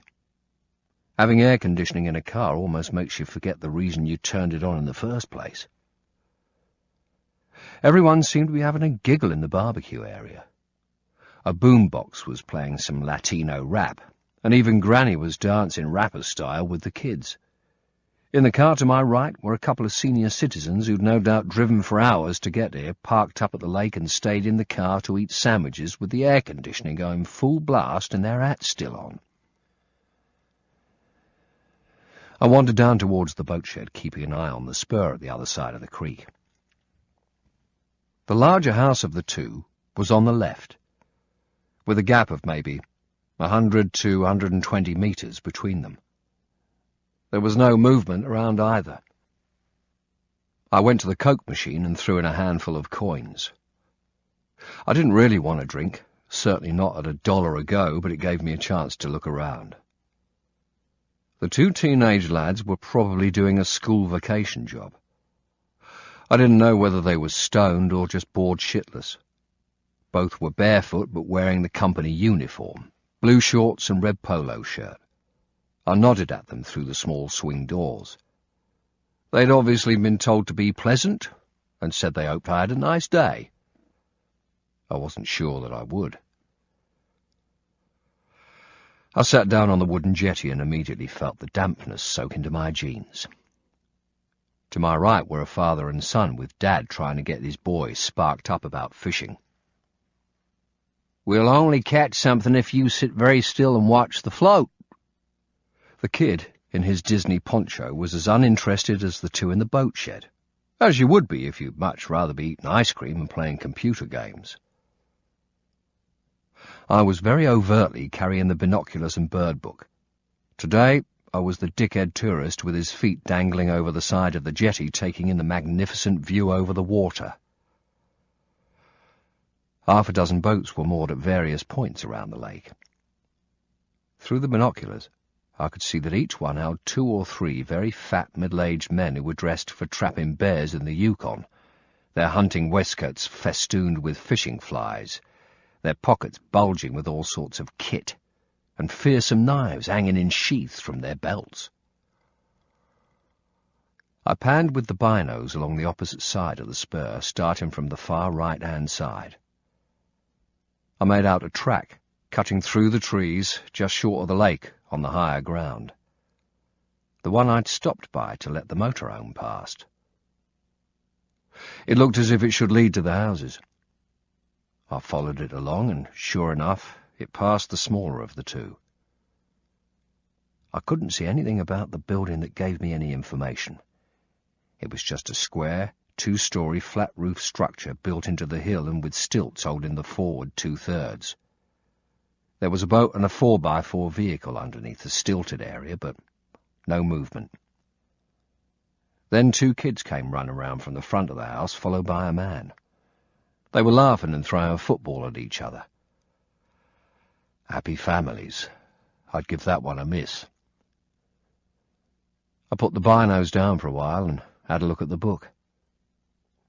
This part is all about third-party awareness, because you never know who's looking at you. They might not be saying, "Is he doing a recce of those houses over there?" But if all I did was bino at the house and didn't move or do other things, it would look pretty strange. The trick is to give the impression that whatever reason you have for being there is so straightforward no one gives you a second glance. I just hoped a fellow anorak didn't come up to me and start on some serious bird talk. I put the book down, much more intimately acquainted with the lesser-spotted something or other, and started looking at the other target. By now enough humidity had condensed on my head for droplets to run down my face, and I was starting to feel sticky and damp all over. The second house was very much like the first, but about 1/3 bigger and with an extra floor. It too was wooden and had a flat, felted roof. but its stilted area had been enclosed with plywood sheeting. 2 large doors opened onto a concrete slipway which led down to the water's edge. A boat, a 4-seater fiberglass job I did. Crisis 4, Disc 5. I went over and had a look in the weapon cabinets. There were hundreds of revolvers and semi-automatics to choose from. I could see what I wanted and waited my turn to be served. Next to me, a woman in her early 30s had a 2-year-old in a carry rig on her back. She was being helped by one of the assistants to choose a new nylon holster for her Smith & Wesson 45 CQB, and they were also chattily discussing the pros and cons of various models. The one she was carrying was the stainless steel version. As she was saying to the assistant, the matte black alloy version was lighter, but the steel one was more noticeable and therefore a better deterrent. It was a fantastic weapon, and would always have been my weapon of choice were it not for the fact that I preferred 9mm because the magazines carried more rounds. Mind you, if she needed more than the 7 in the mag plus 1 in the chamber, she was in the shit anyway. The conversation moved back to the new holster as opposed to keeping it in her handbag. A bit further along, a young black guy in a blue tracksuit was being briefed on the merits of a .38 revolver over a semi-automatic. "With this baby, y'all don't even have to aim," the sales pitch went on. "Especially at the range y'all be using it at. Just point it like your finger at the center mass and it will take 'em down." The customer liked that. He was going to take it. The woman had gone and the assistant came over to me. "Hi, how can I help you today?" It was bad accent time again. "Can I have a look at your tasers on the bottom shelf there?" "Sure, no problem." The assistant was black, in his mid-20s, and dressed in the house green shirt.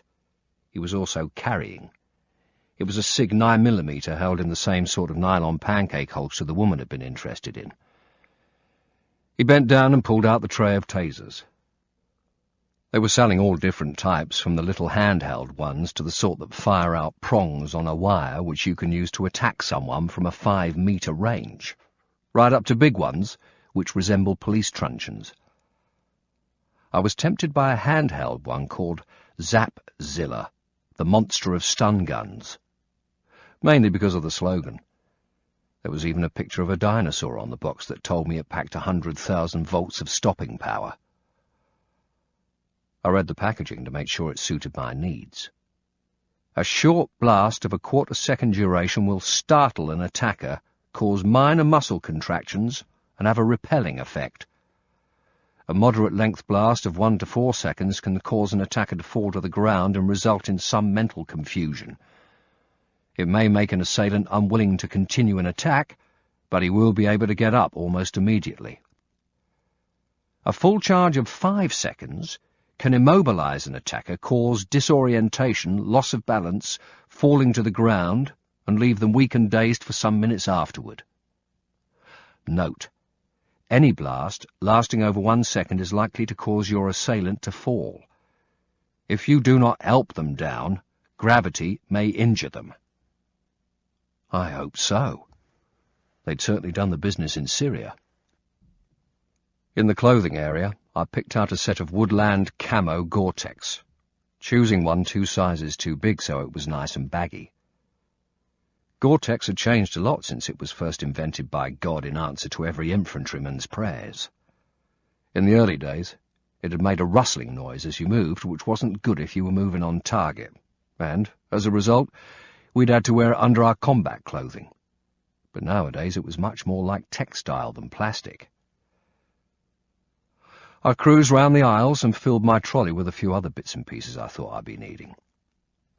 I didn't think I'd need a weapon, but seeing them all made me feel strange about being on a job without one. It would take too long to apply for a gun legally. The US laws aren't as crazy as people in Europe imagine, and I didn't want to take the risk of stealing or buying one illegally. Normally, if I knew I was going to need one, I would plan to obtain it in-country because that meant I wouldn't have to worry when travelling on commercial flights.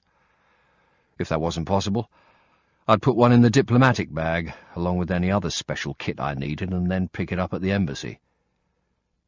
This wasn't happening on this job, however. The timings hadn't allowed it. Besides, I was carrying out a PV review. What would I need a weapon for? The hunting bows section at the rear of the store caught my eye. 3 customers in their early 50s, baseball caps on their heads and beer bellies hanging over their belts, were trying to outdo each other with their war stories. I overheard, "When I was in Da Nang, there was a whole week I thought the good Lord was going to take me away." I saw some crossbows that took my fancy. They were small, but I knew they were powerful. Since the UK government had banned handguns, the pistol clubs had to find another sport, and many now used their ranges to fire crossbow bolts instead of pistol rounds. The club where I'd been shown how to use one was in Vauxhall, just across from the firm's HQ. I picked up one model and examined the optic sight and the attachment to keep spare bolts. The price tag said $340, which was all right, but the other side was disappointing. A label told me it needed a North Carolina weapons license. The only option left to me was an ordinary bow, and I wasn't short on choice. There were racks of them to choose from, with names like Beast 4x4, Black Max, and Conquest Pro. Made of carbon fibre, aluminium or composite resin with cams that worked like gears at the end of the bow to give the bow cable more power, these modern versions of the longbow would have had Robin Hood creaming his Lincoln green. I found one I liked the look of. The Spider Synergy 4, proudly boasting 32 inches of throbbing manhood end to end, cammed and cabled up ready to go, as long as I had some arrows. I wanted the smallest ones I could find, just like the bow. Looking along the racks, I worked out it was the 2-footers I was after, and picked up a box of 6. But that wasn't the end of it. I then had to choose the arrowhead. I went for the Rocky Mountain Assassin. It looked like Thunderbird 3 with its tail fins, which were, in fact, razors. It also seemed to be the only one that came with ready-assembled fins. I was quite enjoying myself at the bow mix-and-match counter, and the next item I needed was a quiver. These, too, were cammed up and fixed onto the bow, so that everything was secure and close to hand. I carried on and got the rest of the stuff on my mental shopping list, and with enough kit to bow hunt until Christmas, I went to the checkout. The woman with the baby was examining a necklace in the jewellery department. She obviously hadn't liked the holster, because the stainless steel .45 CQB still gleamed from her open bag on the counter. Behind the checkout, a woman in her early 20s sat bored out of her skull, apparently not that interested in the latest style of handgun or waterproofs. Her hair was gelled to her forehead, and she didn't even look at me as she said, "Card or cash?" I couldn't keep my eyes off her fingernails. They were 2 inches long and nearly curling like Fu Manchus, and were painted with an intricate black and white checkerboard pattern. I couldn't wait to describe them to Kelly. I replied, "Cash," did the transaction, lifted my bags, put my 20 cents change into the candy for kids box, and left. While I was loading the boot of my car, the woman with the baby came out and got into a people carrier. I couldn't help but smile as I saw the stickers plastered across the back. This vehicle insured by Smith & Wesson. A proud parent of a terrific kid sponsored by Burger King. And, best of all, the driver carries only $50 of ammo. In amongst all of these was a large, silver, born-again Christian fish sign with the word Jesus in the middle. It was just like old times, part of the crazy kaleidoscope of contradictions that made me love America so much. It was a good job I hadn't made a mistake the last time I was looking for a wagon with a fish sign on it and climbed into this woman's vehicle. No doubt the vehicle's insurers would have given me a greeting to remember. There were still a few other odds and ends I needed, so I drove away from Yadkin and towards the city centre, or what I thought was the centre. After 10 minutes I had to stop, open the boot and get the maps out, hoping that on one of them there might be a town plan. I worked out where I was and where I was going to. A shopping mall, the nearest one I could see. It was about a mile away. It turned out not to be the single contained area I'd been expecting. The main mall building looked more like the Pentagon, but clad in something like York stone, and the remaining outside shopping areas and car parks must have straddled an area of more than 8 square kilometres with traffic jams to match. The big blue sign for Walmart was exactly what I wanted, and the store was part of the outer shopping area. I waited at the lights, peeled off right, and went into the car park. There was the usual lineup of stalls: Hallmark cards, post office, shoe superstores, a Lone Star Steakhouse, then my mate, Walmart. As I got a trolley, I was greeted by an elderly male welcomer with his happy face on. Hi, how are you today? I smiled back at him. He had a Walmart baseball cap on, which was a size too big for his head, and a T-shirt over his long-sleeved shirt, which told me how happy Walmart were to see me. There was an ATM machine just past the turnstile. I took the opportunity to get some more cash out on my card, and off I went. The place was full of airborne soldiers, screaming kids and stressed-out mothers. I selected food that was both ready and quiet to eat. No crisps or cans of fizzy drink. Instead, I picked up 4 big tins of Spam, 4 large bottles of still mineral water, and a bumper pack of Mars bars. Then, a couple of laps around the gardening section and I was done. There was a little self-service cafe which I'd missed as I entered, maybe in the excitement of my welcome to Walmart. After paying, I left my trolley with my new friend. It was also his job to keep an eye on them when people went to the cafe. I picked up a tray and got myself 2 large slices of pizza and a Coke. As I ate, I ran through my mental checklist because I didn't have that much time left to mince around. Deciding I had everything I'd need, I finished the pizza and Coke and headed for the exit. I felt a stirring in my bowels. I couldn't find the toilet, but no matter, I'd go to a coffee shop. However, the pangs made me think about something I've forgotten. I went back to the pharmacy section and picked up a couple of party-size packs of Imodium. Thinking about it, the pizza hadn't been too bad, so I went back in and bought 2 full-sized 4 Seasons.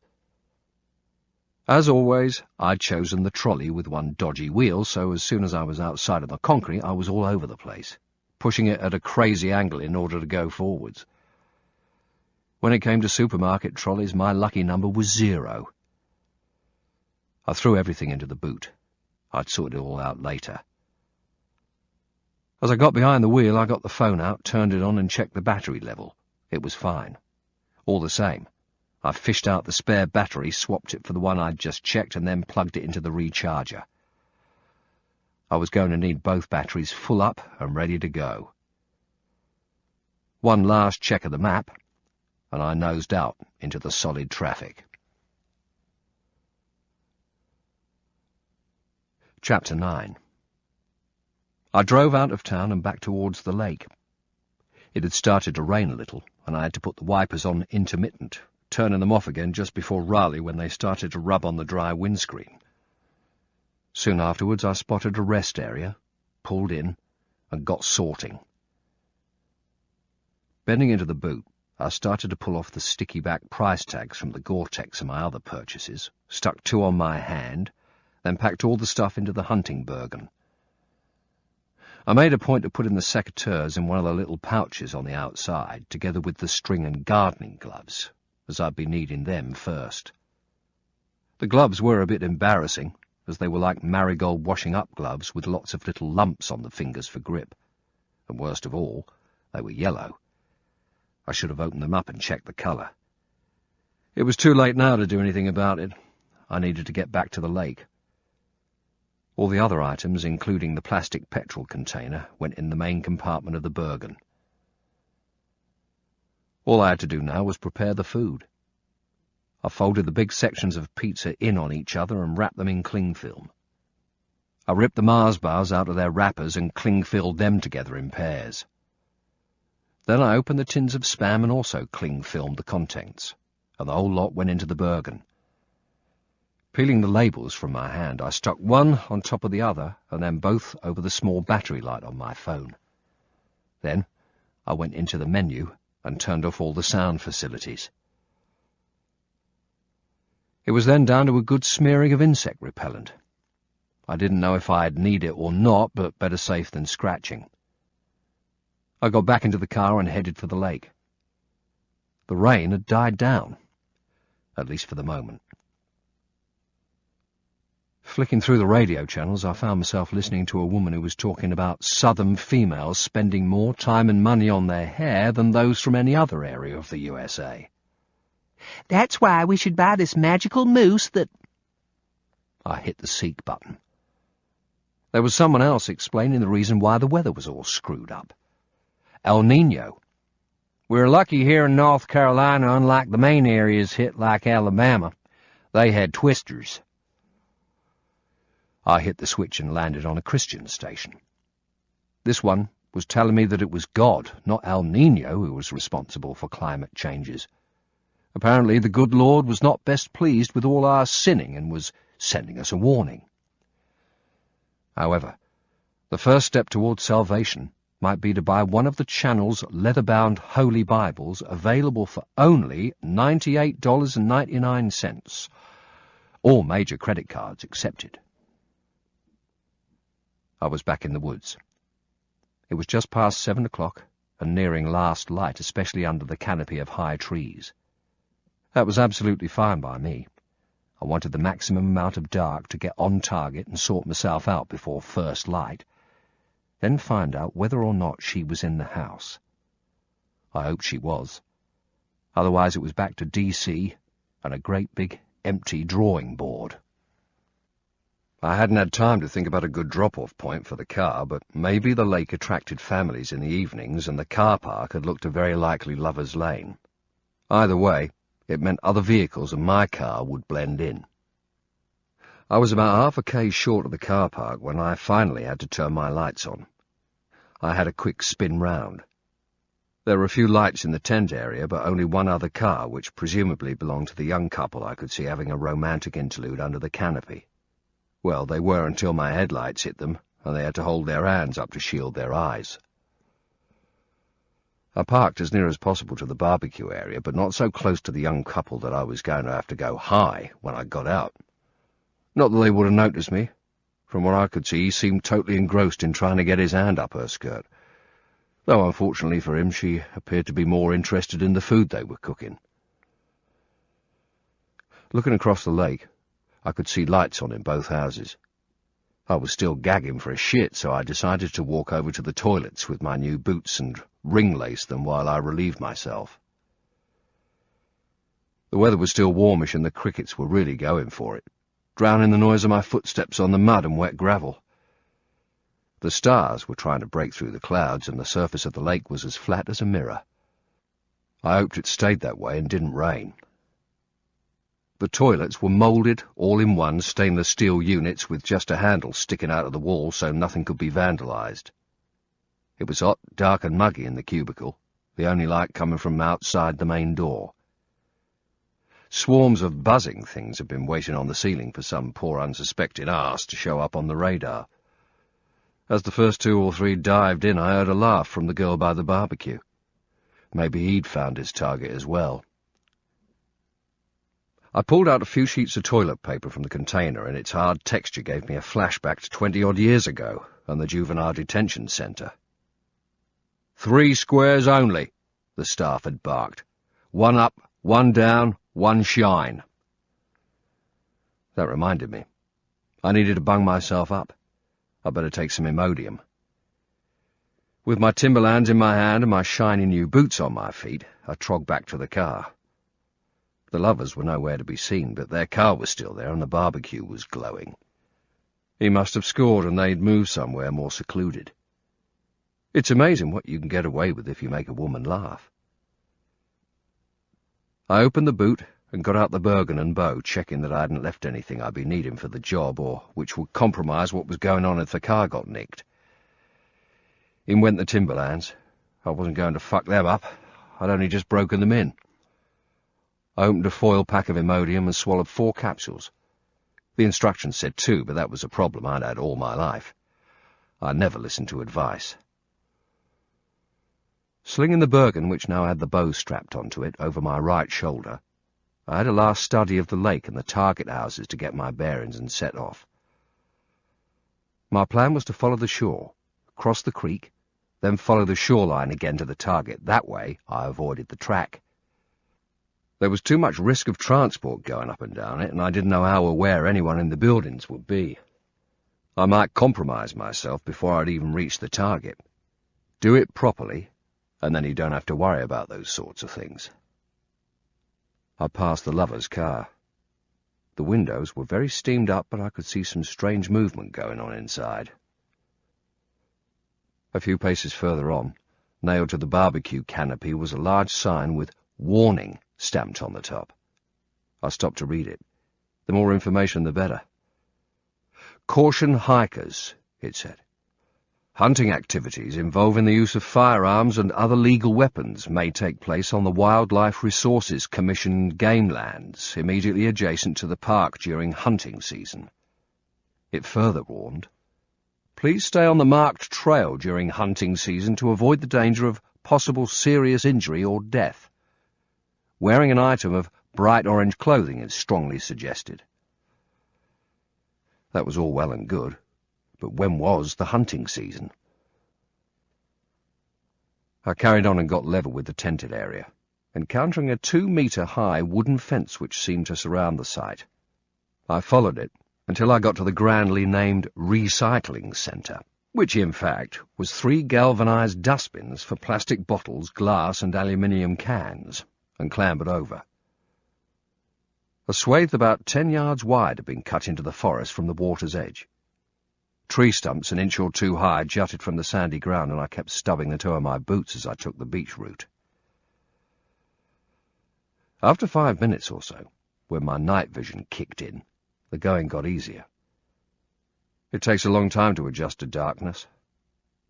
The cones in your eyes enable you to see in the daytime, giving colour and perception, but they're no good at night. What takes over then are the rods on the edge of your irises. They are angled at 45 degrees because of the convex shape of the eye, so if you look straight at something at night, you don't really see it. It's a haze. You have to look above it or around it so you can line up the rods, which will then give you a picture. It takes 40 minutes or so for them to become fully effective, but you can start to see better after 5. Every now and then I could hear the clinking and clanking of people in tents doing their evening stuff. I couldn't really make out what they were saying, but I was sure it would be something along the lines of, "Whose idea was it to come camping anyway?" I also heard a portable TV being tuned in, and the sound of jingles. I was hardly behind enemy lines here, but all the time I was thinking, what if? What if I bump into someone? Answer: I'm on holiday. I'm hiking. I'd play the dickhead Brit abroad on holiday thinking he's having fun, and try to turn it to my advantage and learn as much as possible about the houses. You've always got to have a reason for being somewhere so that if you're challenged, you won't be fumbling around trying to come up with bone excuses. It also gives you a mindset, and you can then do whatever you're doing with more confidence. I moved off the lakeshore as it petered out, and into the wood between the water and the fence. It was hardly secondary jungle. The larger trees were 5 or 6 feet apart, with smaller saplings scattered in between. It was wet and muddy, but being flat, it was easy enough to negotiate. I was just coming level with the end of the tented area, when from very close quarters I heard a young woman's voice. "Jimmy! Jimmy!" Before I knew it, I'd stumbled on the couple from the barbecue, and from the way their clothing was rearranged, she'd forgotten what was on the barbecue entirely. It confused me. I thought they were in the car. This sort of thing can go one of two ways. Either they're embarrassed, so they make their excuses and move on, or, if you're unlucky, the guy decides he's got to demonstrate what a big man he is. I checked my stride and moved to the right to go round them. I tried to make it look as if I was concentrating on my footing as I passed, but without losing him from vision. He shouted, "Who the fuck are you, man?" And it was obvious which way this one was going to go. He stopped me in my tracks with his hand over my shoulder and held me there. I had my head down in order to look confused and unthreatening, but also to protect my face in case this kicked off. I stuttered, "I'm sorry to disturb you." He went, "What? You some kind of sicko stalker or what?" "Jimmy!" The girl was trying to look as if she was brushing sand off her skirt. I couldn't see her face in the darkness, but it was obvious from her tone that she was embarrassed and wanted to get away. He had managed to pull up his Levi's and fasten the top button, but there was a big gaping hole where the rest of his flies were still undone. The white of his underwear glowed in the dark, and I had to try hard not to laugh. My voice was my normal, really bad American one, but at the same time trying to sound scared and submissive. I said, "Nothing like that. I'm just going to see some of the turtles." Hopefully, that would be enough to make him satisfied that he was the tough guy around here, so I could move on. It would hardly square with having a bow, but I was hoping he couldn't see that, wedged between my back and the Bergen. "Turtles? Who are you, Mr. Nature from the fucking Discovery Channel?" He liked that one. He guffawed and turned to his girlfriend for approval. I said, "On the other side of the lake they're making their nests. This is the only time of year they do it." "Unlike your good selves," I added to myself. I carried on waffling about turtles coming onto the beach and digging and laying their eggs, something which, ironically, I had in fact learned from the Discovery Channel. Plus, my bird guidebook told me they were here. Loverboy laughed. Honour had been satisfied. I wasn't a weirdo, just an anorak. Now he didn't really know what to do, so he laughed again. "Turtles, man! Turtles!" And with that he put his arm around the girl, and they walked off towards the beach. I got away with it, but it was annoying that it had happened, because two people might now be able to identify me. It didn't mean anything at the moment, but if there was a drama at a later date, they might remember the encounter. It could have been worse. At least he wasn't a nature fan himself. It was 9:27, and it had taken 2 hours and getting my trousers wet up to my arse crossing the creek, but I'd eventually got to within maybe 60 metres of the target. I was right on the lake shore, which was the only way I'd been able to get a decent view of the house, because the ground was so undulating. The terrain was different here. The national parks people hadn't cleared a swathe, and the tree line extended almost to the water's edge. Some lights were still on the first floor, but the curtains were drawn, and I couldn't see any movement. It was a question now of finding a position that would give me cover, but with a good aperture with which to view the target. That could only be achieved by carrying out a 360-degree recce of the area around the house. I took my time, picking my feet up carefully to avoid making noise by hitting any rocks, stones, or fallen branches, then slowly placing the edge of my boot down on the ground first, followed by the rest of the sole. The technique puts quite a strain on your legs, but it's the only way to have any sort of control over the noise you make. When I reached the water's edge, I stopped after about 10 metres and listened, pointing my ear towards the target and slightly opening my mouth to overcome any body cavity noises such as jaw movement. I couldn't hear anything apart from the lake lapping against the shore. Certainly nothing from the target house. I had a look at where I wanted to go on my next bound and started picking my way carefully over the rocks. There were still lights on in the other house as well, but I couldn't make out much detail because it was too far away. At least the rain was holding off. I did my next move and got to within about 40 metres of the house. I realised that, because the ground was up and down like a yo-yo, it was going to be very difficult to be stood off from the target and watch from any distance. Yet if I went right up on the higher ground behind, all I'd see was the roof. I couldn't sight the OP, observation point, between the houses. Kids are very inquisitive, and by midday tomorrow they'd probably be in the OP with me, sharing my Mars bars and pizza. My options were so limited there was no point doing a 360. It wouldn't achieve anything.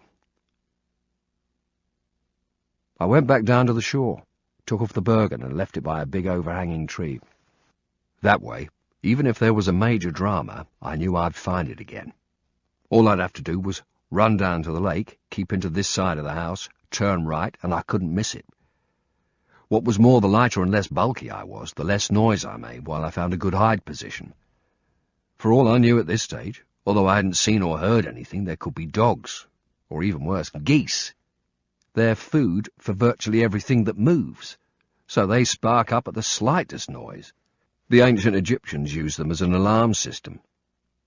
I learned this from living in my new house in Norfolk, because the guy who lived nearest me kept geese and the fucking things never failed to wake me up in the middle of the night. I'd had 2 in my oven so far. Kelly thought that I bought her favourite Sunday roast from the co-op. I went back towards the house, taking my time, moving slowly, stopping, looking at the target, looking at the area, listening, working out my next bound, and then moving off again. With any OP, the closer you are to the target, the better you'll be able to observe what's going on, but the greater the chance of compromise. The further away you are, the less chance of compromise, but you might see fuck all. The ideal with this particular target was probably to be stood off miles away, maybe placing a remote high-powered camera on the house and viewing it from the other side of the lake, but I didn't have the necessary optics. You have to make do with what you've got. The sky had cleared and a few more stars were out. I could still hear the lake lapping on the shore, but there was now also a splashing as the turtles came to the surface and dived down again. I got to within about 25 metres of the house. The tree line stopped and the garden began, an area of rough grass with tree stumps which hadn't been pulled out after creating the clearing for the house. From this position, I could see the whole of one side of the target plus the boat and the lake. There were 3 floors, and beneath them a garage with its doors still slightly open to fit the wagon. There was a light shining on the first floor, towards the lakeside, but only small cracks of light from behind the heavy curtains. I couldn't see any movement. A door was facing me on the ground floor, which looked as if it went to the garage. A light came on the second floor. No visible movement. A few seconds later, a toilet flushed. At least there was movement inside, unless the flush was electronic and on some sort of security timer to operate every hour with the lights. I hardly thought so. In another place, yes, but not here. I started to cast around to find somewhere to dig in before first light. I found one possible site, a bush set back a little from the tree line. It came up to about chest height and was 4 feet or so wide, with other smaller bushes around it. It looked ideal, but first I'd have to check I could see the target while I was lying down in it. Anyone who has ever done OPs has horror stories of digging in under cover of darkness, only to find at first light that all they can see is mud. I got to the bush, taking care not to disturb any of the foliage, then lay down right in front and checked. I could see only the top floor, and that was no good to me. I moved further up the hill. The tree line curved right, bringing me no more than 20 metres from the target, which I didn't really want. I'd be able to hear snoring at that distance, but I also stood a good chance of being heard myself. I moved back down the hill, towards the lake. There was one other bush, about 30 metres from the house, but this one was only about waist height. Again, it was about 4 feet wide, but the foliage didn't seem as dense as the other one. I was running out of choices. I lay down level to where the aperture would be and found I could see the whole shebang. All 3 floors, the garage, the side door from the garage, and the lake. I could also see the distant lights from the campsite, so I knew that in daylight I'd be able to see movement in the car park. It looked like this was going to be the one. I got behind the bush, out of sight from the house. So far, so good.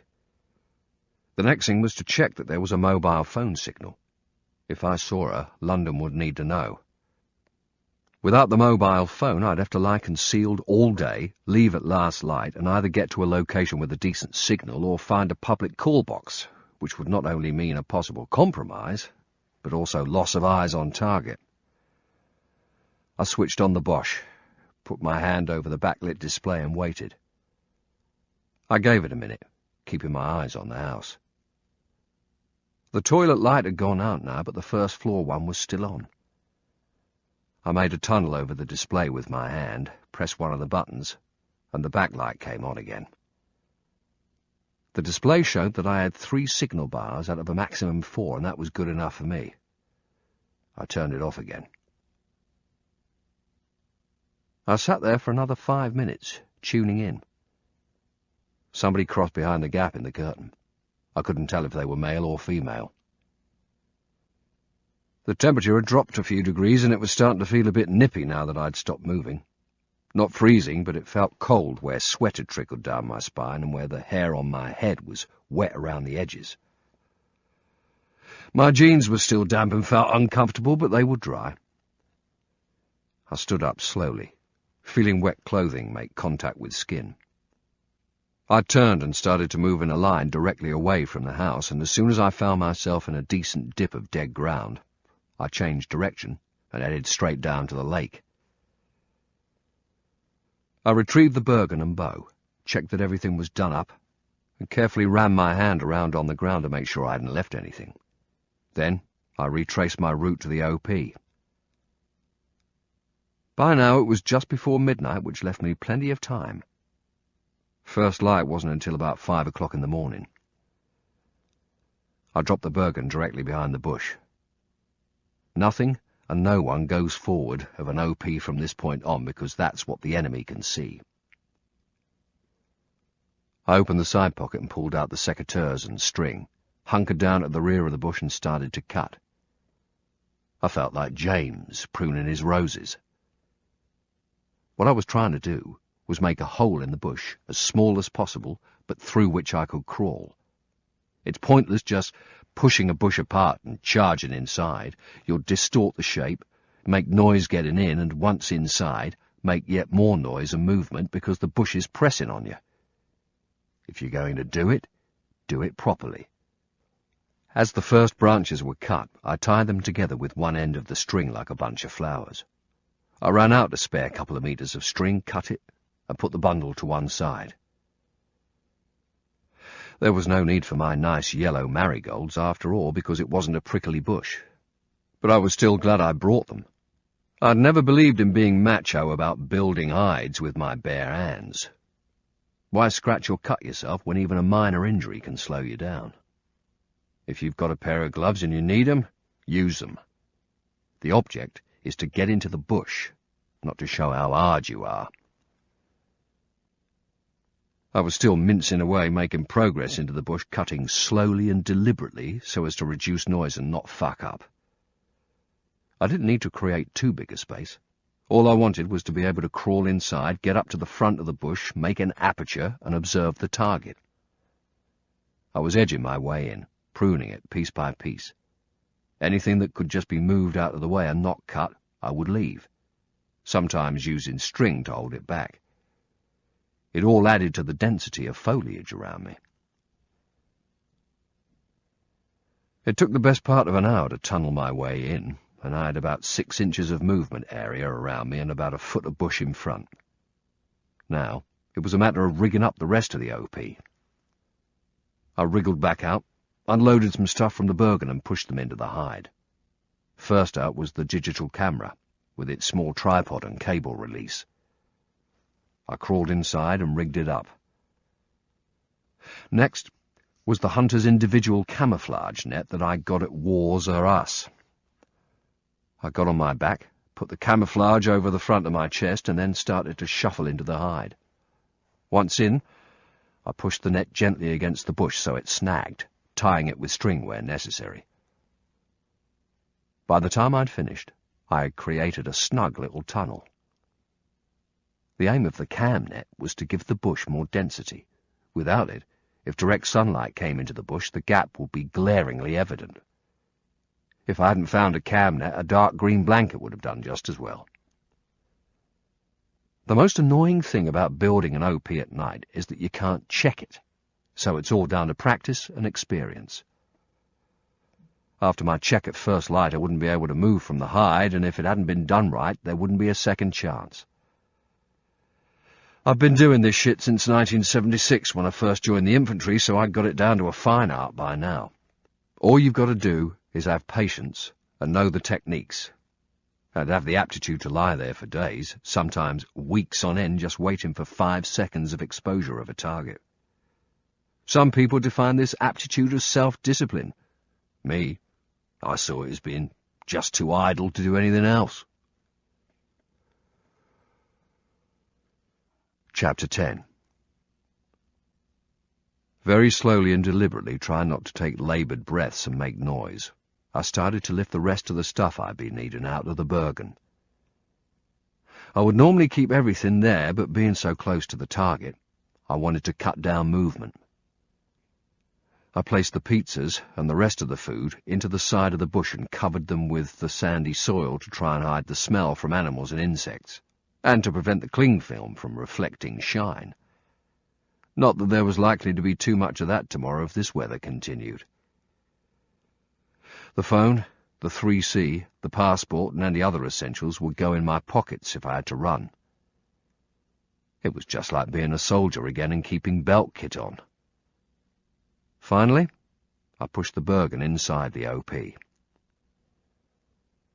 I carefully put on the Gore-Tex, then got on my knees and felt around on the ground with my hands, both to check there was nothing left lying exposed and to smooth out any sign I had made. The final check was that my pockets were done up and the kit was secure inside them. Only then did I crawl into the hide and start pulling in behind me the bouquet of branches that made up the bung. I was now sealed in. For 2 or 3 minutes, I lay still, listening and tuning into my new surroundings. There was no noise from either of the houses, and the light was off in the target house. All I could hear was the lapping of water. The turtles seemed to have gone to bed. I waited for another couple of minutes, and then it was time to sort myself out to make sure everything was in place and make minor adjustments. Moving more stones and damp sand from under me, I built it up around my sides, slowly digging a shallow grave to conceal myself even more. Once past the first couple of wet inches, the ground was quite easy to move. I got my wrist in front of my face and had a look at Baby G. It was just after 2 a.m., which meant I had about 3 hours until first light. Whenever there's a lull in the battle, you should eat or sleep, because you never know when you'll next have a chance for either. I decided to get my head down. The light would wake me up, and so would any movement. After all, I could hear them flush the toilet from here. If I was any closer, I'd be able to wipe their asses for them. I lay on my front and closed my eyes, but it wasn't working. The only stone I hadn't moved seemed to be against my hip. I shifted it, only for another one to rise to the surface and replace it. I got reasonably snug inside the Gore-Tex, which was acting as a kind of sleeping bag, but the ground at this time of the morning feels like ice, and you find yourself thinking, what the fuck am I doing here? And even if the weather isn't bad, you still get cold. Total inactivity means your body isn't generating warmth and you become a lizard who needs sunlight. You brood about the fact that, as well as the cold, it's bound to rain soon, otherwise it wouldn't be an OP. Sometimes the wait pays off, and you forget about all the discomfort. but I had lain in hides for days on end, wet and freezing, only to find fuck all. I started to laugh to myself, thinking about an operator called Lucas. We were tasked to OP a meeting point on the Polish border with Germany. It was a farm complex where weapons-grade plutonium was being traded for heroin by Russians. The plan was to fuck up the meet and get hold of the plutonium. Lucas was a keen diver, and the scheme he came up with was to get into dry bag, military slang for a waterproof diving suit, and bury himself in the mountain of horse manure by the house. He lived there for 4 days. The meet never took place, and it took a week to get the smell off him, mainly because instead of telling him to lift off straight away, we left him simmering in the heap for a bonus 48 hours. When I woke up, it must have been just before 5 a.m. as I could just see first light coming up. As soon as I could see outside properly, it was time for me to move out and check. Not that anyone finding anything was going to say, "Oh, look, there's an OP." But if it's an attractive item, someone could come over to pick it up. Then they're right on top of you, and the chance of compromise is big time. I slowly pushed the bung out with my feet and, lifting myself on my elbows and toes, eased out backwards. I could see a couple of footprints left from my clean-up in the dark, so I pushed myself out a little bit more and used the bung to brush them away. Whilst I was doing that, I looked at the bush itself. It was looking all right. I was quite proud of my handiwork. I started to inch myself very slowly in again, feet first this time, carefully pulling the bung into the entry point. I then rolled some of the cam net around the base of the bung and tucked it in as if I was tucking a child in for the night. Then I got into the centre of the little grave I'd dug, curled up, and turned myself around, being careful not to create movement in the bush. I didn't know what the targets were doing. They could be up there, standing at the window, taking in the view of dawn over the lake, only to see a bush mysteriously shaking. The next priority was to check the camera, since the only reason I was in this hole at all was to see if Sarah was here and then confirm it to London photographically. Lynn and Elizabeth took nothing at face value, and they certainly weren't going to trust me. It was now just light enough to see through the viewfinder. I made a small hole in the cam net facing the target. It didn't have to be the same size as the lens. As long as light was getting into the centre of the lens, it could be as small as a pencil prick. I positioned the lens at the hole. This was now the aperture, and focused it exactly on the area around the garage and the side door. It looked the natural way in and out. If there was movement, I wouldn't have to fuck about positioning the camera. All I'd have to do was press the cable release. Not only would it cut down on movement, which would mean less noise, but I could look at whoever was moving and ID them, instead of trying to focus a lens. Once done, I put sand and stones around the tripod to keep it stable. A final check that the cam net wasn't obstructing the lens, then I made sure that the cable release was on correctly. It was time to have something to eat and drink before the fun started. I opened one of the mineral water bottles and took a few gulps, even though I wasn't really thirsty. I wasn't particularly hungry either, but I munched my way through a slab of luncheon meat, all the time keeping my eyes on the target. Once I'd finished with the cling film from the Spam, I wrapped it in a ball and covered it with soil. The last thing I wanted was a swarm of insects hovering over my OP like a big pointing hand. After eating and drinking, there were other bodily functions that might need attending to, but hopefully the Imodium was going to do its stuff. I was lying on my stomach with the camera just above my head and to the left, staring at the target with the cable release in one hand. My hands were crossed in front of me and my chin was on my forearms, and that was it. There was nothing else to do except look and listen. I'd always found it mind-numbingly boring, but I knew that Sod's Law dictated that any exposure of Sarah would last for no more than 5 seconds, and it would be a pisser to miss it. I had to be switched on and fight the boredom. I looked at my watch. It was just after 5:30. I started to think about her again. If she was here, what was she up to? I didn't really understand what was going on, but then again, at a time like this, I didn't want to know. Just as I had that thought, another took over and said I was lying. I was dying to know. I could see the house quite clearly now. It was white weatherboarded and could have done with a lick of paint. Each of the 3 floors had 2 or 3 windows on this side. No shutters, just 2 window frames which opened from the middle. I also saw security lights with motion detectors, which I had to assume would be covering all approaches. If they were powered and had covered my location, last night would have been a very bright one indeed. Building my OP would have been piss easy. On the first floor, some French windows led out onto a small veranda overhanging the garage and facing the lake. Below it, the garage doors were still ajar, with another light and motion detector covering the entrance. The boat, a dirty cream 4-seater with the driver's seat in the middle, looked as if it hadn't been moved since I'd binoed it yesterday. The engine was still facing the doors, and the nose of the trailer was still down on the floor at the water's edge. The garage walls were made from white trellis work fixed against the stilts with hardboard backing. Facing me and set into the wall was the side door which seemed to go into the garage. A rotary washing line stood to its left, but there was no washing on it, which wasn't particularly strange given the weather. There was no condensation on the windows from people asleep inside. There weren't even any visible rubbish bins I could take a look at later tonight to see if she was here.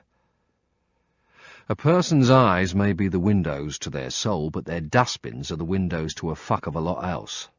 It never ceased to amaze me that even the most switched-on people seem to think that once stuff they have discarded is out of their house, it's safe. Reporters find vast amounts of information by sifting through people's bins. In some Southeast Asian countries, all the rubbish from hotels with international guests is routinely picked through by the intelligence services. Sarah wouldn't be that careless, but I knew, for example, that she didn't eat any processed food unless she had to. If there were organic food wrappers in the refuse, it might be a significant indicator. The birds were well into their morning chorus. There was a slight wind, causing a bit of rustling in the trees, but that was only welcome if you were hiding in an OP because it hid noise. The main problem was that, where there was wind, rain would surely follow. In the meantime, as long as the rain kept off, it would be almost idyllic. An hour or so later, I heard the first man-made noise of the day, the gentle chug of a small outboard. The big game fishermen were on the lake, chasing the early fish. I couldn't see anything, but I could just hear it behind me, somewhere near the entrance to the creek. In the background, the putt-putt got louder, then stopped, and I heard the splash of an anchor. The fishermen were close by. I could even hear mumbles now and again on the breeze. A curtain twitched on the first floor. I guessed they were checking out the fishermen, but if you were up and about and you could hear it, why not just throw them back and have a proper look? This was significant. Maybe no trip back to DC after all. My finger tensed on the cable release in case the door opened. There were shouts from across the lake. Maybe someone had a bite. But still no one moved the curtains to see what it was all about. At about 8 o'clock, the front door opened, and 2 men came out. I had just 4 or 5 seconds in which to act. I couldn't wait for perfect poses because they mustn't be allowed time to get acclimatized to the outside environment. In the first few seconds after leaving the house, they'd still be tuned in to whatever was going on indoors, maybe the sound of a washing machine or the television, mixed with their own walking and talking.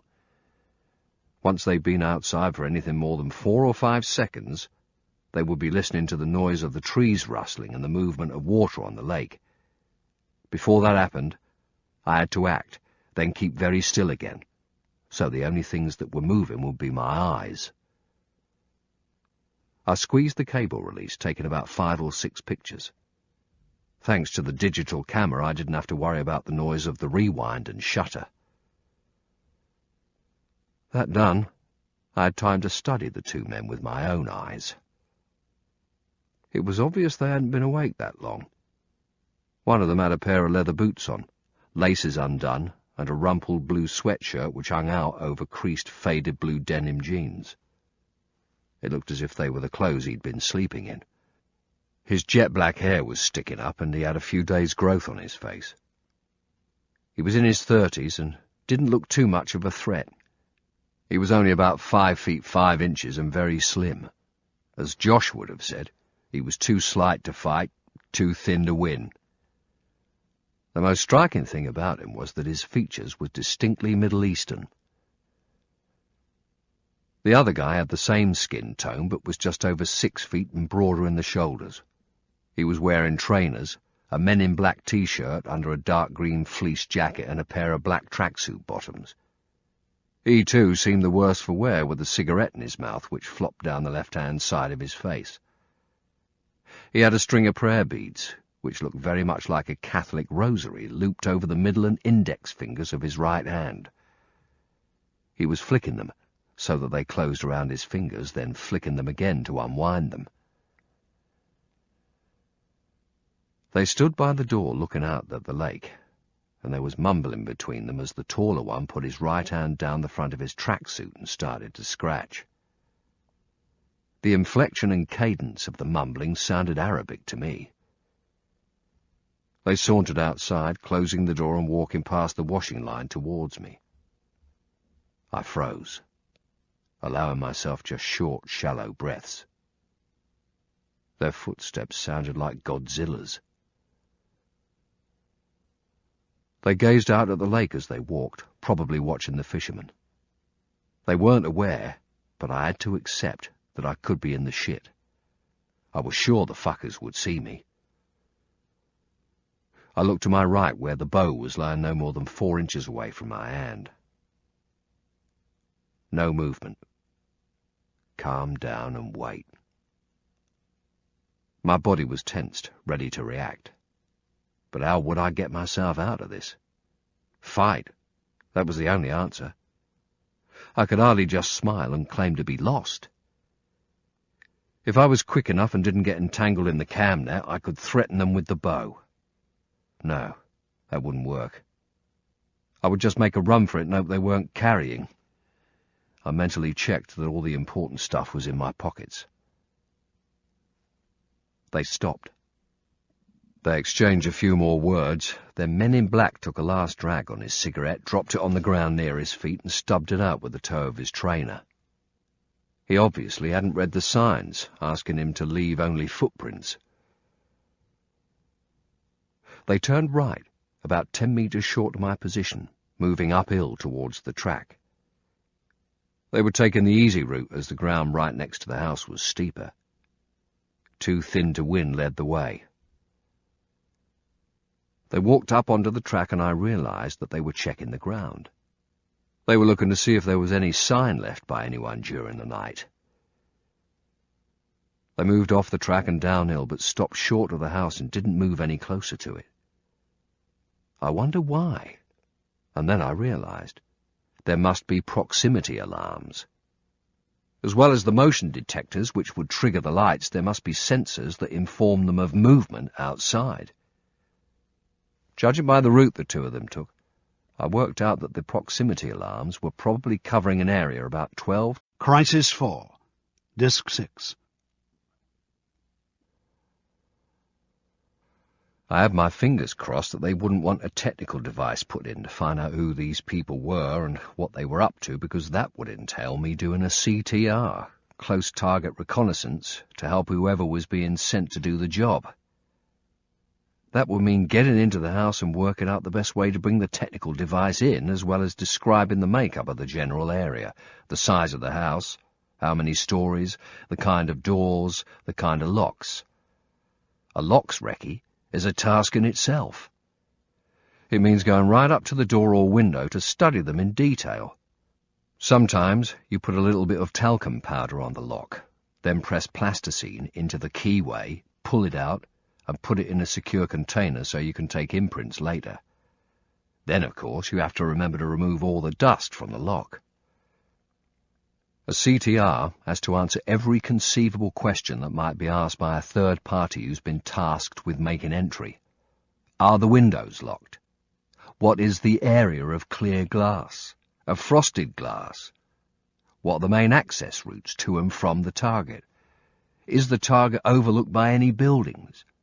Are there any garages or outbuildings or car parking spaces? How many doors are secured? How many are loose? Do they make a noise when they open? They would need to know to take in some oil to stop any creaking. Are there any good approach routes? Any major obstacles? Is there lighting? What are the weather conditions like? What are the routes to the target? What's the general condition of those routes? What would you need to get to the target? What type of ground? Ploughed? Pasture? Boggy? What sort of natural obstacles are there? What is the time and distance from the DOP drop-off point? Where is the DOP? Are there any animals about? Dogs, horses, geese?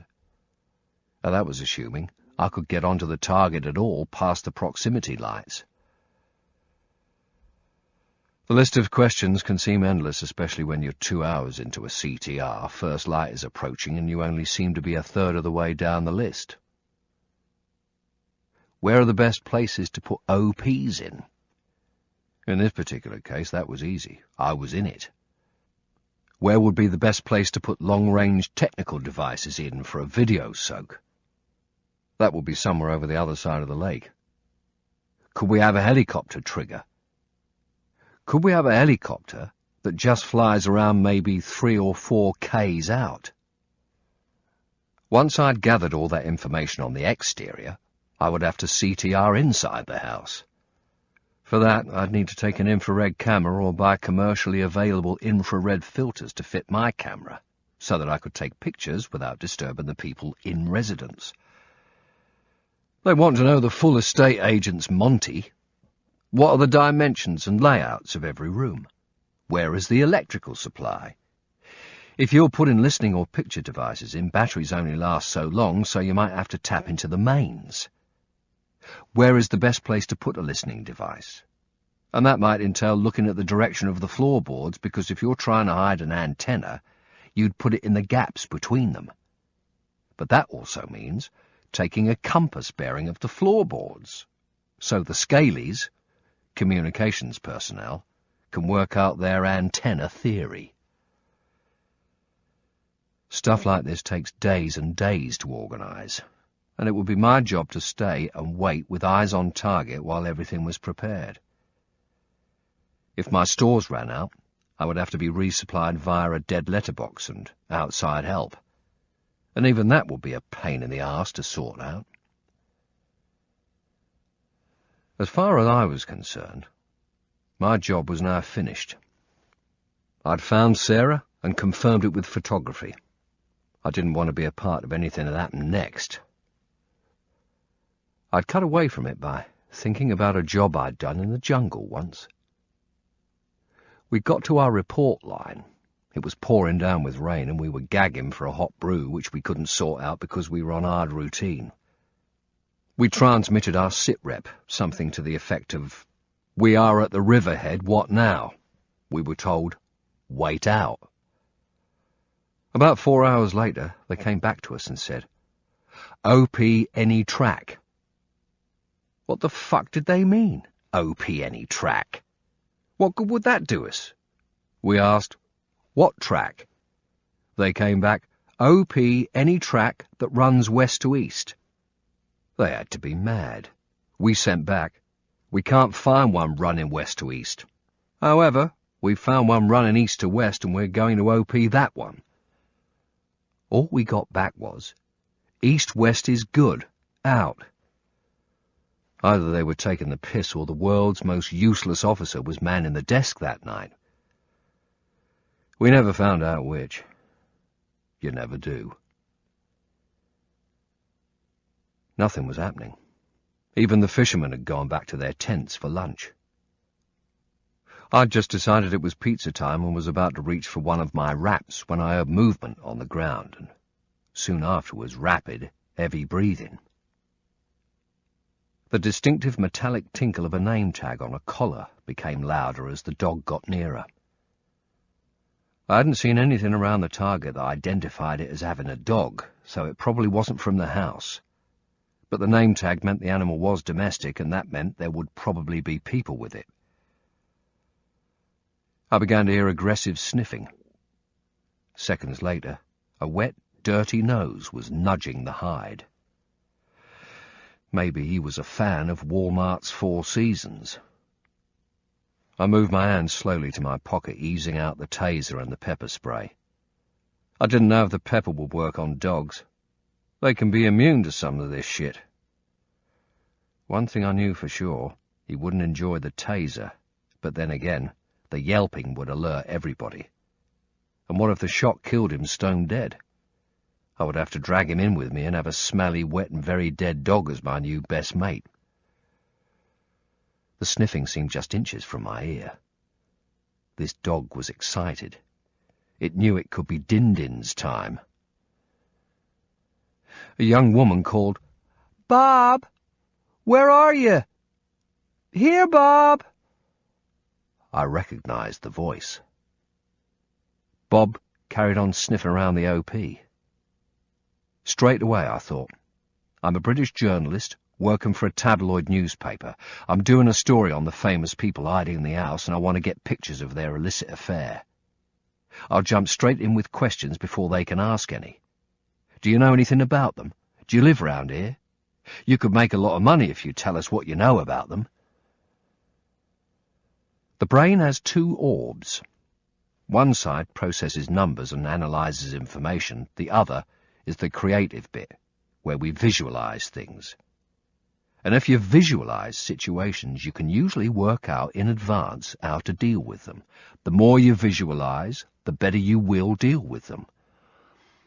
It might sound like something from a tree hugger's workshop, but it does the business. My eyes were glued to the target, but my ears were with the dog. It's nearly always this sort of third-party shit that compromises you, and dogs can be the worst of all. They can detect your every breath and movement from as much as a mile away under favourable conditions which it seemed I had given him. Dogs have very poor eyesight, only half as good as a man's, but their hearing is twice as good. The wind was blowing from the lake towards the dog. He might have heard me, but I was sure it was an odour that was attracting him. It's not just food smells that provide a target. So does body odour or clothing, especially if it's wet. Soap, deodorant, leather, tobacco, polish, petrol, and many others are all a giveaway. You name it. Who knows what it was in this case? The more Bob sniffed, the more I came to the conclusion that he was after the pizza. No matter how much I'd wrapped it up, his nose wasn't fooled. Cannabis smugglers wrap eucalyptus leaves around their stuff to put off sniffer dogs. But it doesn't work. The mutts can smell them both at the same time and know they're going to get a nice chocolate drop as a reward. I heard a man's voice no more than 20 metres behind me, but I hoped he was in one of the dips. "Bob, where are you? Come." I recognised his voice as well. I'd tripped over these guys last night, and now they were going to return the favour. The girl said, "Where is he, Jimmy?" Jimmy was angry. "I told you we should keep the dog on a fucking leash, man, or back in the car." She sounded as if she'd started to cry a little. "My parents will kill me." He started to creep. "It's okay. Bob will be okay. I'm sorry." I hoped they were more interested in making up than they were in following Bob into my bush. But I was ready. I'd just stick with my tabloid story. They'd be able to see the camera. Besides, if I was a reporter, I wouldn't have told him last night. I'd just have to keep the bow hidden. They obviously had no idea that I was there yet, but Bob did, the nosy little fucker. The girl was still fretting. I gotta go back. My parents will freak if I'm late with the car and I've lost Bob. He wasn't impressed. Okay, okay. I told you I'd get you home on time. He sounded pissed off. He could see all hope of a midday knee trembler in the woods evaporating. I heard giggling. He was giving it one last try. Jimbo, not here. I gotta get home. Bob, come on, boy, let's go. Bob was having none of it. He was sniffing big time at the OP. Next thing I knew, the dog's face was straight in front of me, demanding his share of the pizza. I gently scooped up a handful of earth and flicked it at his eyes. Bob now thought the pizza man was putting up a fight. He backed off, but not as much as I'd hoped, and started barking. I'd fucked up, but I'd had no choice. As soon as he barked, they knew where he was. The girl must have come over the brow. Her voice was much clearer. Bob! Oh, look, Jimmy's found something. What have you found, Bob? I got myself ready. What have you found, boy? The moment she saw me, I would launch into my reporter's spiel. What's going on, Bob? Bob's arse was in the air, his shoulders more or less on the ground with his front legs splayed, and he was jumping back and then coming forward and barking. I kept my eyes on target, and now my ears on her as she started to walk directly towards the hide. I heard the guy shout from somewhere behind me, very pissed off. Come on, let's go. Bob, come. I saw the first floor curtains twitch. Bob was still leaping around with excitement, and on top of that I heard a vehicle. The tyres rumbled along on the dirt track. As Bob's nose once again came up to the cam net, I decided to give him the good news with the pepper spray. He jumped back, whelped, and ran to Marmee. I heard the girl. Bob, see, serves you right. Stop messing around. She probably thought he'd got his nose bitten by something. I listened as they shuffled through the sand. Jimmy was still behind somewhere, complaining.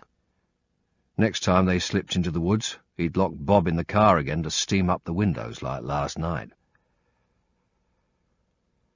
I got my head back on the ground, watching and listening, just waiting for shit to happen. The Explorer had come back, 2 up. I looked up just before it turned left off the track and downhill towards the garage. It came down the hill and headed away from me towards the garage. Too Thin to Win was still in the driver's seat. I couldn't make out his new playmate in the passenger seat. The wagon stopped just short of the garage and the side door of the house opened. Sarah again. She was looking at the woods behind me, keeping a wary eye out for Bob and his friends. I watched her and tried to keep contact with her eyes. I would know if she suspected anything.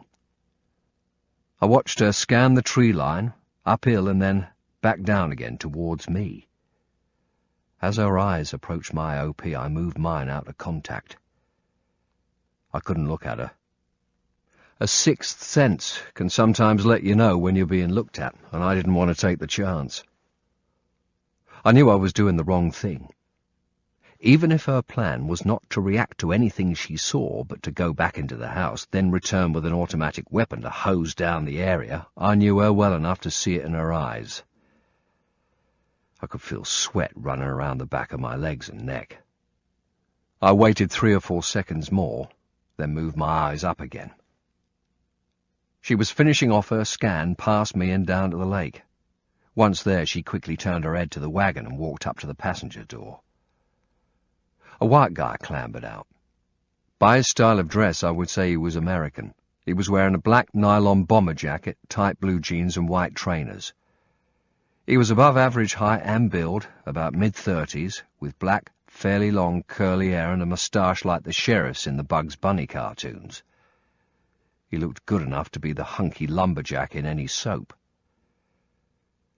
The meeting with Sarah was intimate. They hugged, kissed each other on the mouth, then held the embrace. They spoke in low voices as Sarah ran her hand across his back. There was something odd going on, though. They looked pleased to see each other, but the talking wasn't loud, and they weren't going overboard. I got 2 pictures of them during the 30 or so seconds that they were together. Too Thin to Win had the tailgate down on the Explorer. He was looking quite smart in jeans and a dark check jacket. He pulled out a brown suit carrier with an airline tag on the handle. Sarah had disappeared inside the garage with the white guy, followed by Too Thin to Win, who closed the door behind them. It was time to send another sit rep. Chapter 12.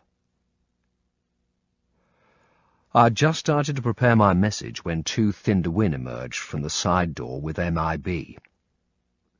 He too had had a shit shower and shave and was dressed a lot smarter in brown trousers and jacket. They both got into the Explorer, Too Thin to Win in the driver's seat. The wagon backed round to point uphill. They weren't talking to each other, smiling or looking at all happy. Something was happening. The 4x4 bumped along the track and disappeared from sight. I looked back at the house.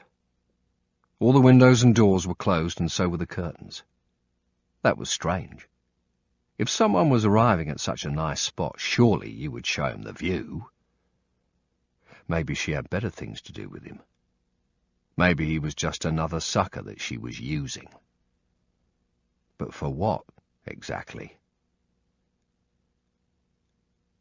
It was nearly 2 hours before the Explorer returned. There were bodies in the back, but I couldn't work out how many as it turned downhill, my eyes flicking between the wagon and the side door of the house, waiting for it to open. When it did, it was the American who appeared.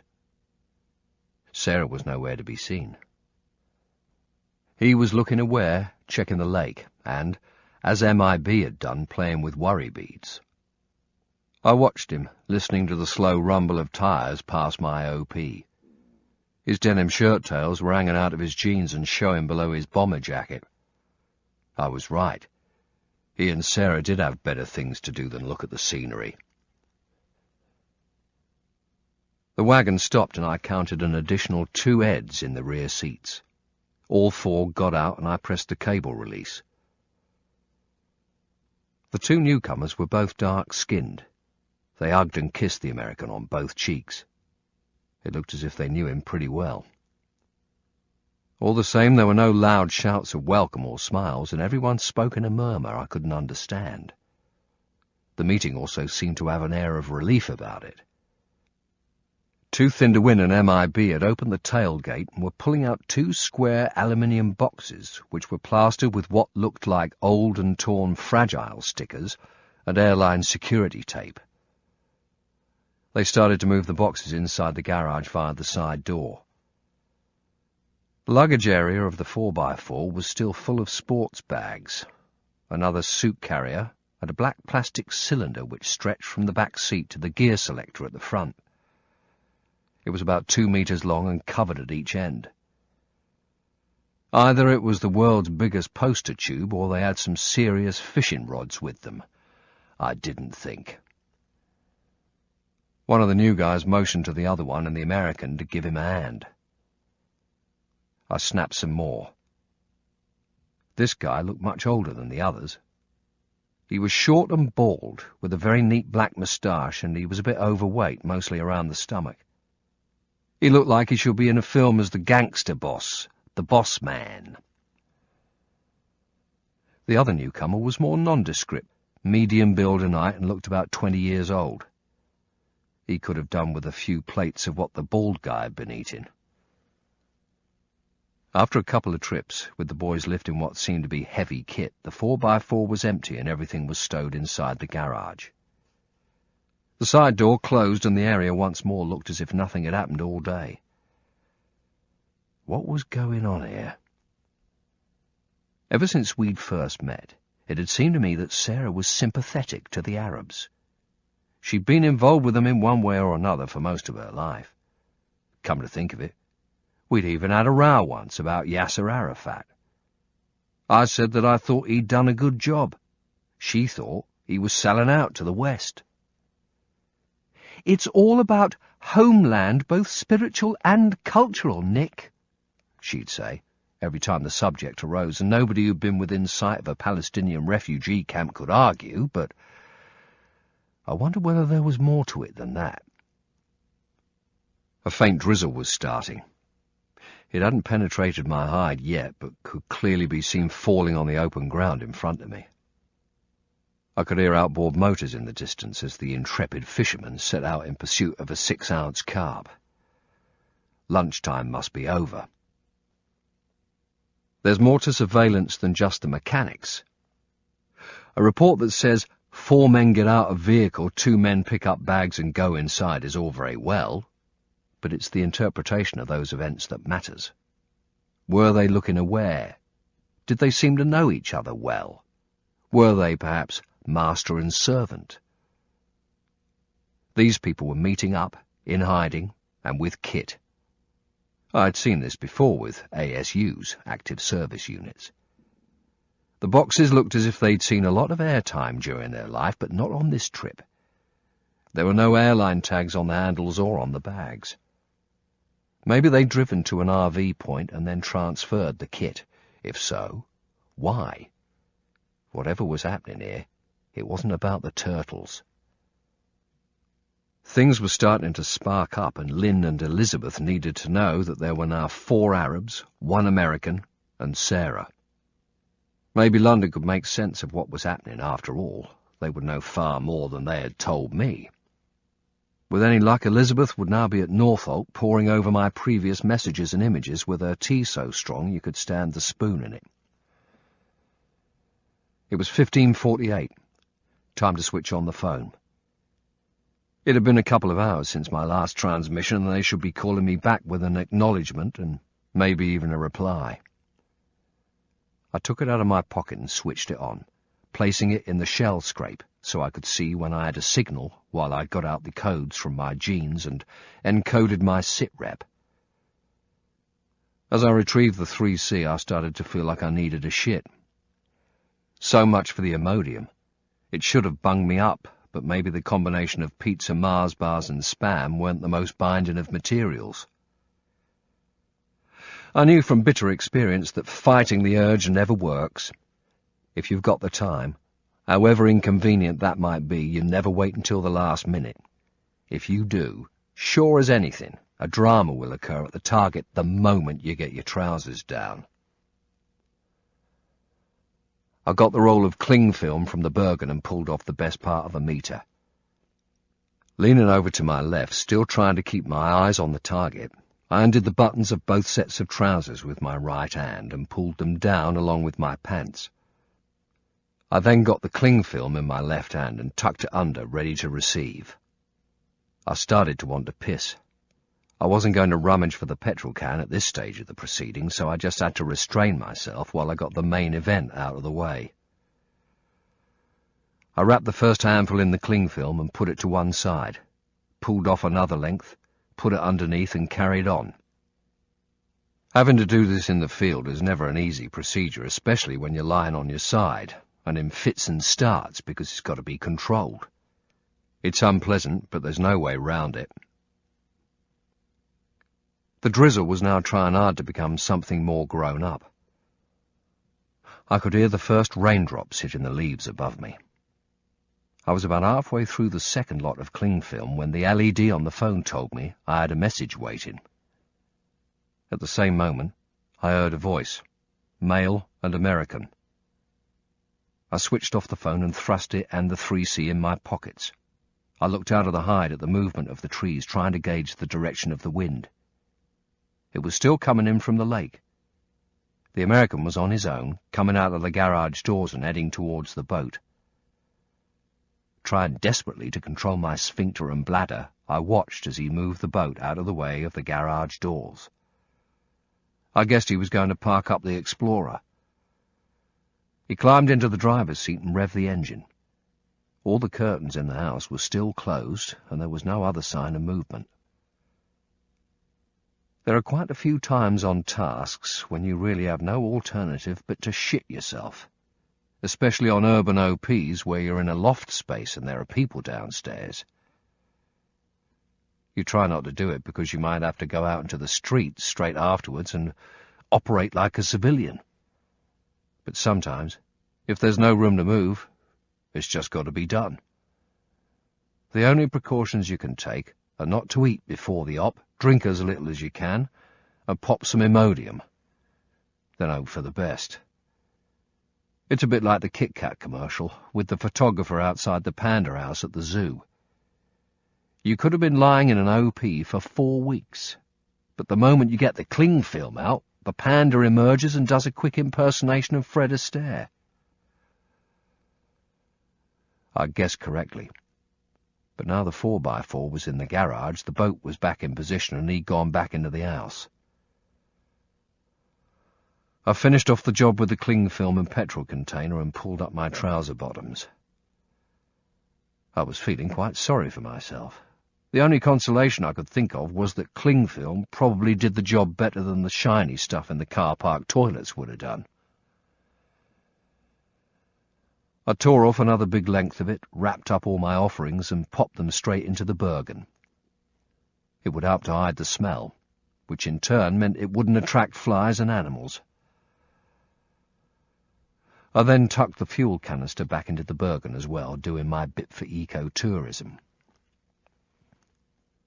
I'd learned my lesson. I dug around in the day sack for the Imodium and took another 6 capsules, probably enough to constipate an elephant. I lay down again with my hands resting under my chin, looking at the target. But after a couple of sniffs, I decided to rub them with soil and keep them away from my face for a while. On target, nothing else had changed. The curtains were still closed. In the hide it was now wet and miserable. The rain was starting to fall more heavily. The noise of it hitting the trees increased, and it was dripping from the foliage through the cam net and running down my face and neck. I brushed away a small twig which had stuck to my cheek. Sod's law of OPs was at it again. I knew it would only be a matter of time before it percolated down onto me in a steady stream. I got out the phone again. Sheltering it under my chest, I switched on the power, tapped in my PIN, and dialed K's Sweet Shop, then star key 2442. They would be transmitting one-time pad number groups to me exactly as I'd done to them, except that the groups would have been recorded on a continuous tape which would keep running until I acknowledged that I had received it. I cradled the phone to my ear and listened as I switched the Scion to word processing mode. As the woman's voice recited groups of 5-digit numbers, I tapped them into the keyboard. It was easier than writing them down. Group 6, 14732. Group 7, 97641. Group... I knew it had got to the end of the message when she said, Last group, 69821. End of message. Press the star key if you require the message repeated. I did. I then had to wait a few moments for the message to repeat itself so I could receive the first 5 groups. Up it came again. You have a... Pause, different voice. 16, back to normal voice, group message. Group 1, 61476. Group 2. When the tape message had come full circle, I switched off the phone, put it away, and transferred the groups onto paper. I'd never been up to doing the maths on the Scion, and by the time I'd got the hang of it, I would have been up for retirement. The rain was coming down in earnest. Keeping my eyes on the house, I pulled the hood up around my neck to cut out what was pouring through the cam net. I couldn't cover my head, however, because that would degrade my hearing. Armed with the number groups, I was now going to do the reverse of what I'd done earlier. look for the recognition group on the one-time pad, then subtract each group from the ones that I had on my OTP. Once I'd done that, I put the flashcard back in my jeans pocket and got out the one that held the codes. They came up on the screen and I worked out the message. The first lot of groups were the introduction, date, time groups, all that sort of stuff. Then I got to the meat of the message. 61476, extract. 97641, target. 02345, by any means. 98562, cut off time. 47624, DTG, date time group, times local. 82624, 27 April. 47382, 0500 hours, times local. 42399, 4, 42682, T104, 15662, acknowledge. 88765, 02442. Extract target was easy enough to understand. They wanted me to remove Sarah from the house by 5 a.m. tomorrow morning. Fair enough. It was the next bit I couldn't believe. T104. T plus a numeral is a code within a code for brevity. There are quite a few T commands, and they have to be learned parrot fashion, as nothing about them is ever written down by anyone, anywhere. They don't officially exist, and the reason is simple. T is a command to kill. They wanted me to kill Sarah. Not only that, but 104 meant without trace. The body must never be discovered. Elizabeth must have been more pissed off at being summoned to Northolt on a Sunday than I'd thought. Either that, or they told me even less about the operation than I suspected they had.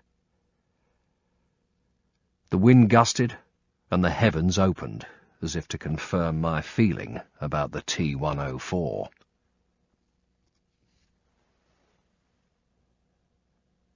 Chapter 13. I redialed. The recorded voice said, "You have no new messages." There was a pause, then she started to give out the introduction for the groups already sent. I checked them against the ones I'd written down and went through all the codes again. As I protected the 3C from the rain, I knew there was no mistake. I took a deep breath and let it go slowly, wiping away some water which had splashed down my cheek. I'd been a young infantryman when I'd killed my first man, an IRA terrorist. I'd felt good about it. I thought that was how you were supposed to feel. After all, it was what the army did for a living.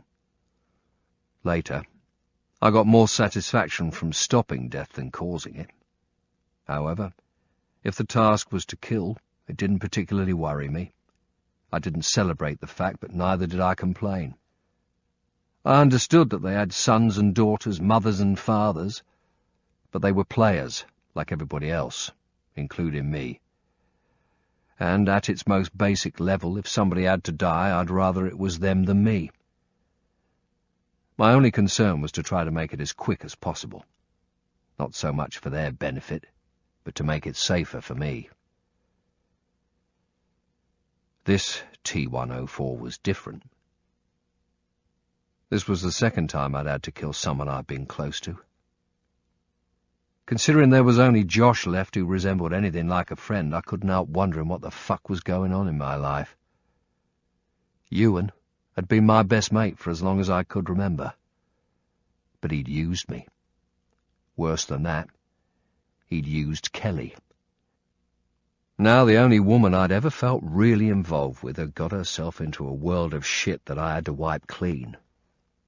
I was starting to feel sorry for myself and realized it. I had to cut out of this. I needed to get real. I deleted from the flashcard the groups that had been used for the 2 messages, and ate the small piece of paper I had used. No one would ever be using that combination again. That was why it was called a one-time pad, and no evidence of any T-104 would ever be seen since all details are destroyed once used. I put the 2 flashcards back into separate pockets in my jeans and turned off the 3C, getting it out of the rain. Everything that Elizabeth and Lynn said was making sense to me here on the ground. They knew the big picture, I was sure of it. Maybe the imagery I'd macked down to them had confirmed their fears. Was there a connection with what she'd got up to in Syria? I didn't even bother to think that much about it. I didn't really give a fuck. Even if, say, this group was planning to hit Netanyahu, Arafat, Clinton, or even the old job lot, so what? I remembered the footage after Rabin had been assassinated, and sure, I saw his niece, or whoever it was, speaking at his funeral. I understood that it must be sad, but I wasn't personally affected. To me, it was just one more dead person amongst the thousands on both sides in Israel who'd been bombed and shot over the years. I didn't get worked up about political murders even when they were closer to home, which usually meant Northern Ireland. Fuck 'em. We all have to die sometime. Live by the sword and all that. They were all as bad as each other. For all I knew, there could be massive ramifications to whatever Sarah was involved in. This crew could be plotting the murder of thousands of people. Maybe the USA's fear of chemical or biological weapons being used in their backyard was becoming a reality here and now in a holiday home in North Carolina. It would be quite easy to contaminate, say, the entire water supply of D.C. Even if it was partial contamination, the right sort of disease would quickly spread itself around. Making one person history can often mean saving many others. It was simplistic, but I always saw such T's in terms of putting a round into Hitler's skull in 1939. I knew I was trying to keep emotions out by looking at it logically. Maybe the Americans had now been told what was going on and would be hitting the target as soon as they got sorted, in which case it stood to reason that Elizabeth wouldn't want Sarah to be found on target, so extract her, drop her, make sure she's never found. Who knows? I forced myself to cut away from conjecture. It had no bearing on the order I'd received, and I'd probably come to the wrong conclusion anyway.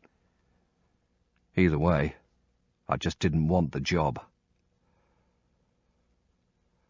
I was watching the house through the misty rain in a sort of daydream. I gripped myself again. Fuck it. If I carried on thinking like this, I'd end up howling at the moon and dancing around the maypole, or whatever tree huggers do. Maybe I've been reading too many books about kids and their emotions. Maybe all the touchy-feely crap was getting to me. I decided to bin it, get the tree-hugging cassette out of my head and put the work one back in. Sarah might have lots of plans, but as far as I was concerned, long life wasn't going to be one of them. The rain was bucketing down. I pulled on the hood string, trying to stop the water running down my neck. I was getting very cold. I forced myself to focus on emission analysis and to look at the factors that could affect it. Only then could I carry out the task and have a chance of getting away with it. If I wanted to kill the President of the United States, nobody could stop me. But getting away with it would be the hard bit. The first thing I had to do was understand my mission. What was required of me? It broke down into just 2 parts. First, I had to get her out of the target area by 0500 hours tomorrow morning. The second part, the T-104, wasn't important at the moment.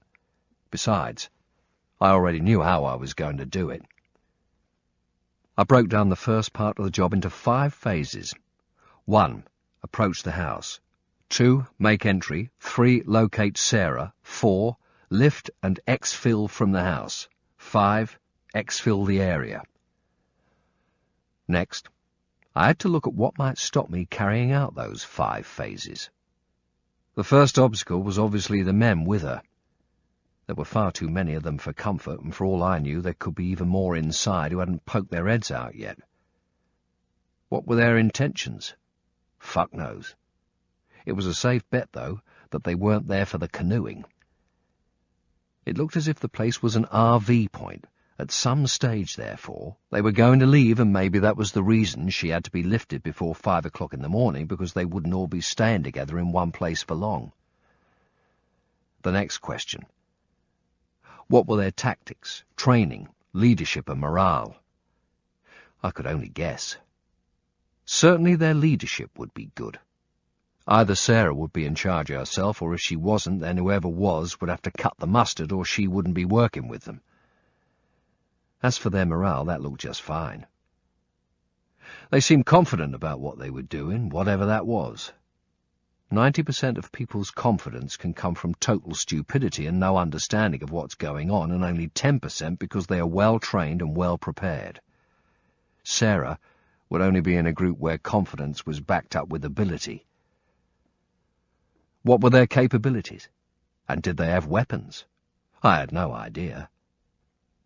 All I knew about was Sarah as a person and an operator, so I knew that she was professional, ruthless, focused, and capable of killing.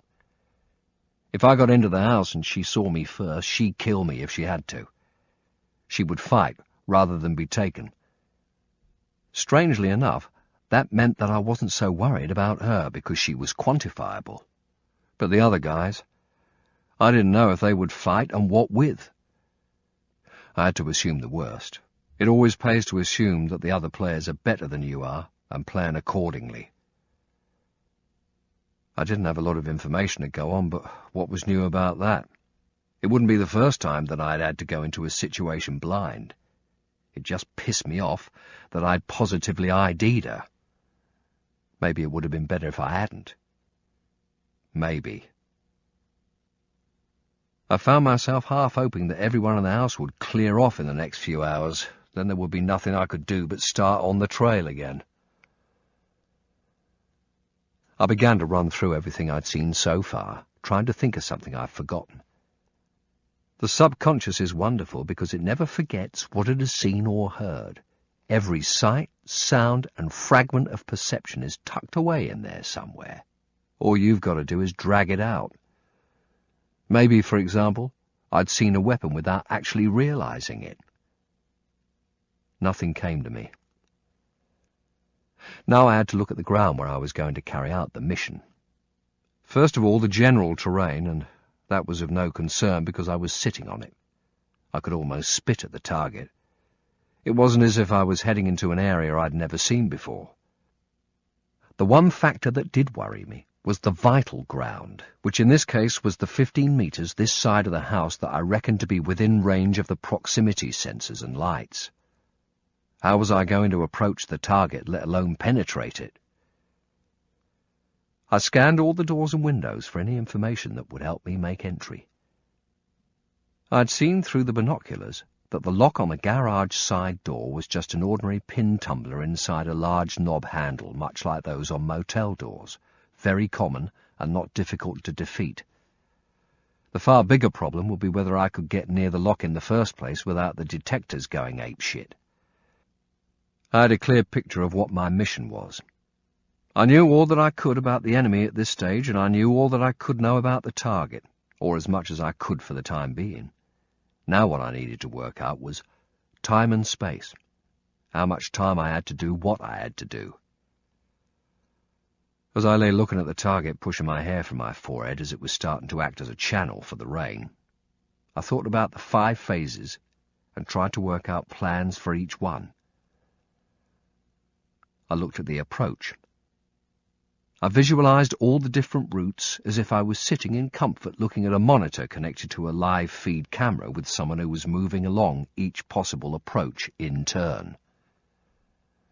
I next considered different ways of making entry. I visualized working on the locks and what to do if I couldn't get in that way. Not that it would necessarily work, but at least I'd have an alternative. Deniable operations are not a science. People might have an image gleaned from spy movies of precision and perfection and assume it all runs like clockwork. In reality, it doesn't, for the simple reason that we're all human beings, and human beings are liable to fuck up. I knew I did, about 40% of the time. James Bond, more like James Bone. Add to that the fact that the people we are working against are also fallible, and it isn't a formula for guaranteed success.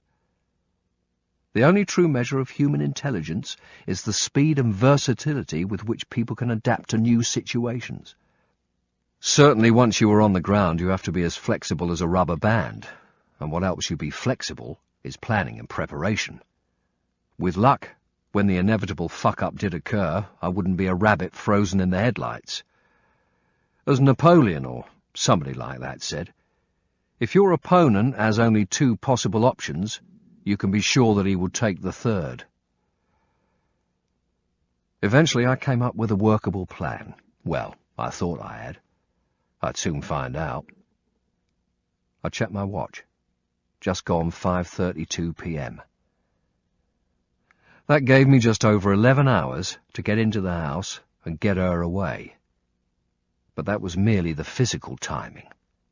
The factors that mattered even more were light and dark. I couldn't move in daylight. All my movements had to be under cover of darkness.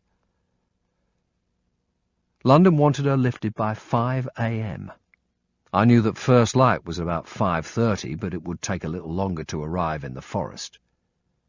I needed to get hold of her and be away from here by 3 a.m. That would give me about 2 hours of darkness to get clear of the area. Last light was at just after 7 o'clock, but I wouldn't get full cover of darkness until about an hour later. On the face of it, that effectively gave me 7 hours of working time. But I couldn't go in there while they were still awake, so what would I do if they were still up and about at 2 o'clock in the morning? By now, I'd dehumanized the people I was up against. To me, they were targets, the same as the house. From now on, I wouldn't refer to them or even think of them as people. I couldn't, otherwise I wouldn't be able to do the job. Ironically, Sarah had once asked me about that.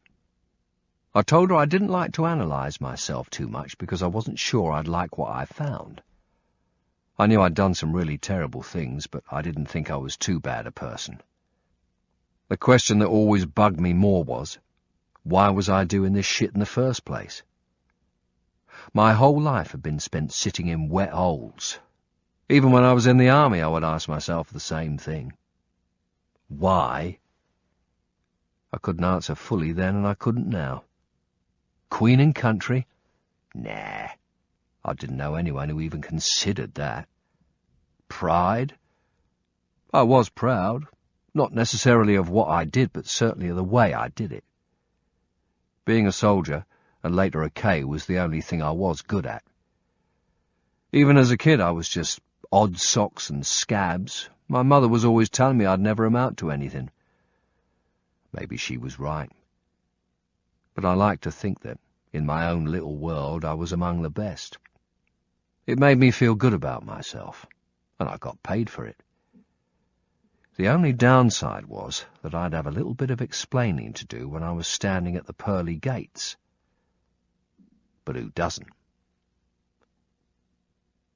The wind had died down and the rain wasn't falling quite so hard. Lights came on in the house, which was natural enough. It was nearly 7 o'clock. It would be dark inside.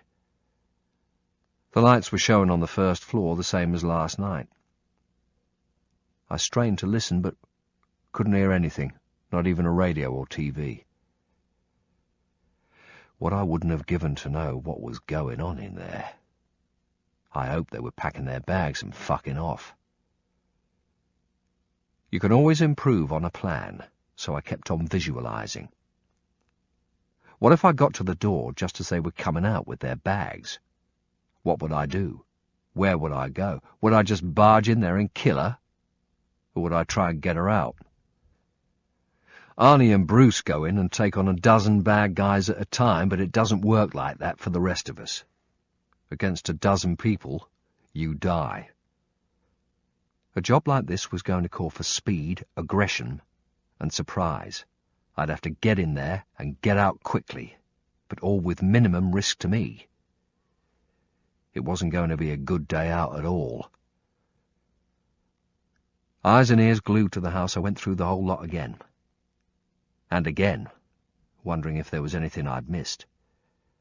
For sure there would be, but that was what I got paid for, to improvise. Nothing else mattered now but the task. To achieve the aim is to have a chance of staying alive. This was not the time to think about skipping through meadows or getting in touch with my feminine side. Sarah was now a target. To think any other way could put me in danger, and that wasn't the way I wanted it. Kelly and I still had a bloody tower to visit. Chapter 14. The lights on the first floor went off. It was just before 11:30, and another 40 gallons of rain had fallen on the OP since I'd last looked at Baby G 30 minutes before. I packed the camera. I pushed the bung with my foot and eased myself out of the hide backwards on my arms and knees, dragging the Bergen and bow with me. The rain hadn't stopped, but at least the wind that brought it had died. I stayed on my knees and retrieved the 2 flashcards from my jeans, and with the plier part of my Leatherman I cracked and bent them into unusable shapes. I put them in 2 separate pockets of the Bergen along with the 3C.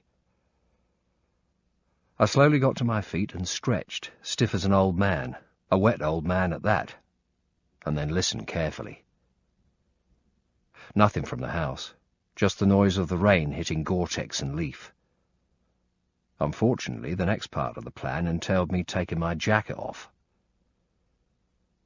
Shivering as the cold air got at my skin, I spread the jacket on the ground, then pulled off my Gore-Tex trousers and put them to one side. Finally, everything else I was wearing came off apart from my skiddies and was quickly placed on top of the jacket. There was one last thing I remembered to do before carrying on. I retrieved my shirt and, with the knife of the Leatherman, cut off both sleeves at the shoulder. I tucked them into a pocket of my jeans, then started to wrap up the bundle of clothes in the jacket, shivering big time after being cocooned in so many layers. Next, I cut 4 or 5 lengths of string and used a couple of them to secure the bottoms of the trouser legs by twisting. I shoved the jacket and bundle of clothes down one of the trouser legs, then tied up the waist. Finally, I twisted and folded over the trousers and tied the complete bundle. Once done, it went into my Bergen. I wasn't concerned about any of the kit that I'd left in the OP, as none of it was traceable to me apart from my cling-film shit. If the extraction of Sarah did turn into a gang fuck and the hide was discovered by the police or whoever, then by the time anyone got a DNA analysis done, I should be well out of the country. Besides, unless I got caught and the UK denied me, the firm would ensure that any DNA records or follow-up became history. My passport, phone and credit cards had been in my jacket, cling-filmed, since the beginning. I made a decision to take them with me instead of going into the house sterile. If I got caught now, chances were I'd be dead anyway. And besides, Sarah knew who I was. It wouldn't exactly take a mastermind contestant to work out what I was there for. The bow was wedged into the frame of the Bergen with the 6 arrows inserted in the quiver. I took the 5th length of string and tied one end to the Bergen, attaching myself to the other by looping it round my wrist a couple of times. At the first hint of trouble, I could let go and part company with it. Once done, I checked that the Bergen straps were done up as tightly as possible and then looked at the house yet again. Still no lights. I replaced the bung and smoothed away any sign. Maybe archaeologists in the next millennium would unearth my little time capsule and scratch their heads at the cache of 4 Seasons pizza, a gas can full of piss and a couple of handfuls of shit in cling film. I moved down to the water's edge, watched, listened, then slowly waded in. The bottom sloped gently to start with, but by the time I'd done 4 or 5 paces, I was in up to my knees and freezing. It was just a matter of fighting it and persuading myself that I'd be warm again soon. I lowered the Bergen into the water in front of me, and it floated with the bow just above the water. Even when fully laden, there's always enough air trapped in a Bergen to make it buoyant. It had been years since I'd done anything like this. In the jungle, it always used to rain heavily. It would often take us an entire day to cross a main river, and the regiment had lost more people doing this sort of thing during training than by any other drill. I kept wading further in until the water came up to my waist, then my neck. The rain was jumping off the lake's surface and hitting my face. Being so close, the splashes sounded louder than they really were. The shock of the cold took my breath away, but I knew I'd get used to it in a minute or two. I took one of the mangled flashcards from a Bergen pocket, dropped it in the lake, and checked it sank. Then, pushing the Bergen in front of me and keeping parallel to the shoreline, I walked towards the house, taking my time so I didn't create a visible bow wave or make any noise. At night, and at that distance, even if they were looking at the lake, the Bergen would pass as a floating log. In any event, it was the only way I could get on target without triggering the alarms. After a dozen or so steps, I stopped, checked the house again, and dumped the remaining flashcard as the rain pelted the taut nylon of the Bergen. I kept moving slowly towards the target, at the same time wanted to get there as quickly as possible. My balls were so cold I thought they might make a dash for my armpits. Underfoot, it was rocky, and a couple of times I hit an obstruction and got entangled in weed. It was time to discard the 3C. I wouldn't be needing it anymore because if everything worked to plan, the next time I contacted Elizabeth, I'd be back in the UK.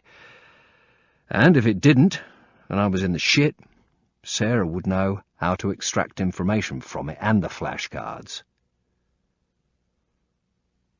I got level with the house and turned to face it. The curtains were closed, and there were still no lights on. Placing my wrist behind the Bergen to shield it from the target, I pressed the backlit display on Baby G. It was just after midnight. I started to shiver even more now that I'd stopped. I needed to get out of the water and back into some clothes. I moved forward in a direct line towards the slipway, pushing the Bergen in front of me. The boat was now dead ahead, and all I could see of it was the bow tilted down towards me. I inched my way, eyes glued on the target. The only sound was the rain as it hit my Bergen and the water. As I got closer, and the floor started to rise, I forced my body lower by bending my knees and hunching down.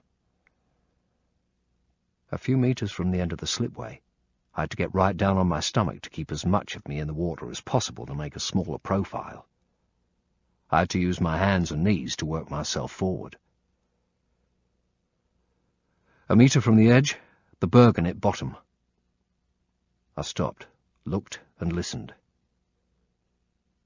The echoey sound of the rain hitting the fiberglass of the boat took over from the splash of it hitting the water. Now came the wriggly bit. I had to cross open ground to get to the boat and shelter under the hull. Ideally, I would have taken maybe as long as an hour to cover the 5 meters, but I didn't have that time to spare. I unravelled the string attached to my wrist, and lifting myself up on my elbows and toes, I kicked and crawled forward, 4 inches at a time, trying to hold and control my breath and stop my teeth from chattering. I could feel stones and water moss pushing against my legs and stomach, moving with me as my trunk touched the bottom. The fact that it was cold no longer mattered. I knew I was doing it correctly, from the pain in my elbows as they took my weight on the gravel. I was more interested in trying to make sure my trunk didn't scrape along the ground and make a noise. I was now at the slipway. Lifting the Bergen a fraction, I edged it forward another few inches, lowered it onto the concrete and eased myself up behind it. Then I stopped, listened and repeated the move. Inch by inch I neared the boat in a direct line with the point where the tow bar touched the concrete slip. As long as I moved slowly enough and kept flat, the motion detector shouldn't pick me up, and Once I was in the lee of the boat, I'd be completely safe. 15 minutes later, I was there, where I wanted to be, under the boat. The rain hammered the fiberglass. It was like being in a greenhouse in a thunderstorm. The garage doors were still only semi-closed. I could see the back of the Explorer and the pitch dark beyond. I was staring into the darkness and contemplating my next move when a light came on to my right, spilling through the gap in the doors. It came from the rear of the garage. My heart skipped a beat, then started to pump at warp speed. If I'd been discovered, there wasn't much I could do. I gripped myself. Stop. Calm down. Watch. Almost immediately, another light came on, this time on the other side of the garage. Through the gap I could see what was happening. Someone had opened the lid of a chest freezer. The glow from the interior light showed the face of a man, as if he was shining a torch under his chin, like we used to at Halloween. I wasn't sure which of the targets... Crisis 4. Disc 7. With the mag light in my mouth, I opened the screwdriver part of the Leatherman and worked it into the keyhole. When it had a firm purchase, I started to turn the key along its natural line to unlock the door, at the same time pulling the door towards me to release the pressure on the bolt as it lay in the door frame. The key turned until it hit the lock. It would need a lot more pressure now to open it, but that would make a noise. I waited. Whoever was pissing off the cops would be doing it again really soon. 30 seconds later, it happened, shouting, gunfire and sirens. I gave the key the final necessary twists and switched off the torch. With the door ajar a couple of inches, I could hear the TV much more clearly. Going by the intensity of the shooting, screaming and shouting, the whole state police force was out trying to get the bad guys. There was no distinct light shining down from above, just a faint glow. I picked up the bow and prepared an arrow. Keeping it in place with my left hand, I got my right hand on the door handle, ready to go. I was going to have a rolling start line, remain covert for as long as possible, and only go noisy if they did. It wasn't much of a plan, but it was enough. If you worry too much about these things, you never get down to starting the job. Just get on with it, and half the battle is won. Then hope that experience, knowledge and training will get you through the rest. I checked that nothing was about to fall out of my pockets, then gently pulled the door towards me, ready to stop at the slightest creak, holding my breath so I could hear it happen. There wasn't a sound from the people upstairs. It must be a good show. I was facing a flight of worn, bare wooden stairs which climbed directly to the first floor. There was a wall on either side. On the left it was the external wall of the house, and on the right it was plasterboard which sealed the stairs from the garage. Then became a banister on the right-hand side where the first floor began. Anyone standing up there could easily look down and see me. Beyond the top of the staircase and facing me was another wall, and just off to the right-hand side was a door that was closed. Apart from that, all I could see were flickering images composed of different tones of light from the TV screen as they flashed on the wall and the closed door facing me. I was happy about that. If the TV was facing the top of the stairs, it meant that the fuckers would have their backs to me as I went up. The smell had changed. The mustiness of the garage had given way to a more domestic odour. Spray polish and cigarettes. The smell of good housekeeping, heavily overlain with nicotine. They must be having a camel fest up there. I'd have to be quick about this or I'd be going down with lung cancer. Drawing the cable half back, focusing my eyes and the weapon on the top of the stairs, I placed my left foot very carefully on the bottom step. Then my right. I stopped and listened. I lifted my left foot again and put it down on the second step. easing my weight down gently, hoping there wasn't going to be a creak. I had both eyes open, cable half-drawn and ready to fire. My ears had cut away from the sound of the rain. They were totally focused, on the alert for signs of movement upstairs. I pulled the bow cable back a little bit more and took another step. Chapter 16. The music in the police chase suddenly stopped. So did I. Foot raised, bow at the ready. I must have looked like the statue of Eros. A very macho American voice boomed out. "Back soon with HBO's movies for guys who like guy movies." There was a long burst of machine gun fire, no doubt as bullet holes sprayed over the titles. Then it went into a commercial for a fitness plan that could change all our lives in just 14 days. I couldn't tell how many people were in the room, but the one thing I knew for sure was that Sarah was unlikely to be one of them. She wasn't a guy who liked guy movies. There was some mumbling coming from the room. I couldn't understand what was being said, but something was agreed on. Floorboards creaked again. I hoped he wasn't coming back down to the freezer. If he was after the last Magnum, he wasn't going to be a happy Teddy. The shadow of a moving body hit the wall at the top of the stairs, blocking the dancing reflections from the TV screen. It got bigger and higher. I slowly brought the bow up the last 2 inches into the aim. The cams at each end of the bow started to strain as I tensed the cable almost to a full draw, stopping about 3 inches from my face. I wasn't too sure if I needed as much power for the arrow to do its job at this range, but fuck it, I wasn't taking any chances. I could smell the rubber gardening gloves as I waited, motionless. The shadow became the body's back, and I saw it was MIB. He now had the TV flickering on his shirt. He didn't turn and come down towards me. Instead, he went straight ahead and through the door to the right to the top of the stairs. Fluorescent lights came on to reveal kitchen cabinets and brightly coloured mugs hanging from hooks. There was the sound of crockery and cutlery being moved about. The others were talking amongst themselves, maybe about the film, and there was a little laugh as someone made a funny. Still no sound of Sarah, though, which tended to confirm what I'd thought. A bit more clanging came from the kitchen. I kept the bow in a full draw position. The strain on my arms was starting to take its toll.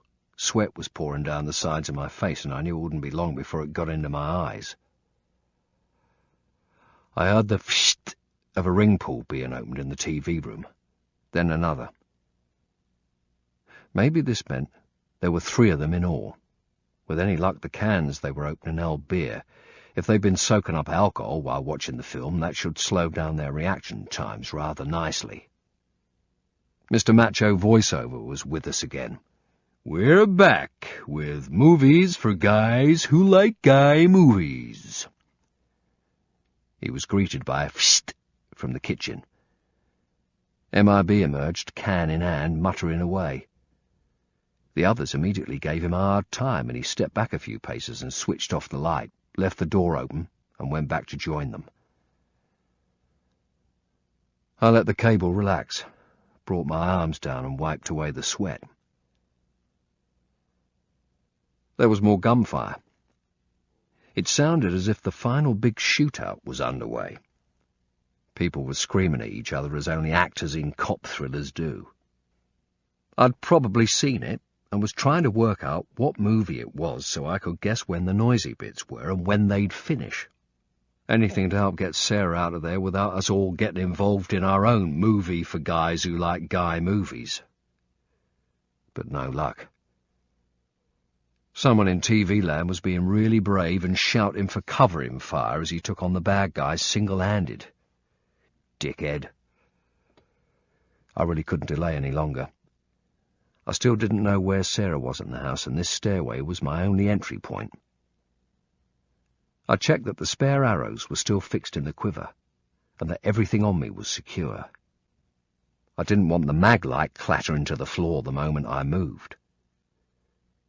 Keeping the bow in my left hand, arrow still in place, I took a deep breath and lifted my right foot.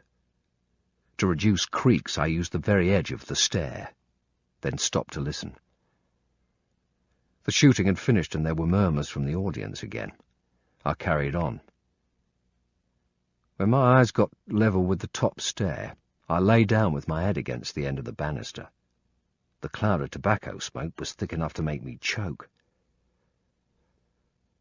I checked the bow to make sure it was out of my way, then eased myself up on my toes and the heels of my hands, tilted forward, and looked around.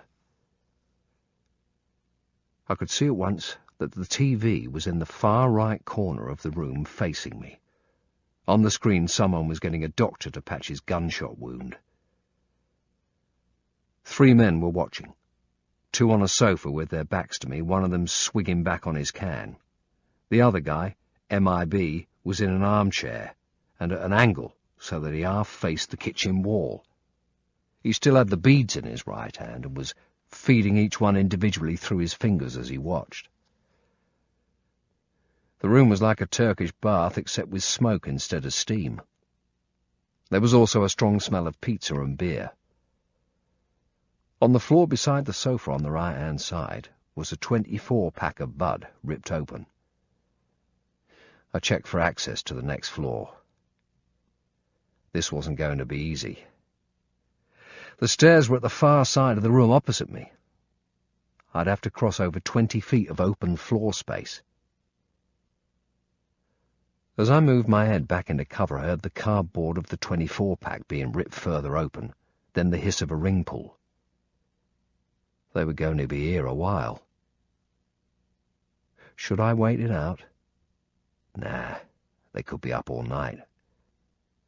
Besides, if they moved, they would see me.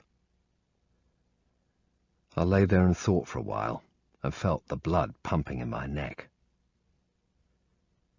If I burst into the room and tried to hold them in position, it wouldn't take them long to work out that I could maybe take on one of them, but the other 2 would be climbing all over me before I could reload, restring, or whatever it's called.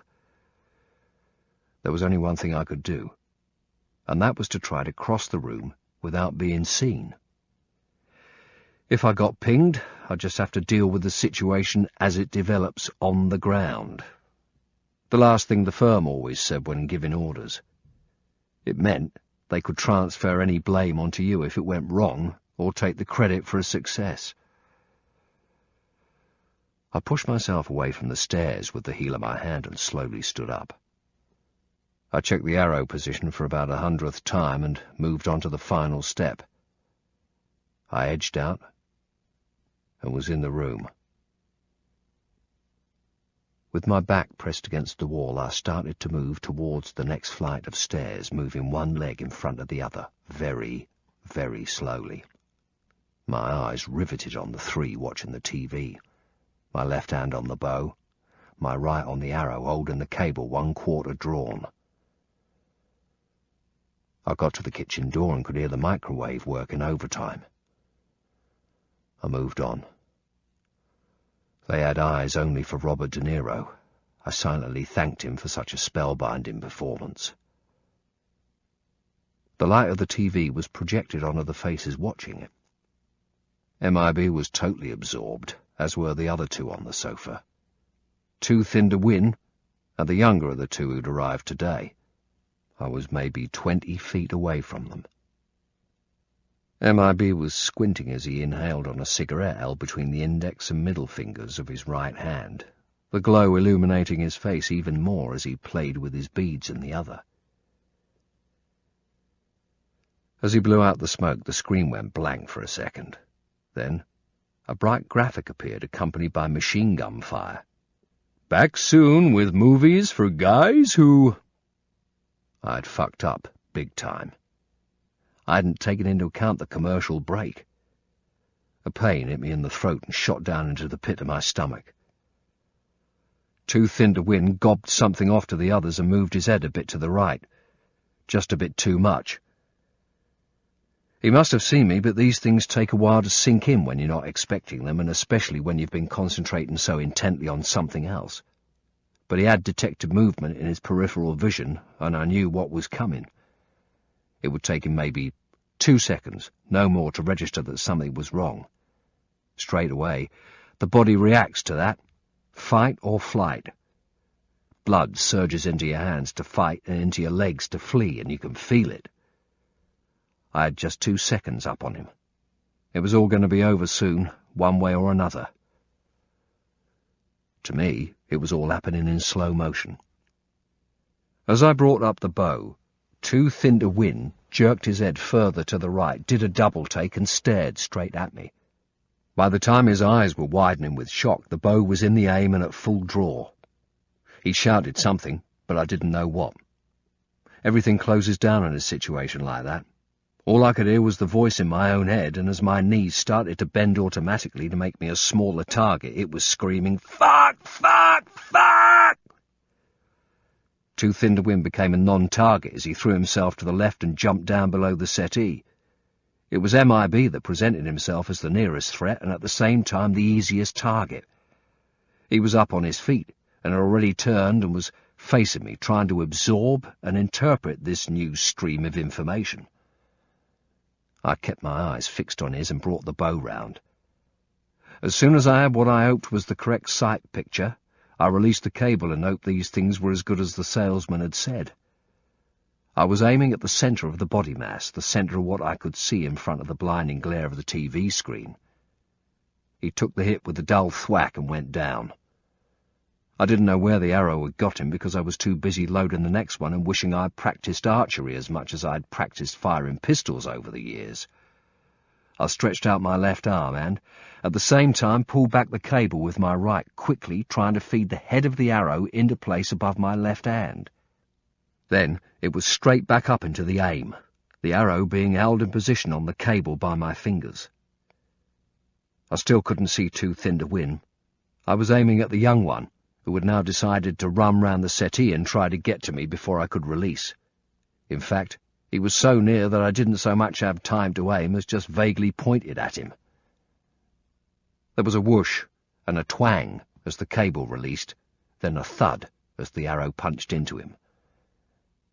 He didn't make a sound. I didn't care whether or not he was dead. There was still one more to deal with. As I moved towards the settee, I could see that Too Thin to Win had remained on the other side of it. I didn't know what he was doing, and I didn't care. I just had to get to him. There was no time to reload. I pulled an arrow out of the quiver and launched myself at him. He was leaning over one of the aluminium boxes I'd seen them unload from the wagon. I swapped the arrow from my left hand to right, gripping it firmly, like a fighting knife, making use of that extra blood now pumping through my hands. As I fell on top of him, my weight pushed him down onto the box. We both grunted with the impact. While trying to cover his mouth with the crook of my left arm, I jammed the arrow into his neck with my right. Only one of these actions worked. I had managed to cover his mouth, but as I thrust with the arrow, I felt it hit bone. Arrowheads are designed to zap into the target at warp speed, and I'd done no more than rip his skin. He was screaming big time beneath my arm. I increased the pressure to try and get better coverage over his mouth. I raised the arrow in the air again and rammed it down hard. It hit against the bone again, but this time slid off and lodged deeper into his neck. I felt him stiffen, his muscle tensing up to resist the penetration.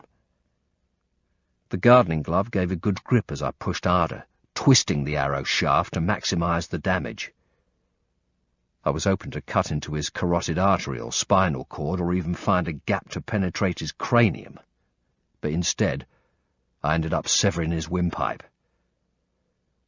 Now I just had to hold him as he asphyxiated. I put all my weight on him to press him against the edge of the box, trying to stop his body jerking from getting out of hand and becoming noisy. Once I knew I was in control, I looked quickly around me to make sure that no one else had arrived on the scene as I waited for him to die. Finally, he was going down. His hands started to scrabble behind him towards my face. I bobbed and weaved to avoid them, and his movements gradually subsided to no more than a spasmodic twitching in his legs. The last reserve of strength he'd found as he saw his life slowly get darker was now exhausted. By the flicker of the TV I could see dark blood oozing out of the wound. It followed along the shaft of the arrow to my glove and dripped onto the floor. When I moved my arm away from his mouth, he made no sound.